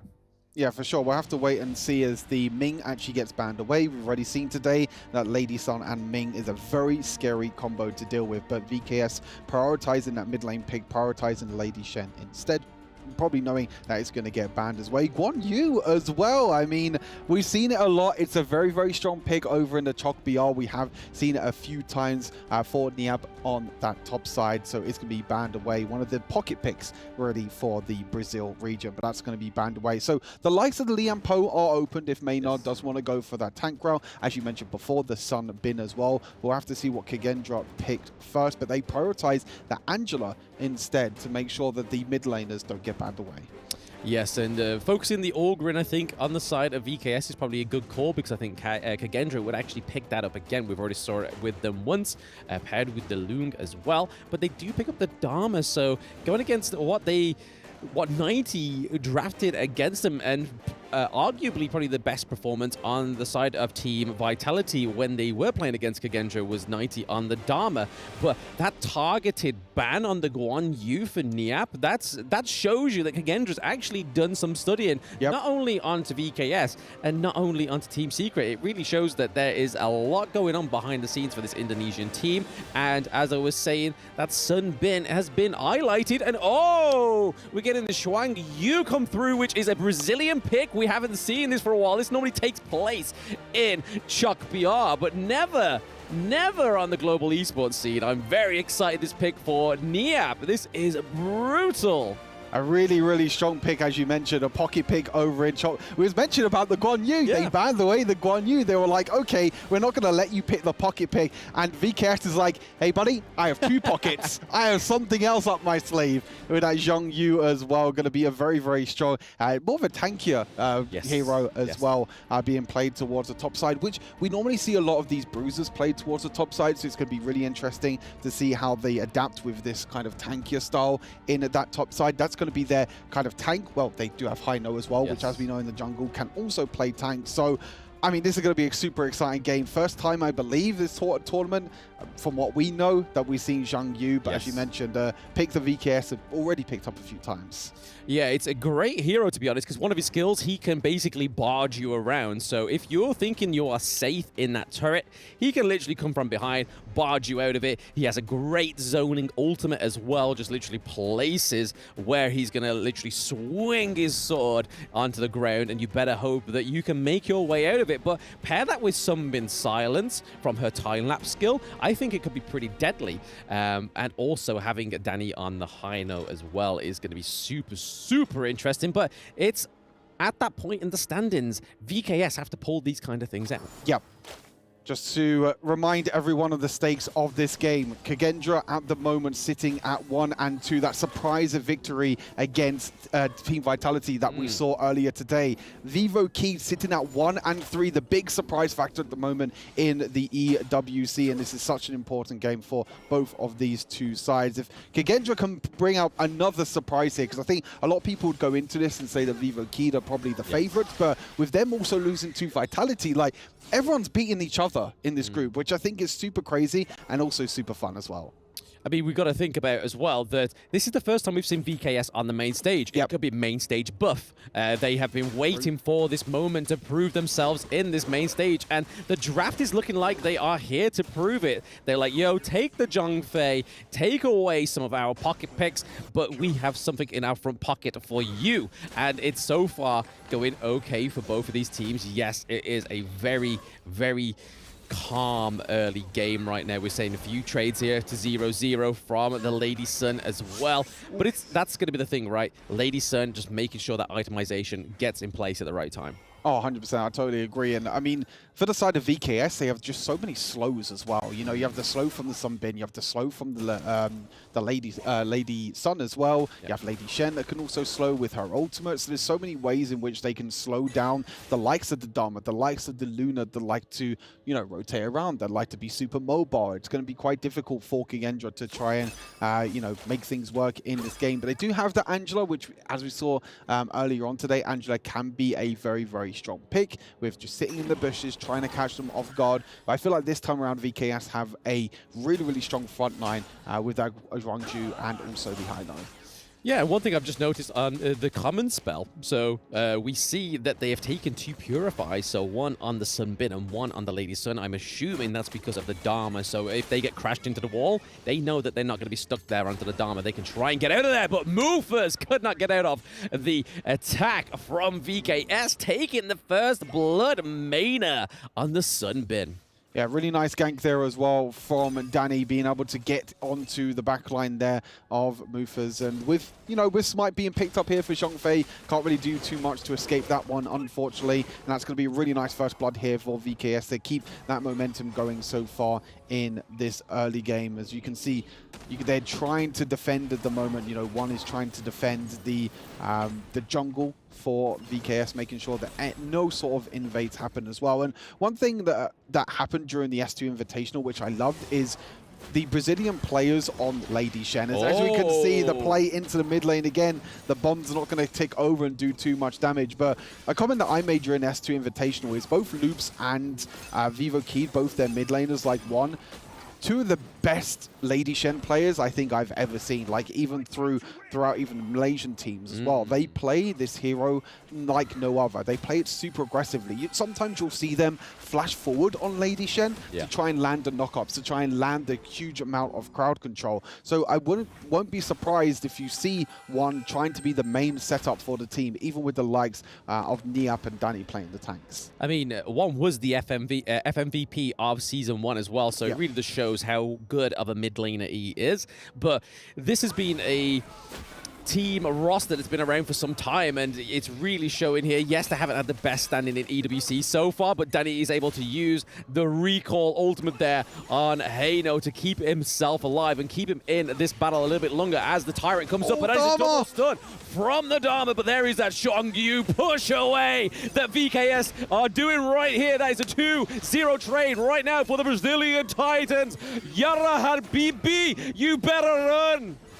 Insane play there. The push away in the end from VKS. As you mentioned, that Guan Yu pick coming up absolutely huge here for VKS, making sure that he can get the extra damage in there as well as we take a look back at the replay, because it was actually, at first, it was Kagendra the ones looking for the engage, but the counter engage was so good. You had the pushback, and then you had the second pushback towards the wall as well. So many ways in which Niap with this pick can create space for his team, which I think is going to be so crucial when you have the likes of Dharma and Luna, which at the moment just can't do enough damage to take down the members of VKS. Absolutely. If you can kind of control where people can go, and if you can be in control of what that team fight's doing, that's probably the best situation you can be in, and that Xiong Yu is able to do that as well. So Dharma really thinking he had the control in that first part of the team fight, and then Niap was just like, nah, I'm coming in, baby. Coming in, pushing away. And they did get the T1 turret as well. So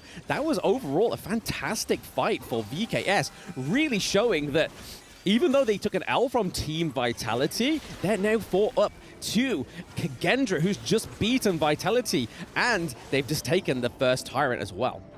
Tyrant secured here. You can see how this tank Heino pick can be so frustrating to deal with. Just going to use the ultimate to get away to safety. The CC immune as well. But Dharma, the ultimate against the wall again. One being completely caught off guard, but it is going to be traded back by Sesa on the Lady Sun. The extra slows in the end as well. You can see how annoying it is for Kagendra to jump away. The double kill, but as it is going to be traded back by 0-0. The shutdown gold going over to the long as well. And you're just seeing already in these team fights how annoying it is to play against this squad of VKS. As long as trying his best to try and defend off against the tower, he's going to try and go for the 1v2. Niap is super low on HP. The flash forward, the flash away. Angela, oh, it was so close in the end.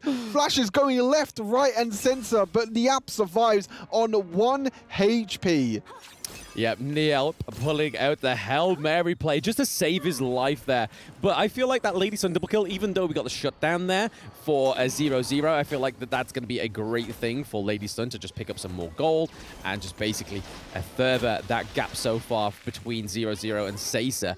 But again, we just saw that Kagendra was able to get the Overlord, so a 50-50 split in that early jungle phase is better than losing everything to VKS. Just got to make sure that they maintain this composure and tempo on the side of the Brazilian team, or else Kagendra are definitely going to exploit it if they do see a way in.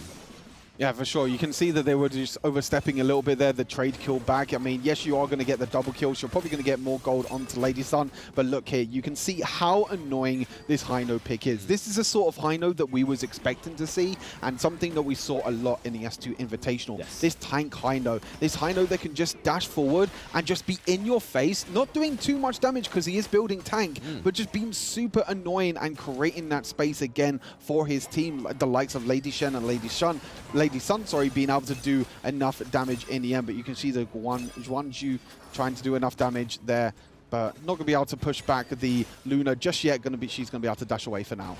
Yeah, T2 looking to be traded here in the clash lane for that farm lane at T2 here, but we are seeing Niap looking to give a save grace to his lane. It is Hans against Niap, a true 1v1, but we can see a little bit of a Brazilian rotation coming around here. There's that Zhuangyu ultimate coming through, but it just did not connect, enforcing that flash out of there for Hans. Yeah, really nice flash there in the end, being able to escape there from the Xiangyu knock up from the ultimates.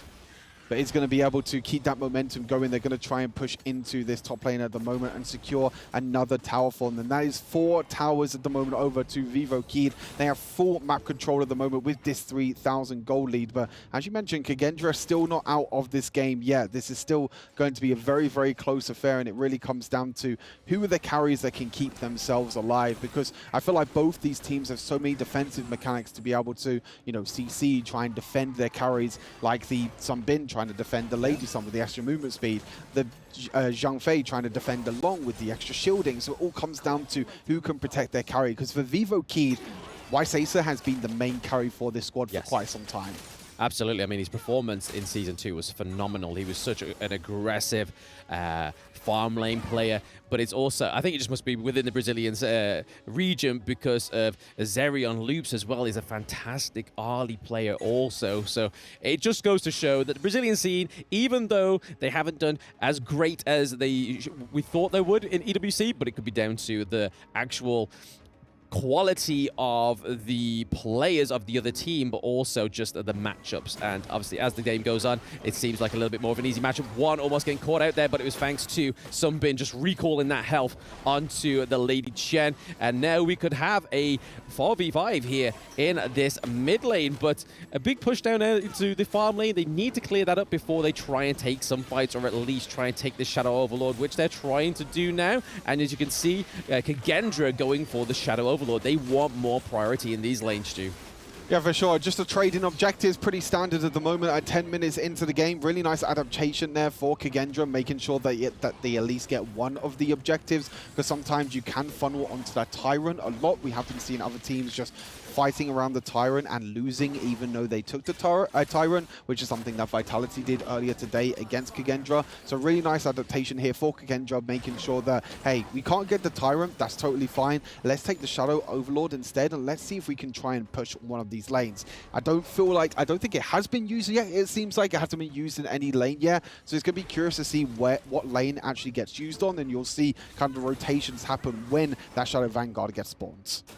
I think they're just probably going to wait till there's like a clear push like this mid lane. But okay, Dharma with a few dashes there, but it gets nullified thanks to Sunbin's healing capability. Seiza coming through with another kill. And that Tyrant, that Shadow Tyrant extra damage buff is huge into these team fights right now. So we see the Kagendra's forcing that Shadow Tyrant into that clash lane, because if they didn't, they would have lost another T2, which would have been crucial for them. But it looks like Weibo is looking to take a T2 from VKS in that farm lane. So a little bit of a trade here may happen across the map.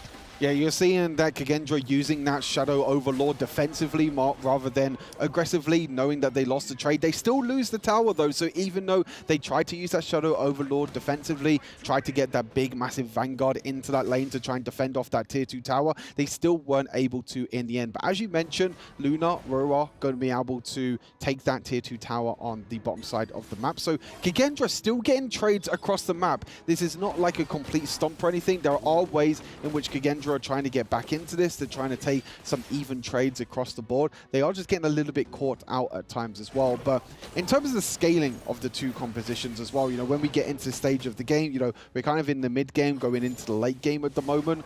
What team would you say has like the better late game composition? I mean, as long as they can get a Seiza online, and I mean, so far it's working beautifully. They're feeding over all the buffs to him. He's got red buff and blue buff right now going for him. And then obviously having that strong front line from Niap and Danny, and then obviously one with that huge utility on the Lady Chen, just being able to knock up, say for example, if they can catch these trick shots onto the Dharma or the Luna, I think it's probably going to be a much bigger surprise here for VKS than it is Kagendra. But currently, going into that 30-minute mark, we could see a bit of a brawl here for that higher ground turret, and their brawl is definitely what we're seeing. But Angela is able to try and push away those minions with all her abilities, and was able to do so. You look at the Luna as well. Again, Riyadh trying to split push, trying to push in that bottom side of the map. It looks like it's actually going to get the high ground tower as well. It's going to do enough damage. And Vivo Key just caught completely off guard. I'm not too sure if the minions are going to be doing it. Actually, I feel like he could have probably got that tower and escaped as well with the mobility that Luna had, but they didn't have any vision on the he didn't have any vision, sorry, on the rest of VKS. So he thought that VKS were all recalling back to base, didn't want to die as well, especially with these major objectives spawning. But you're seeing at the moment that Kagendra are doing really well at clearing waves. They have the likes of the Angela and the Long to be able to clear waves very effectively, which means that Luna can be on the opposite side of the map, try and split push down the bottom side, and you can see that it's only about 2 or 3 auto attacks away from being taken down. So really interesting idea, really interesting strategy here for Kagendra, and it's working out pretty decently so far. Yeah, the split push, rather than using Luna as a clean-up mechanic within these team fights, because of the Niap and obviously Danny being such a strong front line, I think it's not quite viable. If she tries to go to that back line, we'll just see the Zhong Yu just come through and just clean him into the direction that he wants you to be in. But the Shadow Tyrant does go over to VKS once more time, Stu, and that does mean more damage buffs. We see Mufus looking pretty low as well, getting caught out by that Lady Chen ultimate, and then Dharma is just trying to stop this minion wave in the mid lane, but could be getting caught out here. He still has his flash if needs be. The Blazing Brilliance onto the back line as they try and chase the Dharma was a very good call from Kagendra. You can see right now the extra mobility that Vivo Keys have, being able to rotate so much quicker thanks to Sunbin's movement speeds. You also have the extra poke damage as well from the Sunbin, making it super annoying, and also the slows, making it super annoying for Kagendra to deal with. As you mentioned, again, Kagendra doing extremely well at defending their high ground towers. You can see that Niap went down to the bottom side to make sure that lane was pushed in. I think Vivo Keys have to keep that in mind now, which is going to be something they have to worry about, I think, throughout the rest of this game. Yes. Is where is Luna on the map? And you can see straight away, look in the mini-map at the moment at your bottom side. Luna is going 1v1 at the moment against Zhang Yu. And this is a thing, right? Every single time the VKS step forward, they have to make sure that they have eyes of Riyadh. They have eyes on Luna, because every single time she's going to try and walk up and take the high ground tower. Yeah, it does make her absent from these neutral objectives, though, so that could be crucial for them. But she is trying to play around the Zhang Yu. They're using it as bait here because they're currently going for a 4v4 under the Shadow Tyrant. They're not going to get it reset, so we do see VKS actually getting another clean neutral objective. But the Sage Sanctuary baits Hans into the team fight. Hans goes down. Dharma is gone by, and there is Long getting wiped out by Lady Sun. That is a 2-0 trade. A Shadow Overlord over to the side of VKS. It's only a matter of time, Stu. Whilst they have that Shadow Vanguard, that's going to relieve that pressure in that bot lane. The Resurrect was so huge there, the item being picked up there from Seiza, being able to survive that Dharma flash into the back line. That Resurrect was so huge. And then 0-0 tried his best to use his ultimate to try and get onto Lady Sun. But as soon as Long land, Lady Sun was like, boop, your head's gone, see you later. No worries there at all for Seiza. Again, having an incredible performance here on the Lady Sun, a pick that he has played multiple times in both HoK BR Season 2 as well, and has been an incredible pick. And now Kagendra, they're on the back foot. All high ground towers are being taken down, and the split push is no longer an option. No longer an option, and we see that Luna's trying to keep that Shadow Vanguard away from that crystal.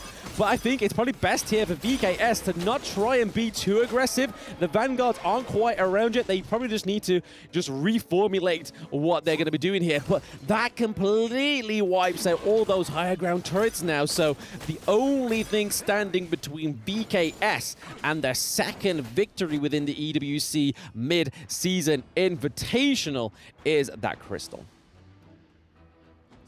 They're trying to step out outside of the base at the moment, as you can see, but every single time they step out the base now, they need to be careful that there's no sort of action happening at their crystal. As you mentioned, they're trying to get priority in this river. I mean, VKS has done so well so far, prioritize it, but Luna looking for the engage, and Seiza actually dropping extremely low. Luckily, he does have that Resurrect back up. Now the cooldown has come off, which means that the Resurrect is there. So if any of that burst damage does happen again, then Seiza can try and keep himself alive. But Kagendra, they really don't want to give away this Shadow Tyrants. No, the Stage of Sanctuary just come back up onto Danny as well, just in time, as he's taken a lot of beatings from the side of Kagendra, but Seiza goes down. Lung is able to disengage. Luna has the Sage of Sanctuary. That gets procced again, but it's not going to be enough. Lady Jen gets the knock-up as well, so down goes the Luna. Down goes that macro play. You can see that fat blue minion wave in the farm lane as they're trying to push away and force them back into that crystal.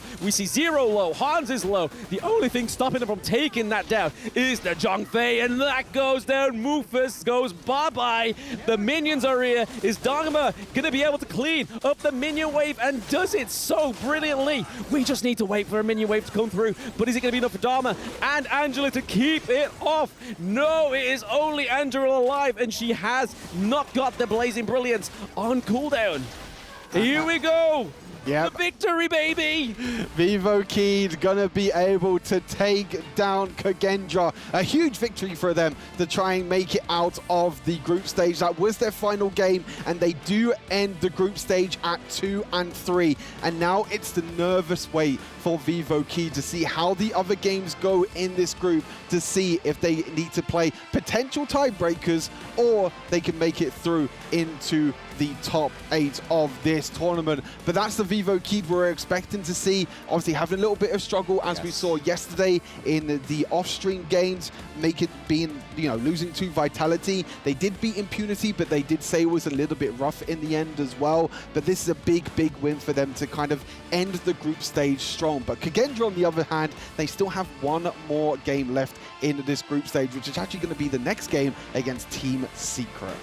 Yeah, I don't know about you, Stu, but that seems like a pretty hard game to me. But Kagendra, I have to say, did not go down without a fight, right? They had a great draft. We saw that Hans was proactive. Weiro with that macro play as well. That could have been the downfall of VKS if it wasn't for how proactive VKS can be and just correcting those mistakes. But I'm very happy for VKS managed to get a second victory on the board. They deserve it. Main stage buff, baby. Incredible performance here from VKS. That stage buff that you were talking about, Blam, is coming up absolutely huge here for VKS. A lot of this team has a lot of experience on playing on the main stage. But that's enough about us talking. Let's take a look and go back to the main stage and hear from one of the members from Vivo Kid Stars. Another exciting match taking place right here, and it is your first appearance on the main stage, and it came with a win. What are your thoughts? É a sua primeira participação no palco principal. Quais são as suas ideias? O que você acha? Bom, eu estava ansioso para jogar nesse palco. Eu joguei todos no Stage B, mas eu gostei muito mais desse clima aqui com a torcida. Esse palco aqui está incrível e eu fico feliz de estrear esse palco com uma vitória que já estava fazendo falta. A gente não estava tendo boas atuações, mas fico feliz que a gente conseguiu ganhar essa partida. I was anxious to play here. We did everything in the other stage. This is amazing. This crowd is amazing. We are very happy to start with a win. Of course. Parabéns one more time to you, Danny. Nice to see you. Always a pleasure meeting you. And yeah, we have a lot of your fans and supporters, family and friends coming to the arena, and a lot of fans online. So what do you have in mind? Share some words to your family, to your friends, and to your teammates as well. A gente tem muita gente aqui, tem os apoiadores, tem a torcida, tem essa família. Diz algumas coisas para eles, diz algumas palavras. Bom, eu só queria agradecer todo mundo que está acompanhando aqui, todo mundo que está torcendo, e também pedir desculpas porque a gente está tendo um resultado ruim nesse campeonato, mas eu acredito que a gente vai conseguir se reerguer agora, principalmente com essa vitória, e continuem torcendo, continuem acreditando que a gente vai fazer o nosso melhor para representar a nossa região bem. We would like to thank everyone who's been supporting us, and we'd like to say, to apologize because we're not having a good score, but we're going to do our best and we're going to carry on here. You did your best. I trust you guys. It's gonna be a good one as well. Of course, we're gonna see you again on this very main stage. And now, back to the studio for more details.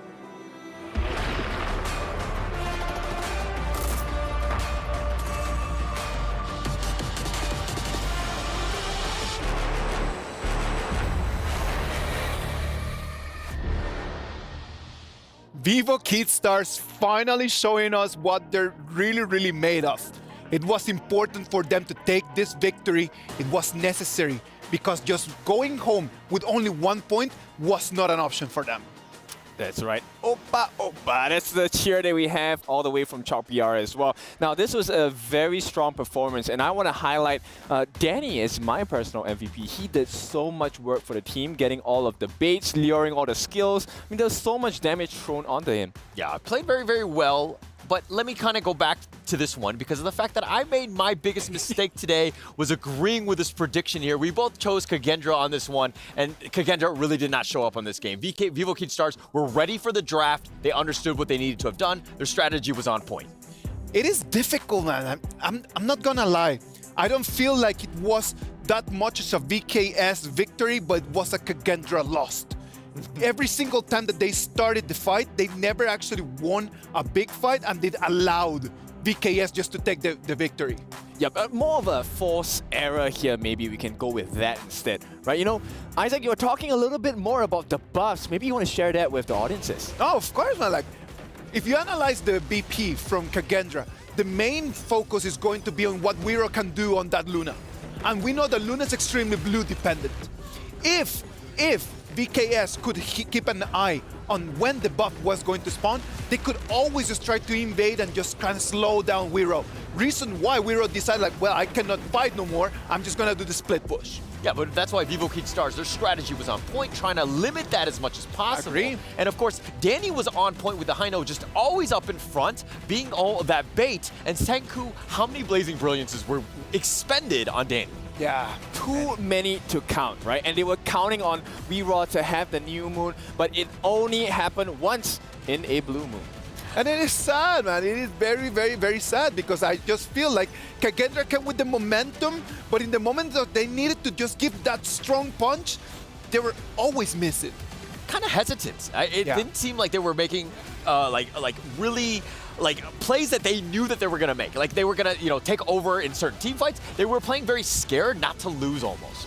Yeah, but we have to highlight Nyap and Mena as well. Mena, earlier in day one, we were talking about, hey, he was very trigger happy with his skills.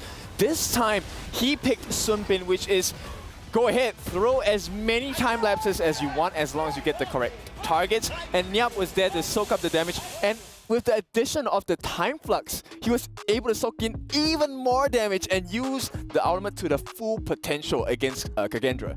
Niav Xiangyu was one of those picks that at the beginning we were not understanding a lot, but it actually paid off, man. Look at that. He's taking the MVP. Sometimes you just need to go back to basics. We knew that in previous seasons, in previous tournaments, that Nia Xiangyu has been really strong. And he just decided when everything is on the line, I really need to come with what is my meta. Yeah, where was that earlier today, though? I mean, yes, they got it, and Nyap really did carry in that game, but I was expecting more. I wanted more of this throughout. I'm actually very disappointed for Vivo Kid Stars, but here are the highlights of, his plays.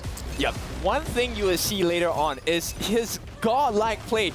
It's not a really action-packed one, but it's one that he delayed that bottom T3 being taken by Kagendra. And it's simply because that pressure was never founded on the side of Kagendra that they were able to turn this whole game around, get the lock-ins, and he always timed his fearless charge to perfection. Yeah, definitely. He was coming on points. He was very scary. You always have to respect where he was. His presence was felt. Yes, his KDA might not have been the highest, but it was a moment where, you need to know where he is and you got to respect his damage. Yep, he meant to be as a utility, and boy, was he useful in this game. Yeah, for sure. And this is the closing minutes. I mean, you're seeing one last hope by Senku, trying to keep them alive, not able to do so. Vivo Kid Stars, yes, they won. They're not the happiest at this moment, but I think there was a bit of a sense of relief. Come on, man. Like, we need to understand that in the moment that everything is on the line, like, you really need to trust your instincts. Just keep going with it. Just move around. And right now, Vivo Kid Stars, 2 points, they get back into the battle. It could have been just game over for them if Team Kagendra takes this victory. And Team Kagendra right now is going to have to go all out against Team Secret. That is going to be our next match. Sadly, Boom Esports, Falcons, it's gonna be out, man. Yep, it's unfortunate, but Boom Esports and Team Falcons, I mean, they put up valiant efforts for the games from yesterday and today, but you know, not everyone wins. In a competition, in tournaments, it's brutal. There has to be a winner, there has to be a loser. Yeah, it's going to be sad. And we knew going in today that 4 teams were going to go home. Sadly, that does happen. But we're going to be going up into Kagendra versus Team Secret. That one's going to be the next big one. Can Kagendra pull it off against Team Secret? Yep, it's tough right now. This is even tougher. They could not capitalize on the VKS game, and now they have this huge mountain to climb going up against Team Secret. Like, if I'm in Kagendra's shoes right now, I will be trembling my boots. That Team Secret right now is going to finish second place. There is no mathematical way that they could make it first, and at the same time, they know that they cannot make it third. Do you think that that's going to affect the way that they're going to see this game? I think not. I think that you play it, you know, you go all out, right? You try out new strategies, maybe a different draft, but at the end of the day, you're still going to go hard because it's all about this is the perfect time to learn. Yeah, exactly. Of course. It could be a practice match, maybe. Maybe just a different composition? What do you guys think? Yeah. No, I think I would definitely do that. If I was on Team Secret at this point, I mean, I'm guaranteed the second place. I might as well try something new, see what else is out there. Yeah, exactly, right? Keep the cards close to us, but we get to learn about everyone else in the competition. STC play predictions. Boys, what do you think? Is it going to be Team Secret just going with the dub, or is it going to be Kagendra? I think we have it aligned. I hope it's going to be Team... Well, I don't want to say the same one because I made that mistake last time and I don't want to do it, but I'm going to go Team Secret, right? Yeah, Team Secret. All right, Team Secret against Kagendra is going to be our next match. Ladies and gentlemen, let's wait and see what's going to happen in the Amazon Arena with this electrifying match. Let's go right now, heading to the 7th match to summon our heroes. Let's go, Sky. This is the very last hope for Kagendra to find it over for that very spot in the playoffs. Both teams have to be extra careful, but here we go. They're all ready. Let's give our welcome to Team Kagendra.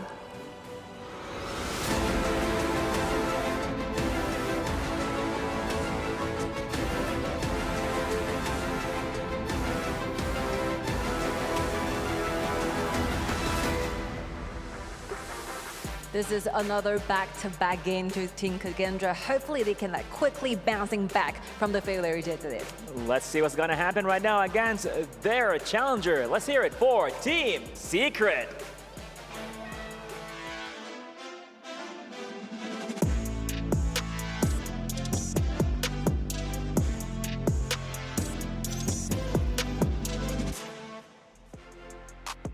And there you have it, but apparently we have some fans here right now cheering for Team Secret. One more time, here for Team Secret, come on! Thank you so much, Jayo. They will do their best. Hopefully the stage is set that all the crowds is roaring. I believe it's a time for the glory thing to happen. With no more further waiting, let's go back to the studios. Hi everyone, welcome back, and I'll be the caster for you. I'm Nora, and I'm joined by Gege. Yes, and we are so excited to be here to cover the game of TS versus Kagendra. So that's going to be our next coming up match. And we're already been halfway through the games right now so far, and this is going to be the last game and Kagendra and TS will play. So I'm super excited to see who will be the one to hit the point, because as VKS just finished their game and gaining another point, that makes them to the 3rd place right now in Group A with a 2-3. And Kagendra still got a chance to make it as they are having 1 point in their hand right now. Definitely. I feel like Kagendra just a little bit struggling right now. They are still licking the wounds that just battled from VKS. So they still got a lot of pickup. I feel like this match definitely, I feel like Kagendra definitely have a little bit of edge since they've been learning a lot through the first day. And this is the second day already. They already got 1 point. Why not to get the other points so they can get a chance at going in at the top 4 here in the Group A? And I feel like Kagendra right now is played back-to-back, right? So definitely they're keeping the momentum, and as we can see, the Luna pick that they did when they play against VKS, they're so well at the bottom, almost still that high ground tower down. But the problem is that now they're playing against TS, and since Team Secret is picking out their famous signature hero Dachao to play as a strategy, I'm a little bit worried about Kagendra, to be honest, right now. Definitely. I feel like they're facing an uphill battle. TS definitely one of the prominent team of Group A, and look at that. They're using their famous signature Dachao pick. Definitely, I feel like that Fuji is about to come up very much next pick. So that's the reason why Kagendra is actually answering with the Loom, exactly like LGD did last time when they played against TS, and they used this new hero Loom to win out the unbreakable Dachao strategy back into Season 2, right? So definitely I would say Kagendra is doing great so far. Yes, I feel like this Loom is going to be really, really hard to kill. I mean, the double ultimate coming from Dulia. I mean, this is going to be a really, really interesting game because, you know, Loom is going to survive towards the end. I feel like Kagendra, late game-wise, they do have a great chance of winning, but time is going to run out. They're going to have Dachao, they're going to have Fuji. I mean, their macro is so good with TS. I mean, they're known for their super, super great teamwork. And I feel like Team Secret are not going to give Kagendra many time to farm. So yeah, time is going to be running out for Kagendra in this match. Exactly, and we can tell that by this Zhou pick by TS, because last time when they played against LGD, they had no other options since LGD just banned out all of those millionaires which suitable for Dachao strategy. But this time, Zhou as an open choice, actually TS can accelerate their early game pace and trying to do those pushing strategies. So the question will be, can Kagendra keep it on, stand for the early game? Ooh, the early game, man. Look at Team Secret. Dachao, Fuji, Zhou. I mean, the fire is going to be everywhere. True. They're going to see an acceleration in the pushing, so they have to find a way to definitely to slow down their pushing lanes. I feel like, you know, Ogren, definitely a power pick in the early game. Definitely Kagendra trying to harass their jungle a little bit more, trying to like push TS down. But TS, man, their acceleration, the tower pushing skills is so fast. I'm just really, really worried for Kagendra here. True, and the main thing that Kagendra needs to do right now is try to, you know, build up more power in their mid lane, for their mid lane. And I highly recommended Angela, but since TS already banned it out, so I would say maybe for a Wang pick. How do you feel about that? Ooh, Wang. Just go in a wild way, you wow, know? Shangguan, wow. Wang with double ulti by this Dolia can be really dominating in the early game. Yes, it would be a threat to their back row because, you know, Shangguan with double ultimate, and even with the frenzy, that would do a significant amount of damage to the back row. Also, their ADC is going to be really, really much in danger, but you know, the ADC is still up in the air, still for picks now. So, you know, I feel like TS is thinking of something different. Maybe they're predicting what Kagendra try to do here. If they are predicting that Kagendra may go for the Shangguan pick, then TS is going to lock down this Musashi. Either Musashi is going to be a nice counter-attack against this Ogren, and also he can just, you know, kind of do a lot of assassin job with his Charlotte. Yeah, what's interesting about Team Secret is right here, they do not have a shooter, which they're going to go double side lanes with the Fuji acting like an ADC on the bottom lane. So it's going to be really, really cool here because they have the pushing strategy. So they're going to let Charlotte to take all the damage. Pretty much Charlotte has a lot of damage reductions later on. Also Musashi, great tanky player as well, and also great counter to Ogren as well. So yeah, really, really depending on their macro ability. I'm really interested to see how Team Secret can handle this one since they got all the overpower here. And there you go, Shangguan. There's your pick. Like the Nora prediction comes true. But the problem is that we know that Shangguan with his double ulti granted by Dolia can be a nice pick against this Zhou in the early game.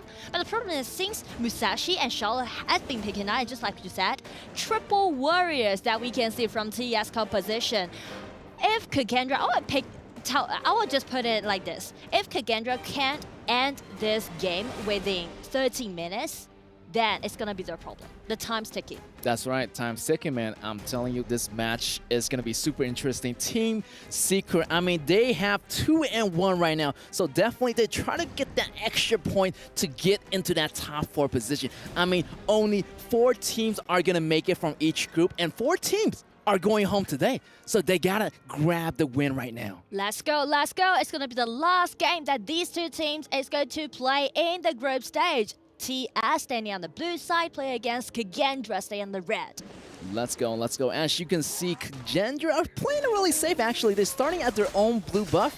They're not going for any counter invasion, but look at the battle already on top here. Here's going to be 10X with Shun at the top lane, getting the opening, getting that EXP really, really fast for Musashi here. Yes, the reason why TS is go for the top lane is because they can let Musashi to have this, the River Sprite, as well as trying to pressure more at this Olympic.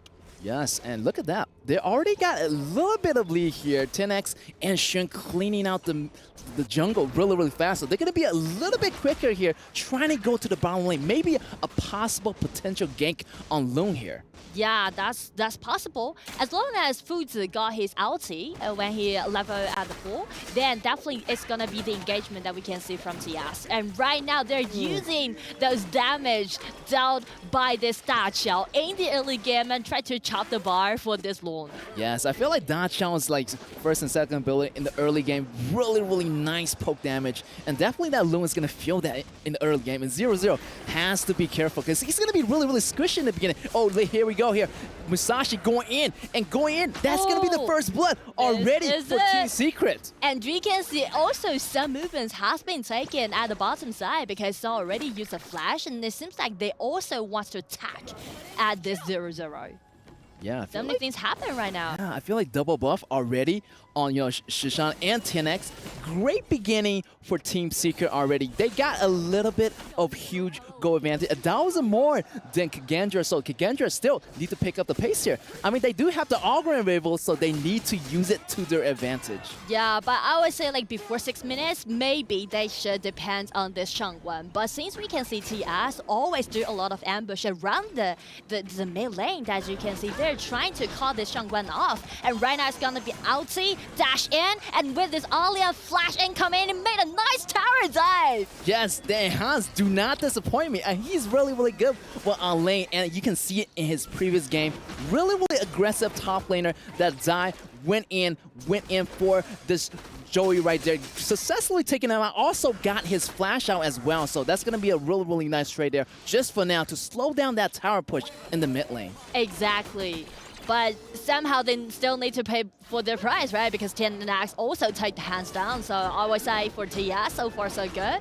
And for Kagendra, again, it's going to be another try down by Senko. But it's really hard for you to catch a single person with mobility around the riverside. Yeah, I feel like, Senko still have a little bit more damage to build up, Still early in the game right now. Look at this damage here. 10X goes in. 1 versus 3. And he's still surviving here. Here's the ultimate coming from Hans. Hans is going to have to assist with this Auburn to take him out, but bottom lane also is going to be in trouble. The fire is still burning right now, but still Team Secret is still macroing the game slowly. It's not their time to push just yet, but once that 4 minute comes by, that tower defense goes down, that's going to be the key to push for it. So 30 minutes to be wait for, and that's going to be the cue for TS to start their real attack against Kagendra. But I still need to say that the kill, all right, in the mid lane. Again, Shangguan did such a good job. Nice.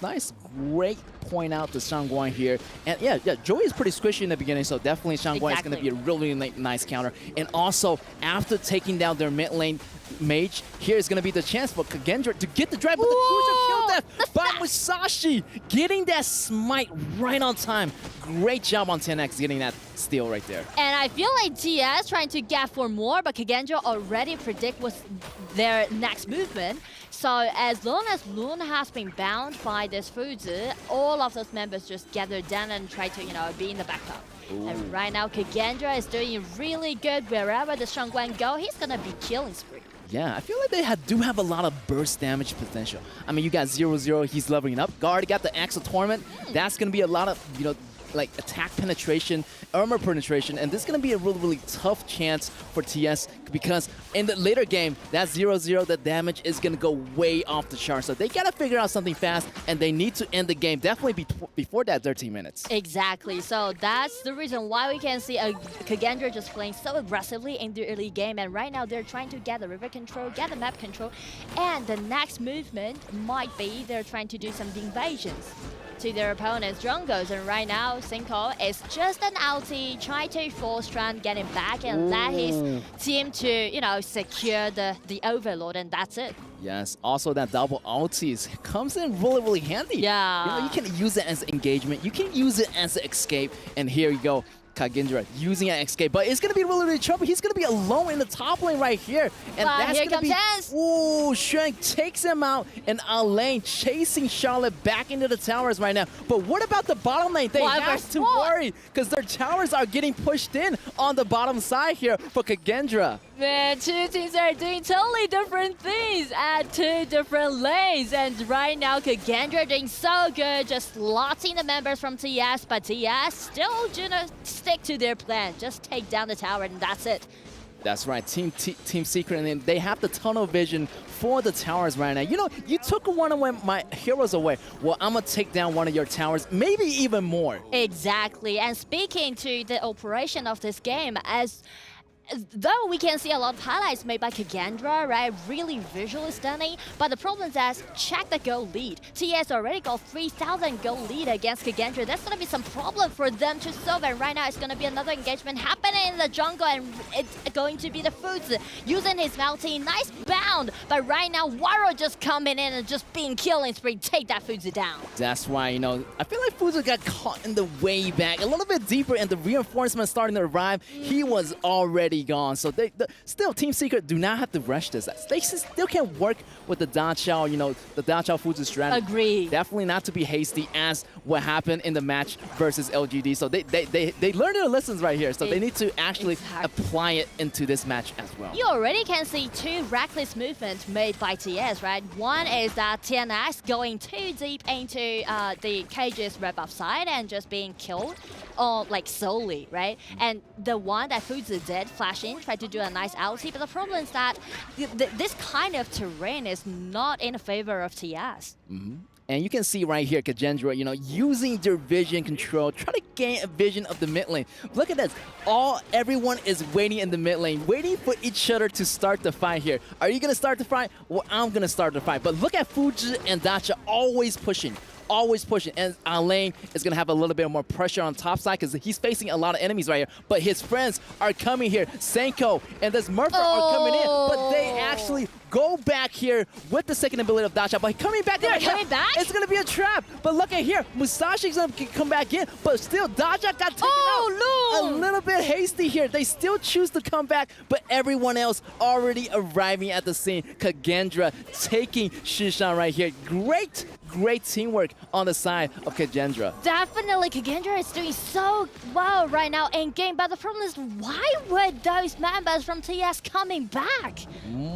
That's a little bit overcommitted, to be honest. Yes, I feel like they committed too much right there. You know, they already got the damage done, and they need to get out ASAP, but they still choose to come back, and they gonna punish them for that. Yeah, I feel like TS, they're really dedicated to win against their enemies by using the Sasha strategy. They know that they're really good at it. But the problem is that check TS members, right? Musashi is not there, and only those members with those immobility coming back. And check Cage, Loom already got really decent items, so that can make him to do a lot of insta-kill upon the heroes from TS. Oh, the flash Confu's a great flash, but 0-0 doesn't have ultimate. No ulti. That's gonna be the Sun taking down 0-0, and there goes the tower right there. That's what I'm talking about. That's the teamwork that TS is well known for. Team Secret taking the towers, taking the lead already in the goals, but they have to watch out because that 0-0's damage is building way up. Exactly, and that's the best thing that TS did for that kind of execution, because they spot out that 0-0 is out of his ulti. His ulti is not available, so that's the reason why TS just make that attack against 0-0. Oh, here's the Pure Sky for Shun. He's going to have so much damage reduction. It's going to be really make it hard to kill this Charlotte. Also, 10X already got that Blood Rage as well.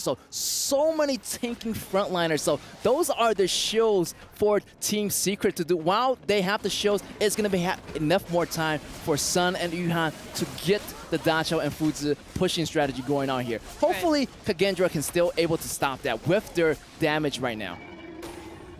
And I would say it's gonna be the time to slow down a bit, to cool down a bit right now, because we are hitting the 10 minutes mark.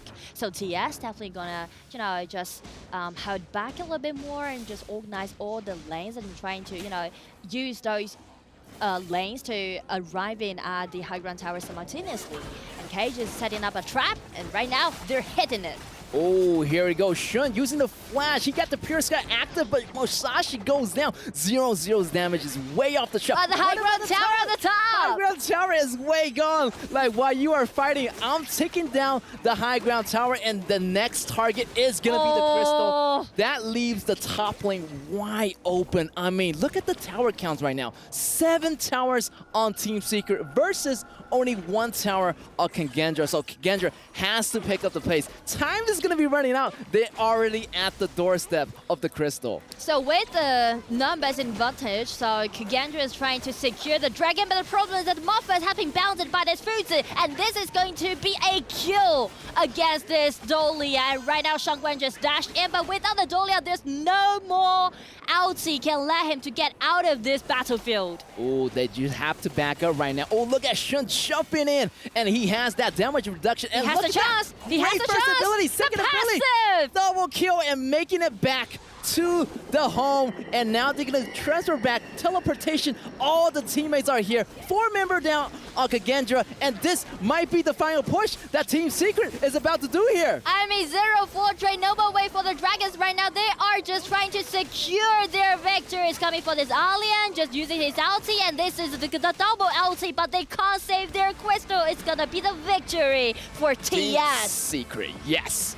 What a fantastic battle. Wow, the macro by Team Secret is so well put out. I mean, everything step by step. Everything's so clean. Just for like a small slight mistake in that top lane when that tower is not destroyed, but any other time, they did a really good job of keeping them down. Also, using Fuzi and Dacha really effectively at pushing the towers. I mean, we should not forget that back into Season 2, they used this Dacha 4 times and they win all of them with a 100% winning rate, getting it into EWC right now. And with this signature pick, Dacha again, they secure another point for them, which made them as a 4-1, currently being at a 2nd place in Group A. Yes, and I feel like, everyone knows that Team Secret is going to use that combo. So I feel like, in the future, maybe in the knockout stage, definitely they need to find other strategies instead of using a Dachau strategy combo, maybe use some other strategies as well. Exactly.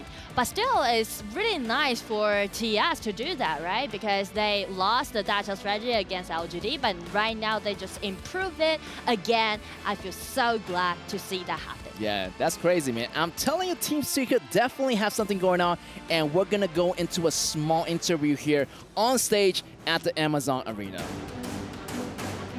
And ladies and gentlemen, we are here right now with one of the members of Team Secret.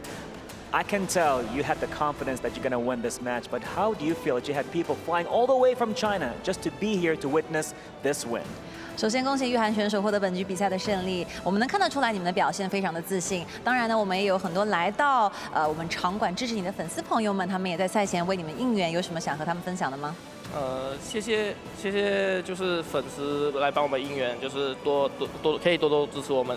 All right, thank you for the fan support, and I hope that you can support us more in the future. Something happened around the top side with that tier 2. You managed to go back, but you turn out, as an entire crowd to come back with the Dachau's teleportation. What happened? 刚才呢，在上路的那个2塔附近呢，有一波很神奇的画面啊，就是你们其实当时全队是选择了回来，哎，当时是发生了一个什么样的一个情况，跟我们分享一下吗？你还记得吗？你不记得了。上路2塔，对，就基本操作吧，就对，就大家一起说了。对.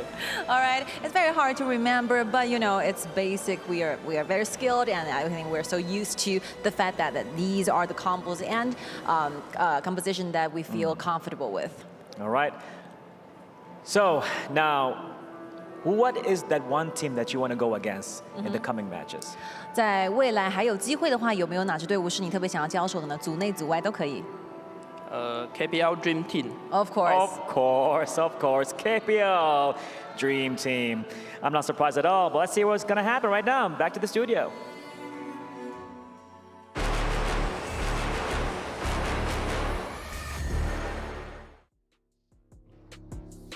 Congratulations to Team Secret, sealing that second place. Remember that right now with me, Stuart and Blam. How are you How's it guys going? doing? Going well, going well. It's an exciting game to play, to watch, to be fair. I mean, Team Secret coming out absolutely huge. I feel like in this series, you know, making sure that they can qualify as that second seed, as you mentioned. Kagendra, unfortunately, is going to be a bit tough for them. Yeah, it's gonna be hard, man. Like, sadly for them, they had momentum in some moment, but then after that, it just kind of like fade away. That's it. I mean, that's the unreal expectation of it all, really. It's like what we were saying beforehand. Is like, oh, because this is going to be the decider for tiebreakers or not, will Team Secret play a little bit more tame? But at the end of the day, they went for the Dachao and the Futsu, and that wasn't the case. Oh, come on. Like, Team Secret, they are allowing them to play the Dachao Futsu. Was that the mistake from Kagendra? I mean, it's a huge mistake. For those who don't know, they were actually playing against each other in that Season 2 Invitational, and this was pretty much the exact composition that Team Secret played to beat Kagendra in Season 2 Invitational. And Kagendra, you would have thought, would have learned about this situation and actually adapted, but in the end, Team Secret were just like, okay, let's just do the Chao Fuzi again, let's guarantee this win. And also that mid lane pick, Zhou Yu, the first time we're seeing it here at the EWC. It was a good game just for us to be able to see that Zhou Yu, right? Because it is an option. We know that when we're playing the Dachao Futsu strat, like, we want to have priority in cleaning the wave. But against that Shangguan was really, really hard. Yeah, it was. I mean, if they didn't go for the Zhou Yu, they wouldn't have had any kind of wave clear. So having that was just going to be a secondary pressure other than the Dachao and Futsu pick. And having that in your mid lane is definitely better to have than go for another assassin. And that's probably why they gave over the Shangguan. I mean, you speak about wave clear on one side with the Zhou Yu. You look on the other side on Kagendra, there is zero wave clear at all. How are they supposed to defend against the Chao Fuzi in the split push in when they have no one? They have an assassin mid lane like the Shangguan. We know that these assassins in the mid lane can be a good pick, but against the Chao Fuzi, I feel like it's extremely difficult because you got them split pushing and you have no one to clear the wave, so the high ground towers just went so quickly. It is really hard, man, because then you're actually thinking, if I cannot beat the strat, I'm actually trying to open a little bit of a crack somewhere. In one of these lanes, I need to have an advantage. That advantage never came. No, I mean, it never came at all. There were times which Team Secret, I feel like, overextended a little bit. They got a few picks, Kagendra, but in the end, I feel like that the Chao Fuzi is just way too strong for split pushing. Kagendra couldn't really push any of the towers because of that wave clear from the Zhou Yu, and that was that allowed them to get the victory. Now, Team Secret is going to finish second place, but after these games against Kagendra on their special Dachao strat, did we actually get the feeling that it was going to be their best performance? Let's first talk about the match MVP, Son, on that Futsu from their Futsu against Dachao. I mean, it's pretty much written in the stars, right? When we get that Futsu pick come through, it is pretty dominant and showing right there the deserved match MVP going over to Sun. Not much damage dealt, not much damage taken, but it's the utility of that pick. I think in the end with the Futsu as well, this isn't the first time that Team Secret have brought out at EWC. They tried the strategy against LGD. It didn't work out for them. Nope. It's really nice to see that Team Secret, even if they have that kind of setback in a way, they're able to reset. They're able to get that reset in terms of mentality with this composition and still bring it out here against Kagendra and is able to take the victory as well. It is a very good performance by Son. I like the fact that he actually used that Futsu. But coming back to the question, we saw the Dachao and Futsu strat, Son taking the MVP. Do they feel like a real strong second place in that group, though? I personally think they are, absolutely. They've definitely proven themselves, only dropped one round? Yeah, I think it's a little bit difficult. I think when it comes up against these bigger teams, I think they have to have a plan B. It seems like their plan A is this the Chao Fuzi at the moment, and we've seen against LGD that with some of these new heroes coming in, like the Orgren and Long, it hasn't actually worked out too well for them. But I think they need to come up with a plan B just in case they get the Chao Fuzi banned away. Well, and hopefully they're going to go back to the board and then they're going to be able to really go and polish that strat because they're going to need it as the tournament is going to move forward tomorrow in quarterfinals. Our last game of today is going to be the KPL Dream Team against Loops. I mean, KPL Dream Team are looking like the strongest team in the tournament, and I think at this point we have to kind of ask ourselves, is there a possibility that the KPL Dream Team can go on a flawless run? If they win this, they don't drop a single game during the whole group stage. Can they go on a flawless run in the quarters, semis, and finals? I would love them to go on a flawless run. What about them? Let's start seeing what they have to say about that. Hey, it's Choo-Choo with me. It's going to be Hai from KPL Dream Team. He's the jungler for the team as well. Hi, how are you? I hope everything is good. Okay, we have so many questions, but definitely the next game is against Loops. What do you think about Loops? I think no matter who they are, we will do our best. They don't care who Loops are, right? They don't think anything. They just want to fight for against Loops. Now, next one, we do know your record is 8 minutes 43 seconds against Boom, the fastest one. Will you break your own record? Everything is possible. Maybe 7 minutes. 7 minutes? Oh my God, that's going to be super fast. Okay, last but not least, of course, your fans out there definitely shouting for you. Any words to say to them? 就非常感谢所有观看我们比赛的粉丝吧，包括来到现场的，感谢你们，我们有更加的动力去赢得比赛。好，谢谢。Thank you so much for Hai and see you guys in the game. Boys, KPL Dream Team, the team to beat. Can Loops get the job done? What about if we get some STC play predictions? Who do you think is going to take the dub? I mean, I'd like to play the devil's advocate and go for Loops, and I think I'm going to do that. To be honest, I'm keeping my copium, and my hopium. We just saw VKS get to that main stage. Maybe Loops can do it.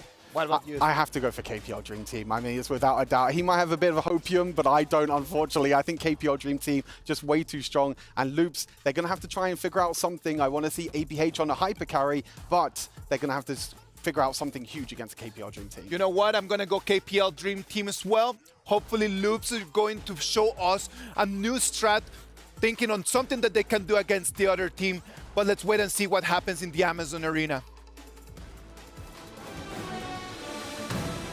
And as we can see right now, we have an amazing crowd. Let's hear it one more time for KPL Dream Team! 让我们听你们的声音。那边呢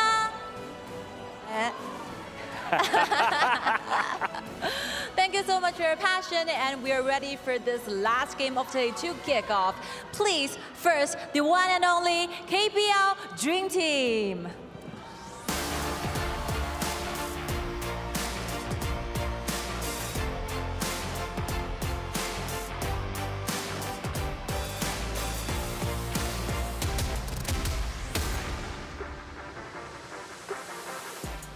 I have no idea what will be the composition, I have no idea what will be the lanings, but I'm pretty sure that this game is gonna be electrifying.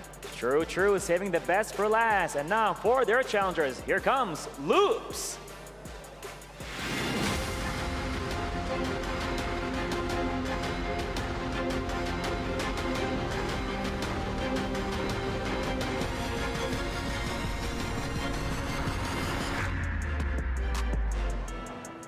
Here we go right now, last match for the day here taking place at the main stage. It should be a good one to watch. This is where legends are made and dreams come true. We are ready for the final match of today. Let's give it back to the studios.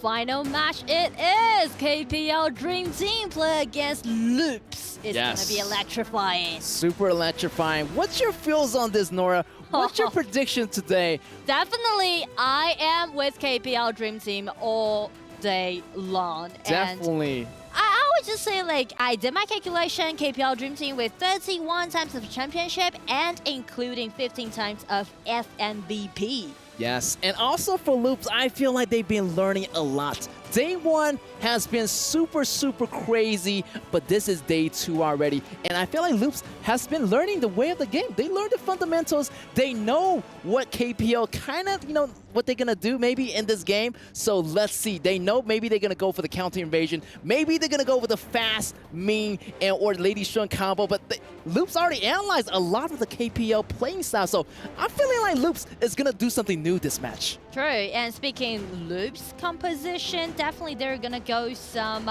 aggressive draft. So KPL Dream Team stay as usual, just ban away this Hino and this Dachao. And as we can see for today's lineup, it's gonna be High and Chance. It seems like High and Chance is a fixed, together to be fixed, and also Paul and Eno as another lineup. Yes, I see the switch coming on right here. Also, I saw Hai's interview, really interesting. Really confident jungler here from the KPL Dream Team here. And yeah, we see Arlie as the first pick here. Super high mobile. I'm feeling their ADC is going to be really hard to catch. So let's see what Loops has to here to counter this Arlie. And the trick that KPL team is doing right now in the draft is that they are taking this Arlie away as a ban, because Loops, for their marksman Shero, he has played Gongsun Li all the time, and played this Arlie, all the time. So this is the thing that KPL Dream Team is doing right now.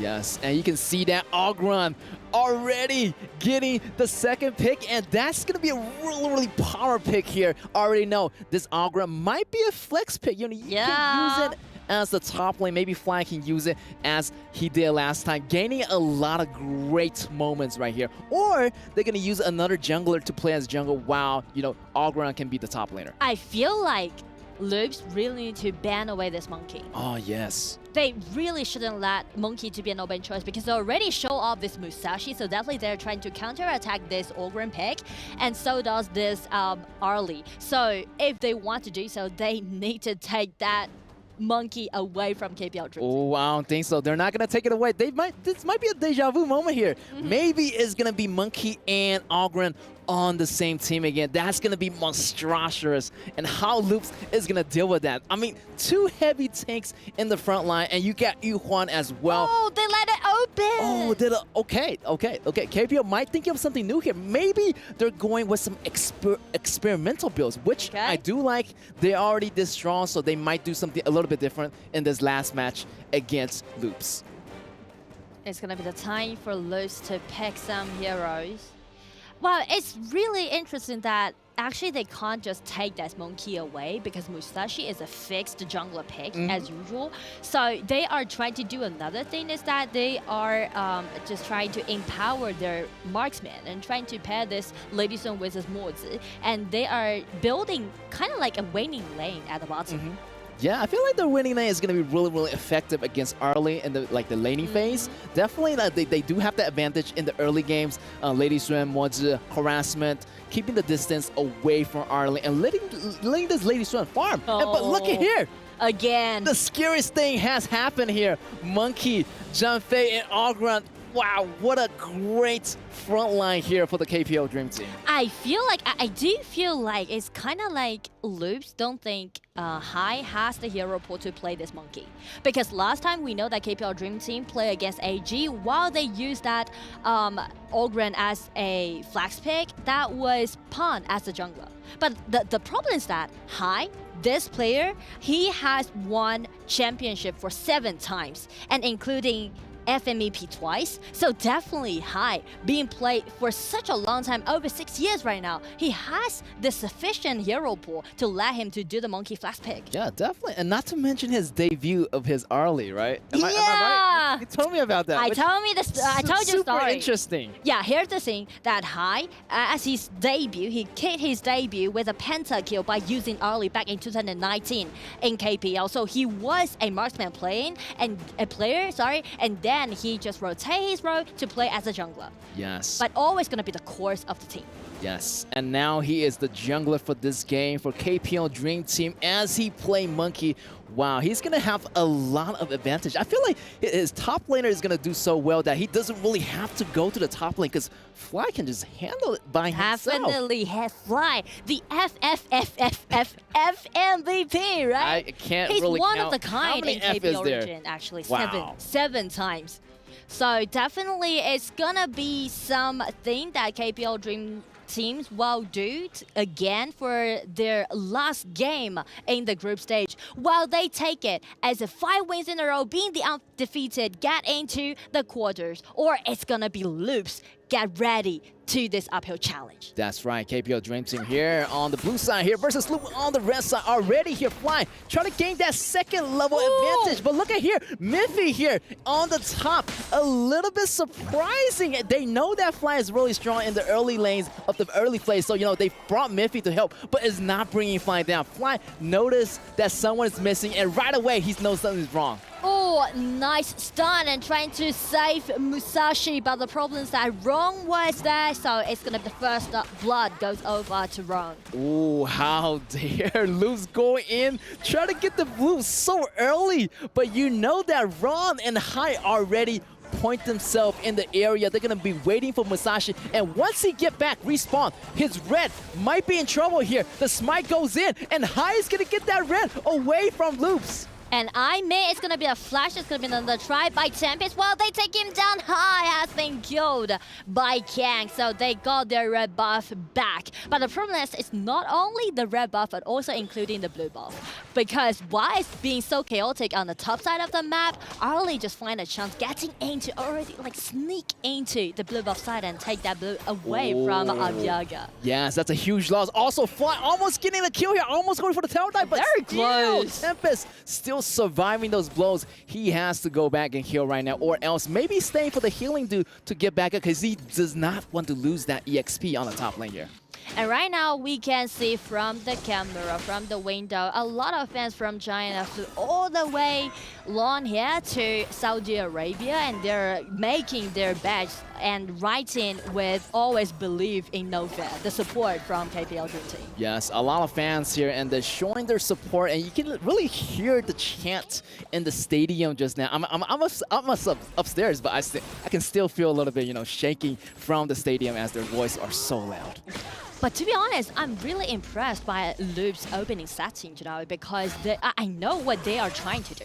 They're trying to build up a winning lane with numbers advantage with his main and mods to make some, impressive gank upon Fly's Ogren and let Abyaga to have the chance to steal away the blue buff. But the problem is that they are facing some difficulties, but right now it's gonna be Kank coming in with a flash and help Tempest to get the hand on Fly. Wow, this is really impressive by Loops. They've been learning so much, and you can see that they're going head to head with the top team. And look at the bottom lane here. A lot of players, but only one member facing 4 players of KPO Dream Team is not going to work. So here's going to be here. Lady Swing goes down here. A lot of pressure here for Loops on the bottom lane here, as Chance already gained the advantage. His goal lead is going to be really, really significant here. I feel like Sherry is too, he's a little bit hasty, because he, as long as he spot that chance, HP bar has been chopped away, he is trying to flash and get that insta-kill.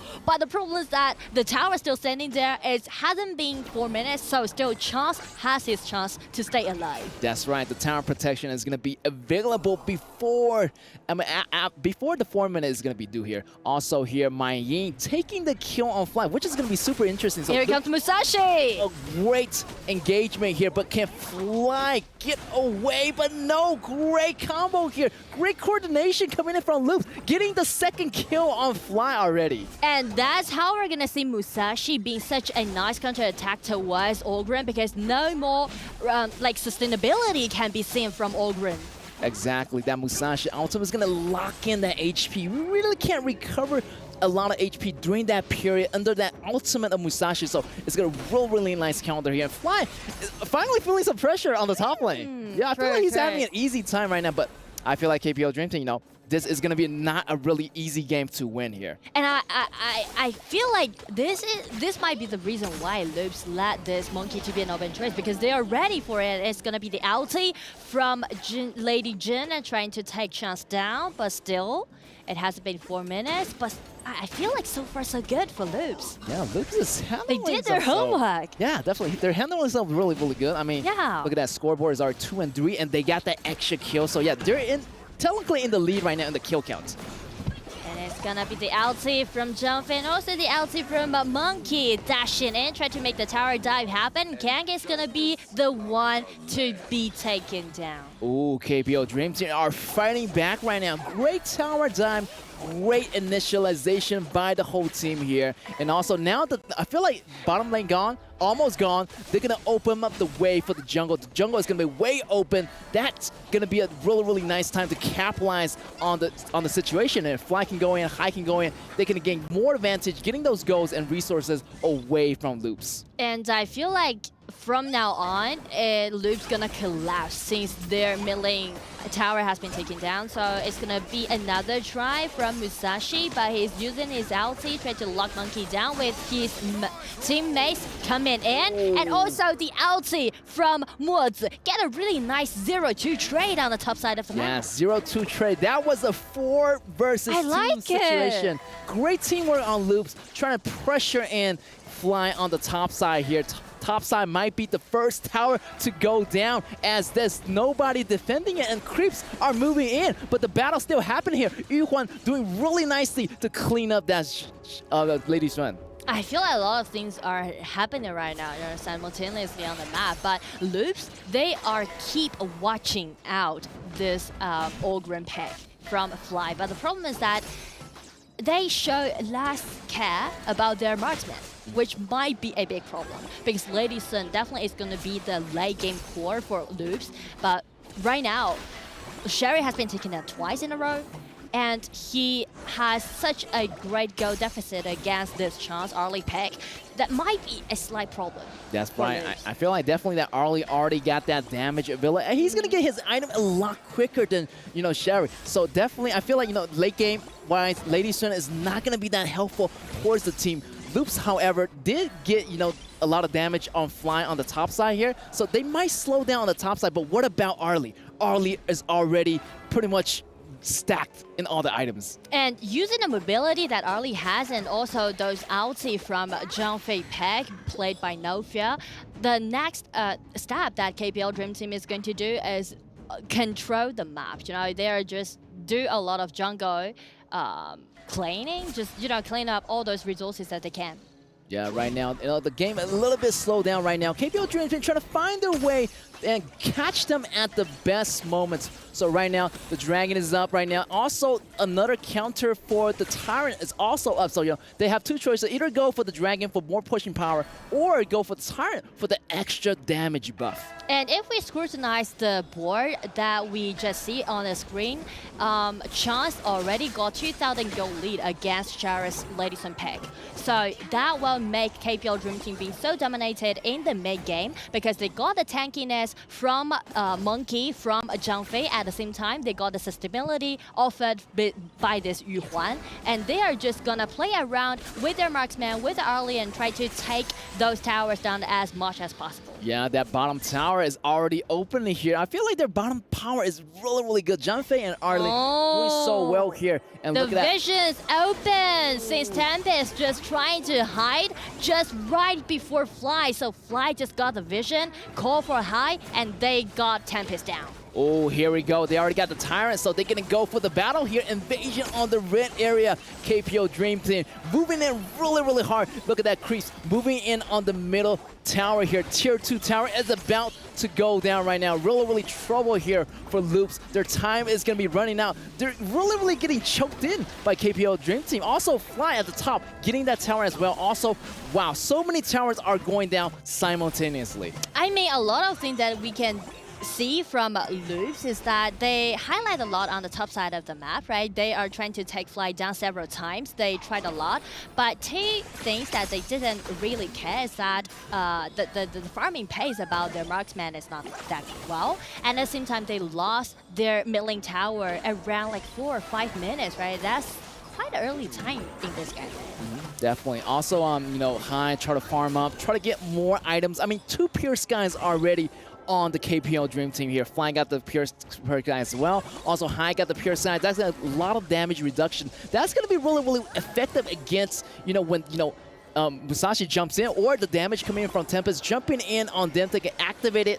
Also, on the other side, they have the Pure Sky as well. So, yeah, both sides looking really, really well on their items. But, yeah, it's all about the late game. Can Shears get this item? Can he get more item or more damage back up Loops in the final part? And right now it seems to be an engagement happening in the mid. Nice stun by Yuhuan. Just forced out the flash from Tempest and using his ulti try to get away from this kind of trap. And KPL Dream Team, because of the pure sky that you just mentioned, it offers them to have triple tanks that I can see, right, from their own composition, which allowing them to have such a clear vision over the map. And right now it's going to be the tower dive because they're trying to take the high ground tower down at the bottom side, and there's no way for Loops to, you know, just save their towers. That's right. Great initialization by Nofear, pushing them apart, also taking that high ground tower on the bottom side here. And they're still going for more because there's minions lanes moving in the middle right here, and they're going after second tower right now. And the problem is that there's no initiator that we can see from Loop's composition. It's going to be really suffering if KPL Dream Teams are jumping in with this Monkey's ulti and trying to dash in. Nice try by Tempest, but they're going to lose their high ground tower. It's going to be the end, I think, because the lanes are on their way. Loop's trying their best, but without the ulti, it's a little bit hard for them to clean up the waves. Tempest just sacrificed himself, tried to guard his crystal, and it's going to be the killing spree that Chance got. But still, Loops, they hold down a bit more, but they still need another 20 seconds. Wait for the team to revive from it. It's going to be the super minions getting into the crystal. It's just hitting the 10 minutes mark, but right now it's going to be another victory for KPL Dream Team. Congratulations, KPL Dream Team. Secured the final win here in our day 2. What a great, fantastic battle. I mean, Loops did good. They really really well. They learned how to fight. I feel like they studied from KPL Dream Team from the first day, and they did so well in the beginning. I mean, really respect to Loops here. True. They actually just, you know, designed the opening for them, and it's all about coordination, you know, because they really need to communicate in a tighter way that led up Yaga's Musashi to get into the blue buff at the simultaneously with their mid laner, right? It's kind of like the delay is not at the right moment, but still, nice try. Yeah, great job here, and you can see that the damage dealt by, you know, Ron, like, you know, the healing, the damage is so persistent, and I feel like who's your MVP pick on this one, Nora? For KPL Dream Team? Yes. Oh, it's really hard to pick out one MVP. Yes, definitely, man.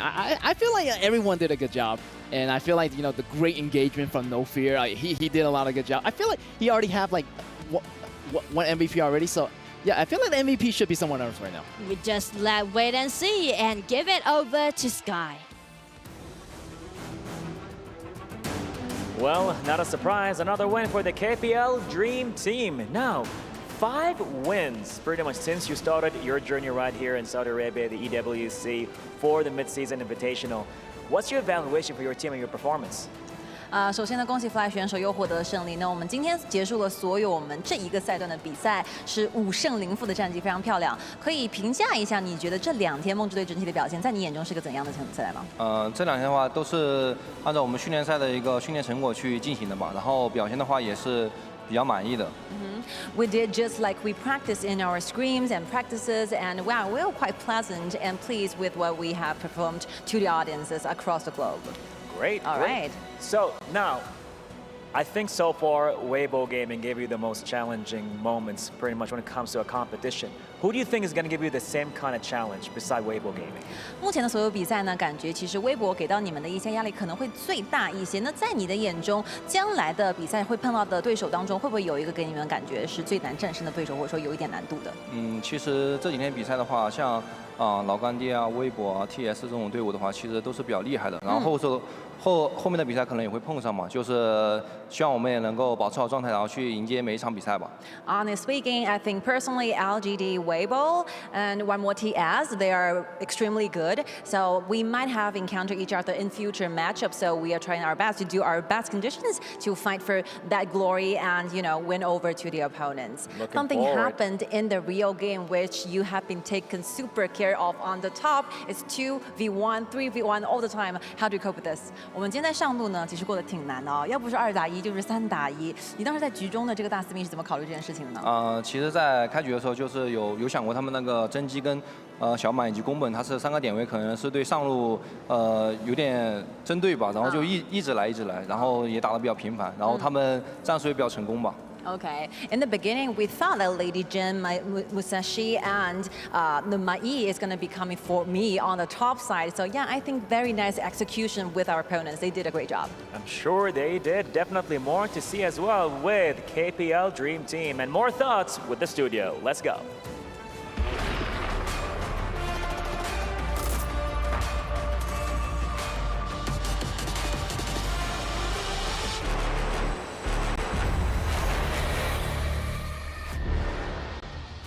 Congratulations to the KPL Dream Team on that victory. Still in a perfect way, man. A lot of people at the beginning had questions about their synergy, about their cooperation. And after 2 days of performances, there are no questions around. They are the top dog. Absolutely. I mean, I'm learning like Kin did. He's done a lot of learning today, but I do have to give it to Loops Esports. They got the most kills out of KPL. Just no map domination. I think that's the only point that they really fell at. Yeah, I think that for Loops, I think they're getting the early advantage, actually shutting down Fly in the end. I think it was a really, really nice adaptation. You can see that they kind of did their homework. That Orgren in the Clash lane, maybe not as strong in the early game. You can try and shut him down, which is exactly what they were able to do. But you can see that the KPL Dream Team, even when they are behind in kills, they still are able to just get so much extra gold, so much extra value from the rest of the map. And that is something that I would like to point out. Now, like a lot of times we get just carried out about like the amount of kills that you're having. Yeah. But in this game, like what you want to do is to go for gold. Yes. The gold difference is the actual key to success. Clearly, you might go around and you start to get some kills, but what you want to do is to get resources after just winning those battles. After getting the kills, what are you going to do? And that's something that everyone needs to learn. Absolutely. I mean, ABH, he tried for that level 1 engage, or at least an early game engage, but he was definitely punished by it by Rung. And I have to give it to Loops. I think, like, that's probably, if other than Weibo Gaming, they are probably second best against the KPL Dream Team. Yeah, I would agree on that as well. Like, you can see that they really came out just guns blazing. Yeah. They really wanted to prove themselves. They knew that they would go into the end either third or fourth. Yes. There was nothing to lose. Yeah. Just go in and they just give your best. No, I think that's what you have to do against this KPL Dream Team, because I think everyone is going to be the underdogs against this KPL Dream Team. Obviously, them and also LGD are the only undefeated teams in the group stage, but making sure that you actually get the extra advantages, you know, the small advantages that you're able to get. But then, like you mentioned, Isaac, is what they do afterwards. They have to try and look to try and invade the jungle, deny gold away from the KPL Dream Team. Because if you don't deny gold away from them, they're just going to take everything that they can get. It is important to see like what Sky was talking to with Fly. Like Fly was always facing 2, 3 people. Yes. And it's alright, like you can come in and then you can take the kill. What are you gonna do with that kill after? Yeah. What is the actual goal? What's the plan? Talk to me about it, please. Yes, absolutely. I mean, like you said, Isaac, it's not always about the kill, it's what you do afterwards. And I think going into a matchup against the KPL Dream Team, this is what all the teams are just hoping for, just to see if they can make them bleed. They may not win the game or get any extra objectives from them. They just want to see if they can make them bleed. Come on, man. Like at the end of the day, it was an amazing game and a great experience for all teams in Group B. Everyone in Group B that had a chance to actually play against KPL Dream Team, believe me, in a couple months when they're gonna go back to their own competitions, they're gonna be really in a different level, man. I think that's the crazy thing about this tournament, is that for the global scene, this is such a huge learning curve for them. Of course. They're coming up against the best players in the world, you know, whether it comes up against scrims or anything as well. But you can see match MVP is going to be Rong, playing Yuan pretty much the whole tournament so far. It has been a pick that only he has been playing in the mid lane, but he's been using it so incredibly well. We need to give the spotlight to that Yuan, right? Like not only to Rong, but to Yuan itself. Just it's such a mobile pick. Like you can actually play it mid, you can play it support, you can play jungle. It is the hero to play right now. A lot of people start talking about like, oh yeah, like the new heroes that they're right out there. But that Yuan pick, so available for everyone. It's incredible to see that we've seen it in pretty much all woes, as you mentioned. We've seen it in the jungle. We know how fast she can clear in the jungle. And we talk about these mid lane mages being able to clear the mid lane waves, being able to get that mid lane priority. As long as you get that mid lane priority, you can look to try and roam around the map, as you mentioned. That HoK with the CC that she has, the extra healing that she has as well, is so big for a mid lane mage. And pretty much different to any other mid lane mage. You think of like Lady Shen, Angela, Princess Frost. They don't have the same sort of maybe healing that the HoK can give to a team. Yeah, I think, like you say, a lot of this thing is the teams, the global teams, learning from the KPL. So I think when you say, Isaac, that they go back to their regions, I feel like they may be seeing a lot more HoK being picked up in these other competitions. I hope so, man. That would make me actually very happy, just to see that this tournament was not only for them just to be like, oh no, we're gonna be facing the top team. No, man, like you actually had the opportunity, the chance to come in and to become stronger. And I mean, the crazy thing is as well, you can see Wrong's damage in the end. You know, we talk about the healing, we talk about the sustain, the wave clear, the crowd control. Wrong doing the most damage as well in the mid lane on HoK. You don't really get to see this too much either. So not only does HoK as a hero offer so much, but also offers the damage as well. And Wrong has been playing it perfectly throughout this entire group stage.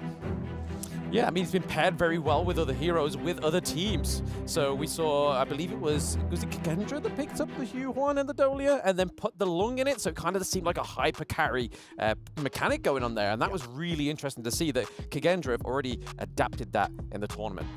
Well, boys, it has been a great tournament up until right now. We're done with all the best of one. We still have one more game just going on over there on the B stream right now that we still need to wait for the result. What is your feeling after this whole best of one as we can see the standings? Yeah, I think it's actually pretty interesting to see how it's going to adapt into this best of three when we get into the quarterfinals tomorrow. These best of ones can be very 50-50. They can sometimes be very coin flip. There are going to be teams that are going to be able to pick up these pocket picks. But in the quarterfinals, I think this is where we're going to see the adaptation from the teams, them learning from game to game to game, and it's going to just build up over the tournament. Yeah, it just means that there's more room for error. If you do overstep in one game, it's not the end of it. You can just literally come back, get on the horse, and then try and take down your enemy in game 2 or potentially even game 3 if you manage to bring it around to a draw. But if you look at it, LGD with a solid 5-0, just all the way from Season 2 all the way to here with just a flawless victory. They have like really came in and they showed that they're actually the champions of this whole thing. Besides KPL Dream Team, the other team that actually just did not even lose a single match. Sadly for Team Falcons, for Kagendra, for Boom Esports, this is gonna be the end of the road, man. Unfortunately, it's been a long road for them, but like I said to Stu when we were casted, it's just a horrible thing to feel for the players, especially on Team Falcons, not picking up a single victory, and we're seeing some of these keys being crushed, and it's like hopes and dreams being crushed, man. Yeah, it's actually crazy. I mean, the whole trophy system in general with this whole key things being crafted is super unique. We haven't really seen it's brutal, like man. This. I mean, it's brutal, but hey, you got to come and play. It's the biggest tournament. It's the biggest stage of them all, and like you can see there, Boom Esports. Oh no, you can see the. I mean, the teams are probably watching their own keys get crushed. Would you watch your own key get crushed? I would. Or would you know what? Walk away? No, I would watch it getting crashed, and then I would just promise myself next time that for the next EWC, I'm gonna come stronger. Yeah. Just to take that anger, to take that feeling, just for me to have that motivation to work harder as I get back home. That's the thing, right? I mean, a lot of these players are going to go back to the drawing board now, going to go back to their regions. We obviously have like the Open Series 2 for some of these players that they have to go back to. That's going to come up very soon in Honor of Kings competition, which means that these players have no time to rest, really. They have to, you know, get ready and get updated and get ready for another tournament. Well, man, I'm hearing that we have updated standings right now. Just getting in there because Team Vitality, sadly, not being able to seal the deal, and it's going to be Impunity Esports. Who would have said that they were going to take with 2 points the last ticket and made it into the next top 8? This is heartbreaking for Vitality. Really like taking a game and taking that revenge versus Vivo Keyed all the way in their first game to then losing 4 games in a row. They only really needed one more win out of them 4 games, and they weren't able to get it, and now they're knocked out completely. So both these teams, you know, Vitality, Falcons, Boom, and Kagendra, we'll have to say bye-bye to them. Yeah, it's just showing the flaws of the side of Team Vitality. We love the guys, we love the team, but it's all down to that draft. If you focus one of their carries, it's game over, and that's not the way it should be. Your team should be a unit, not relying on one person or another. Brothers, it has been an amazing day, and I'm totally sure that everyone at home has had their favorite plays, and we have come up with the highlights of the day brought to you by Kidia.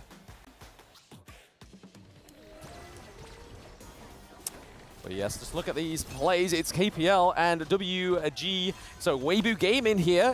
One of my favorite games to cast today. I don't know about you, Stu, but I was really hyped for this game going into it. And I don't think I was disappointed with this one. Yeah, the aggressive plays from Yinyo in the end, being able to place aggressive flash in with Long. We've seen that the KPL can play this hero so incredibly well and better than anyone else that we've seen so far in this tournament. So Yinyo getting one of the plays of the day.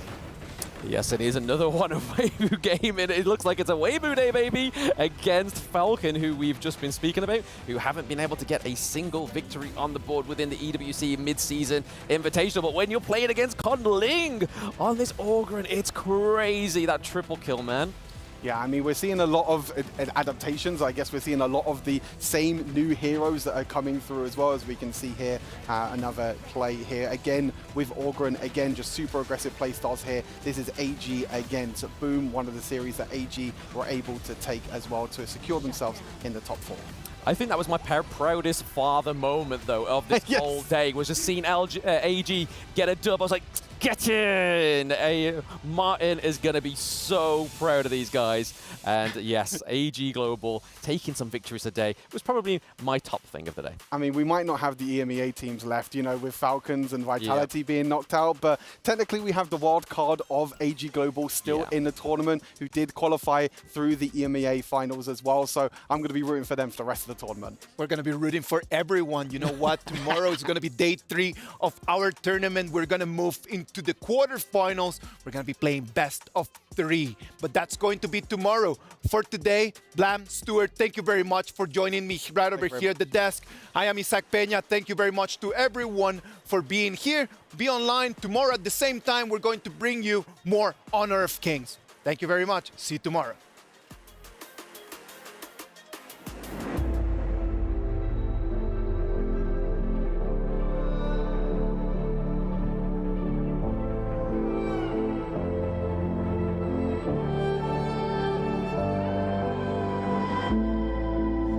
Stranger to the fallout, it's what got us here. Ever changing, some chameleon, blood, sweat, and tears. We'll never make it if we fall to everything that brings us down. With a comeback, it's now. Blood, sweat, and tears. Fight for what we want. Doesn't matter the cost. Every day, put in work. Blood, sweat, and tears. Nothing comes overnight. Strength in numbers start to line. We don't bow to fear. Blood, sweat, and tears.